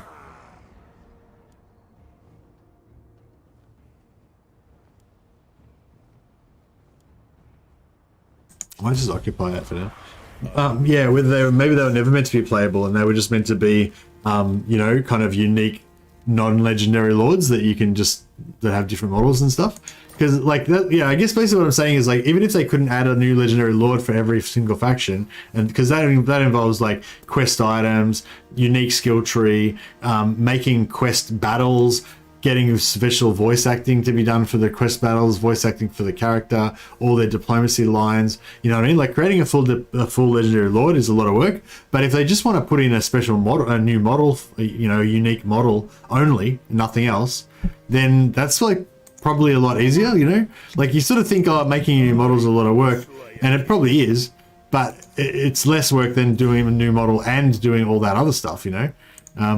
So, yeah, I don't know. I was sort of thinking, if we can't get all of the Legendary Lords in the game, maybe we can get, like, shitloads of unique non-Legendary Lords. That would actually be kind of cool, I reckon. I don't know how they would validate, you know, rationalize that, though, in terms of money and stuff.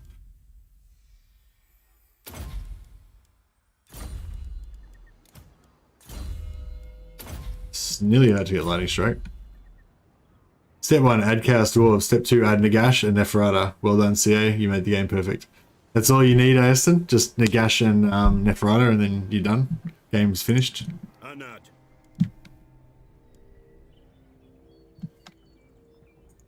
What orders?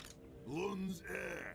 Yeah, I don't know. I didn't really have any favorite characters that aren't in the game, I don't think.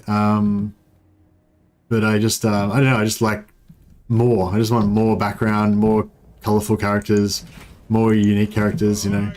But yeah, like I said, I don't necessarily want to play them all. I just want to see them all in the game and fight them and take their shit.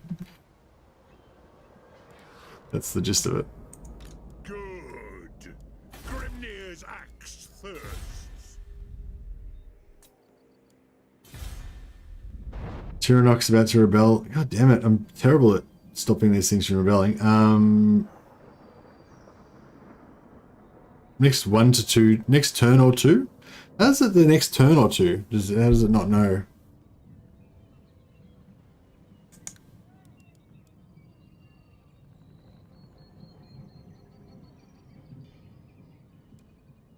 Yeah, we'll let that wait a bit longer to rebel.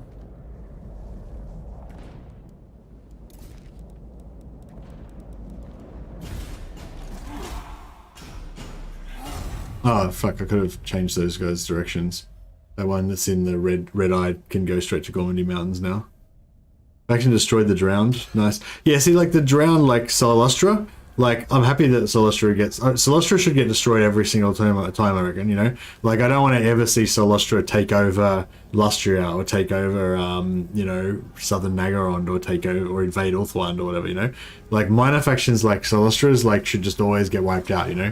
Unless you play as them or you confederate them or whatever. Not that you can confederate Vampire Coast, but... Yeah, Ekrund, yeah, no, they can have it.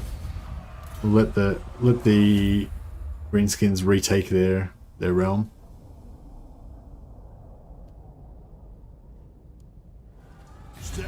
I'm not a fan of Vampire Coast, but I'd like to see more characters like Solastra, unique, weird, strong, made by CA from scratch. Oh, really, Kitiv? I mean, I'd like to see more like characters like Solastra that are weird and unique and strong, but they don't necessarily have to be made but from CA, made by CA from scratch. Like I think it's cool that they made Solastra, and you know, I'd be happy if they made more, but like I don't really want them to make more characters of their own instead of putting characters in the game that, you know, are like should be in the game, like established legendary lords that are fan favorites that people want to see in the game, you know. I'd rather they do that first, you know. Like, sure, they made Solastra, they got to add their own character to the Warhammer lore, you know, because Solastra is like an official character in the Warhammer lore now. That's cool. Don't begrudge them that, you know. I think they deserve to be they deserve to have their own unique character immortalized in the Warhammer lore. But like, I don't think they need to sit around making like 20 more characters that didn't exist before. Like, you know, there's other shit. There's, yeah, like we're saying, Nagash, Neferata, you know, there's other factions that we need to get into the game. We don't need to like fuck around creating a bunch of made up shit, you know. But like Solastra is really cool. I think Solastra, yeah, fits really well with the Warhammer background in a perfect way. That's like, I don't know. It's hard to explain with Warhammer. Like, you can't really describe like the rules of what can be and what can be Warhammer and what can't, but like then when some things get made and they just fit, you know. And I feel like Solastra is like that. She's like nothing, yeah, like there's nothing in Bretonnian lore that would make you think of Solastra, you know what I mean? Like Solastra is not a character that had to happen, like kind of like what I was talking about before about how vampire dwarfs just don't add anything to the lore or anything, you know. Don't add anything to the background, and they like maybe they would even like just damage the like background in a way, you know. But yeah, Solastra is sort of like that as well. Like, well, no, Solastra is something that you could think is like that, but I feel like she does actually add something to the lore. Like, she's like, I don't know, her unique story is just actually kind of cool, and it somehow adds like an extra element to the whole Bretonnian background, you know. It's kind of cool. You don't want to see Solastra? What? Sir, this is blasphemy. How dare you? Oh no, like I was saying, I like Solastra. I think Solastra was a really cool addition to the game, and I think it's totally fair that Creative Assembly should be able to add new stuff to the game. I just don't want them to see them spending all their time just making up their own factions when there's like, you know, fan favorite factions that need to be done, you know.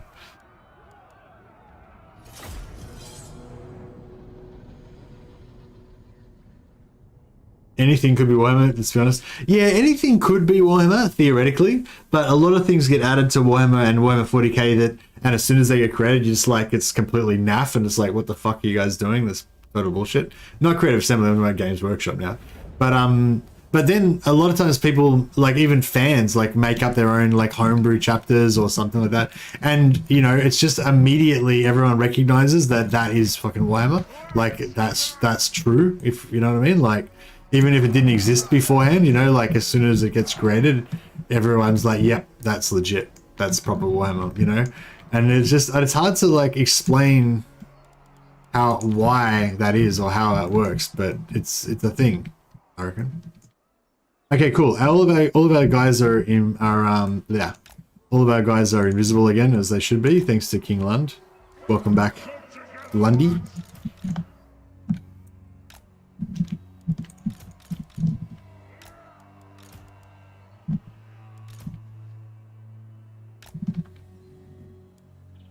Actually, I'll put him over here.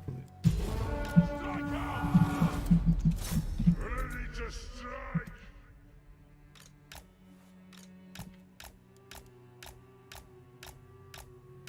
There are skeleton dwarves in Richter Kruger's Cursed Company. Yeah, I remember that. They had vampire dwarf model. What? Back in earlier editions, they had vampire dwarf models. I remember the dwarf skeleton models. I don't remember any vampire dwarf models though. What was that from?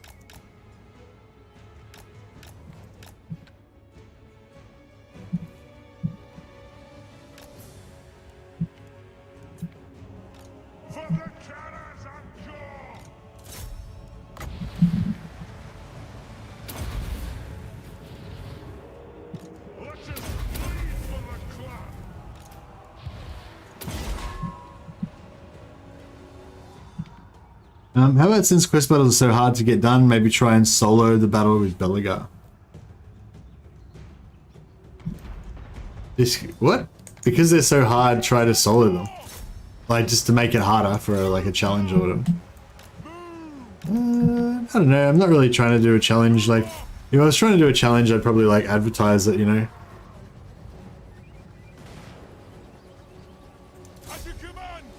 But yeah, basically I'm doing all the battles with Belegar anyway.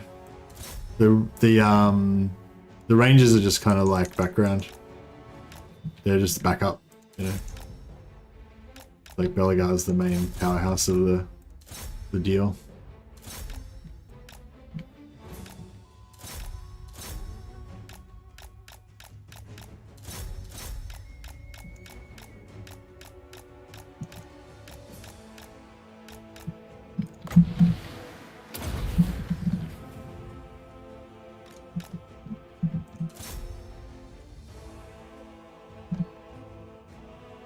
Rangers chilling while the God Warriors ran in and wrecked house. Yeah, that's right.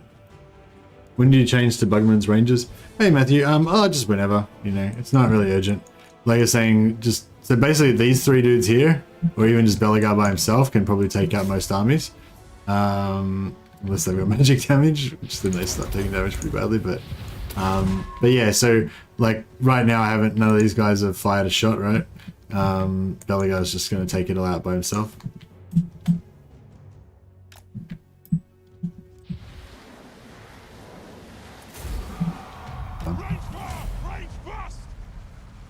So yeah, so I don't really need the Bugman's Rangers. They basically would just make it more expensive, so it's not really probably a good idea right now.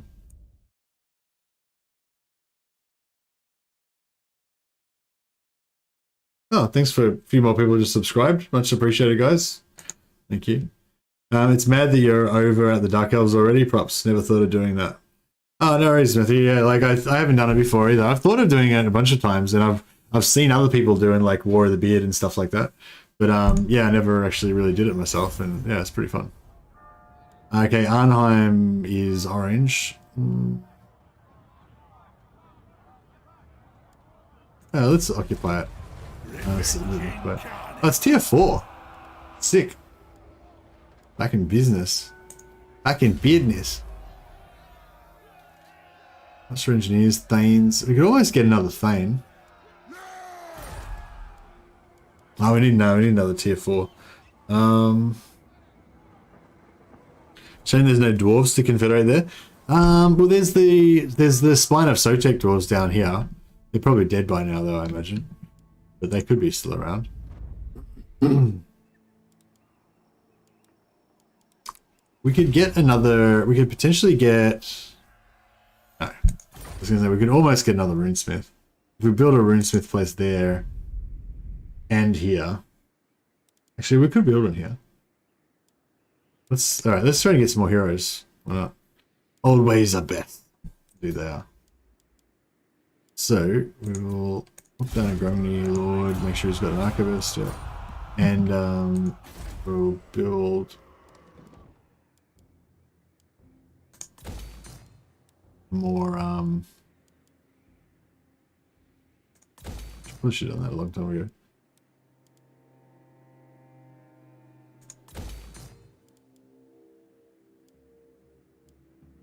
$600 extra per turn, and it costs 4,800. So it's going to pay for itself in like shit ton of turns. Fuck it. May as well. We're probably going to lose this though. Ah, may as well. Probably lose it as soon as we do that, but that's alright. Alright, so we got there. We got Black Crag. Black Crag, we could lose that and put down Priest.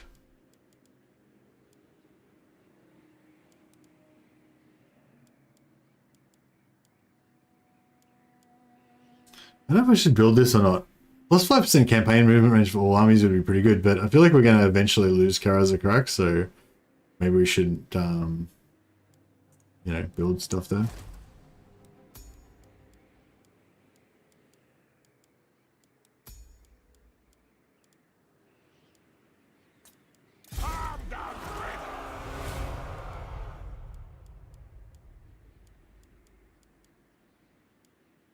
6,000. It's pretty expensive, but it is what it is.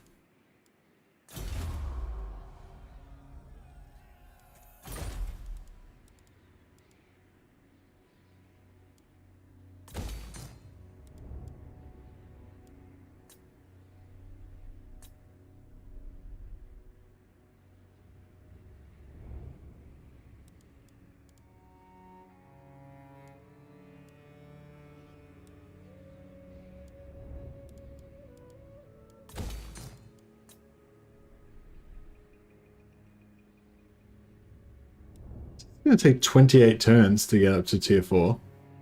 It's pretty shit.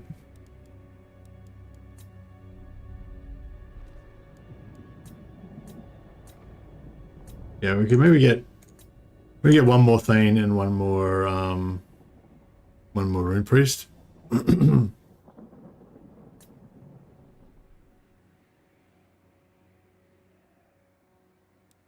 Yeah, I'll drop the growth and pop a Rune Priest in there as well. That'd be a nice little selection of extra heroes.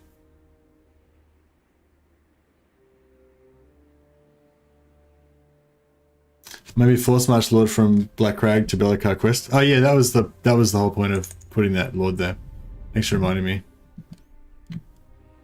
For the wisdom of Valea. The throng agrees. Boom.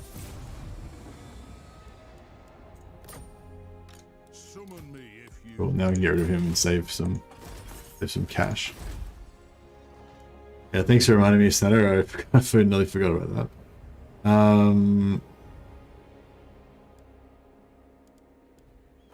Alright, we've got some quests to do. Now, let's just go down. So he doesn't need to go there anymore. So we need... Oh yeah, we got to do some assassinations on greenskins. Fuck. Forgot about that. Gormany Mountains, we're nearly there. Gormany Mountains. Eastern Oblast, we're right near that. Yep. So, those greenskins fucking died. Shit.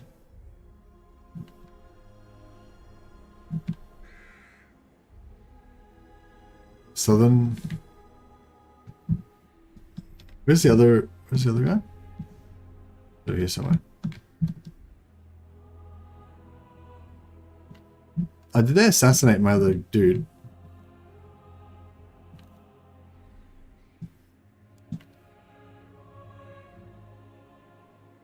There's one there. I know.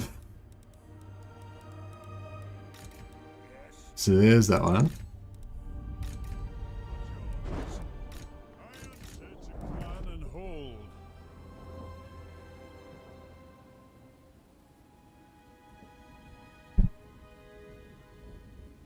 Why not near Cracker's Rock? Yeah, that's right. Where is he? I couldn't find him.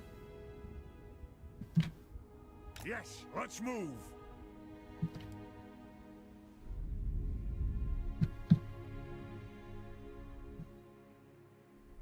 Oh, here he is.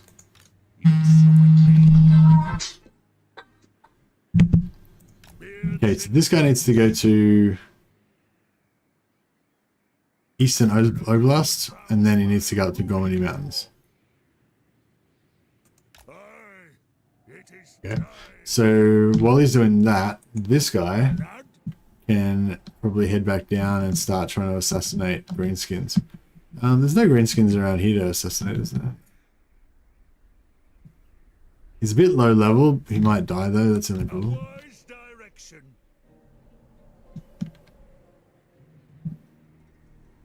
Oh, yeah, the icons on the minimap. I totally forgot about the minimap. Yep, that would be a good idea. Alright, we'll send him down here so he can get some, get some possible assassination targets. I think the chances of him assassinating, does he have to assassinate 2 or just 1? I has to do 1, yeah. I don't know, the chances of him assassinating 1 before he gets wounded himself is probably pretty low. But, we'll see how we go.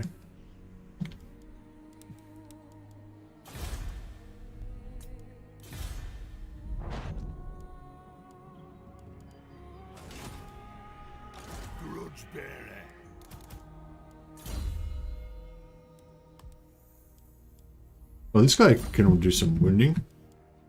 That's okay. Belegar's pretty not wounded right now. Shield of Defiance. Oh, I can't do that one yet.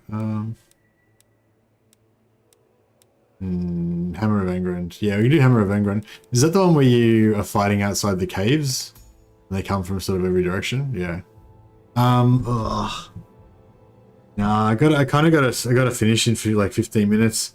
I might just finish a little bit early so I can get some sleep, etc. Oh, I got negative on my COVID test. Oh, awesome. Because okay, sorry, yeah, I thought my wife tested positive, and so I got a test as well, and I assumed that I would, you know, definitely get it as well. But no, it says I'm negative. So sweet. No COVID for me. Anyway, yeah, I might wrap this one up, guys, and leave the next step until tomorrow. I do want to get back and do some more Cathay Confederation science stuff as well, but I don't know, I'm just really busy at work at the moment, and I just haven't had time to like do much stuff on YouTube, do much Total War stuff apart from just do the streams. So yeah. Anyway, thanks so much for coming along, guys. Thanks so much for the new members and the super chats and all the new subscribers as well. I think I had like 20 people, or yeah, like 15 or 20 new people subscribe just while we were streaming today. So that was really awesome. And Aston's just gifted memberships. Thanks Aston, for all the memberships that you've been gifting to people. Very, very nice. And I hope that the people who are getting all these free memberships appreciate it as well. I know it's just I don't know, symbolic thing, I guess, but it's nice anyway. Anyway, yeah, I'll just have a quick check and see who's who else is playing some Total War. Oh yeah, Linksy said he was doing some sort of event or something. I'll just see if that's still on, because he's been leaving his stream just running continuously even when he's not there.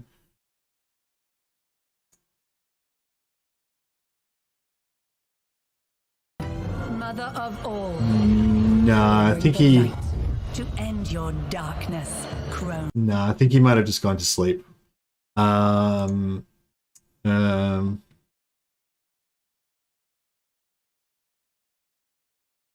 Ragnarok. Ragnarok is streaming Grimgore, so that's kind of in the same sort of theater. If you guys want to check out some more Total War Warhammer 2, there's a link. Go and check out Ragnarok. He's streaming some Grimgore. It's always pretty ballsy. Grim was like the ballsy option if you want to play Greenskin. So yeah. All right, guys, I'm gonna go and get some sleep before work, and I will see you back here tomorrow for some more beating the shit out of elves with dwarves. All right, catch you guys.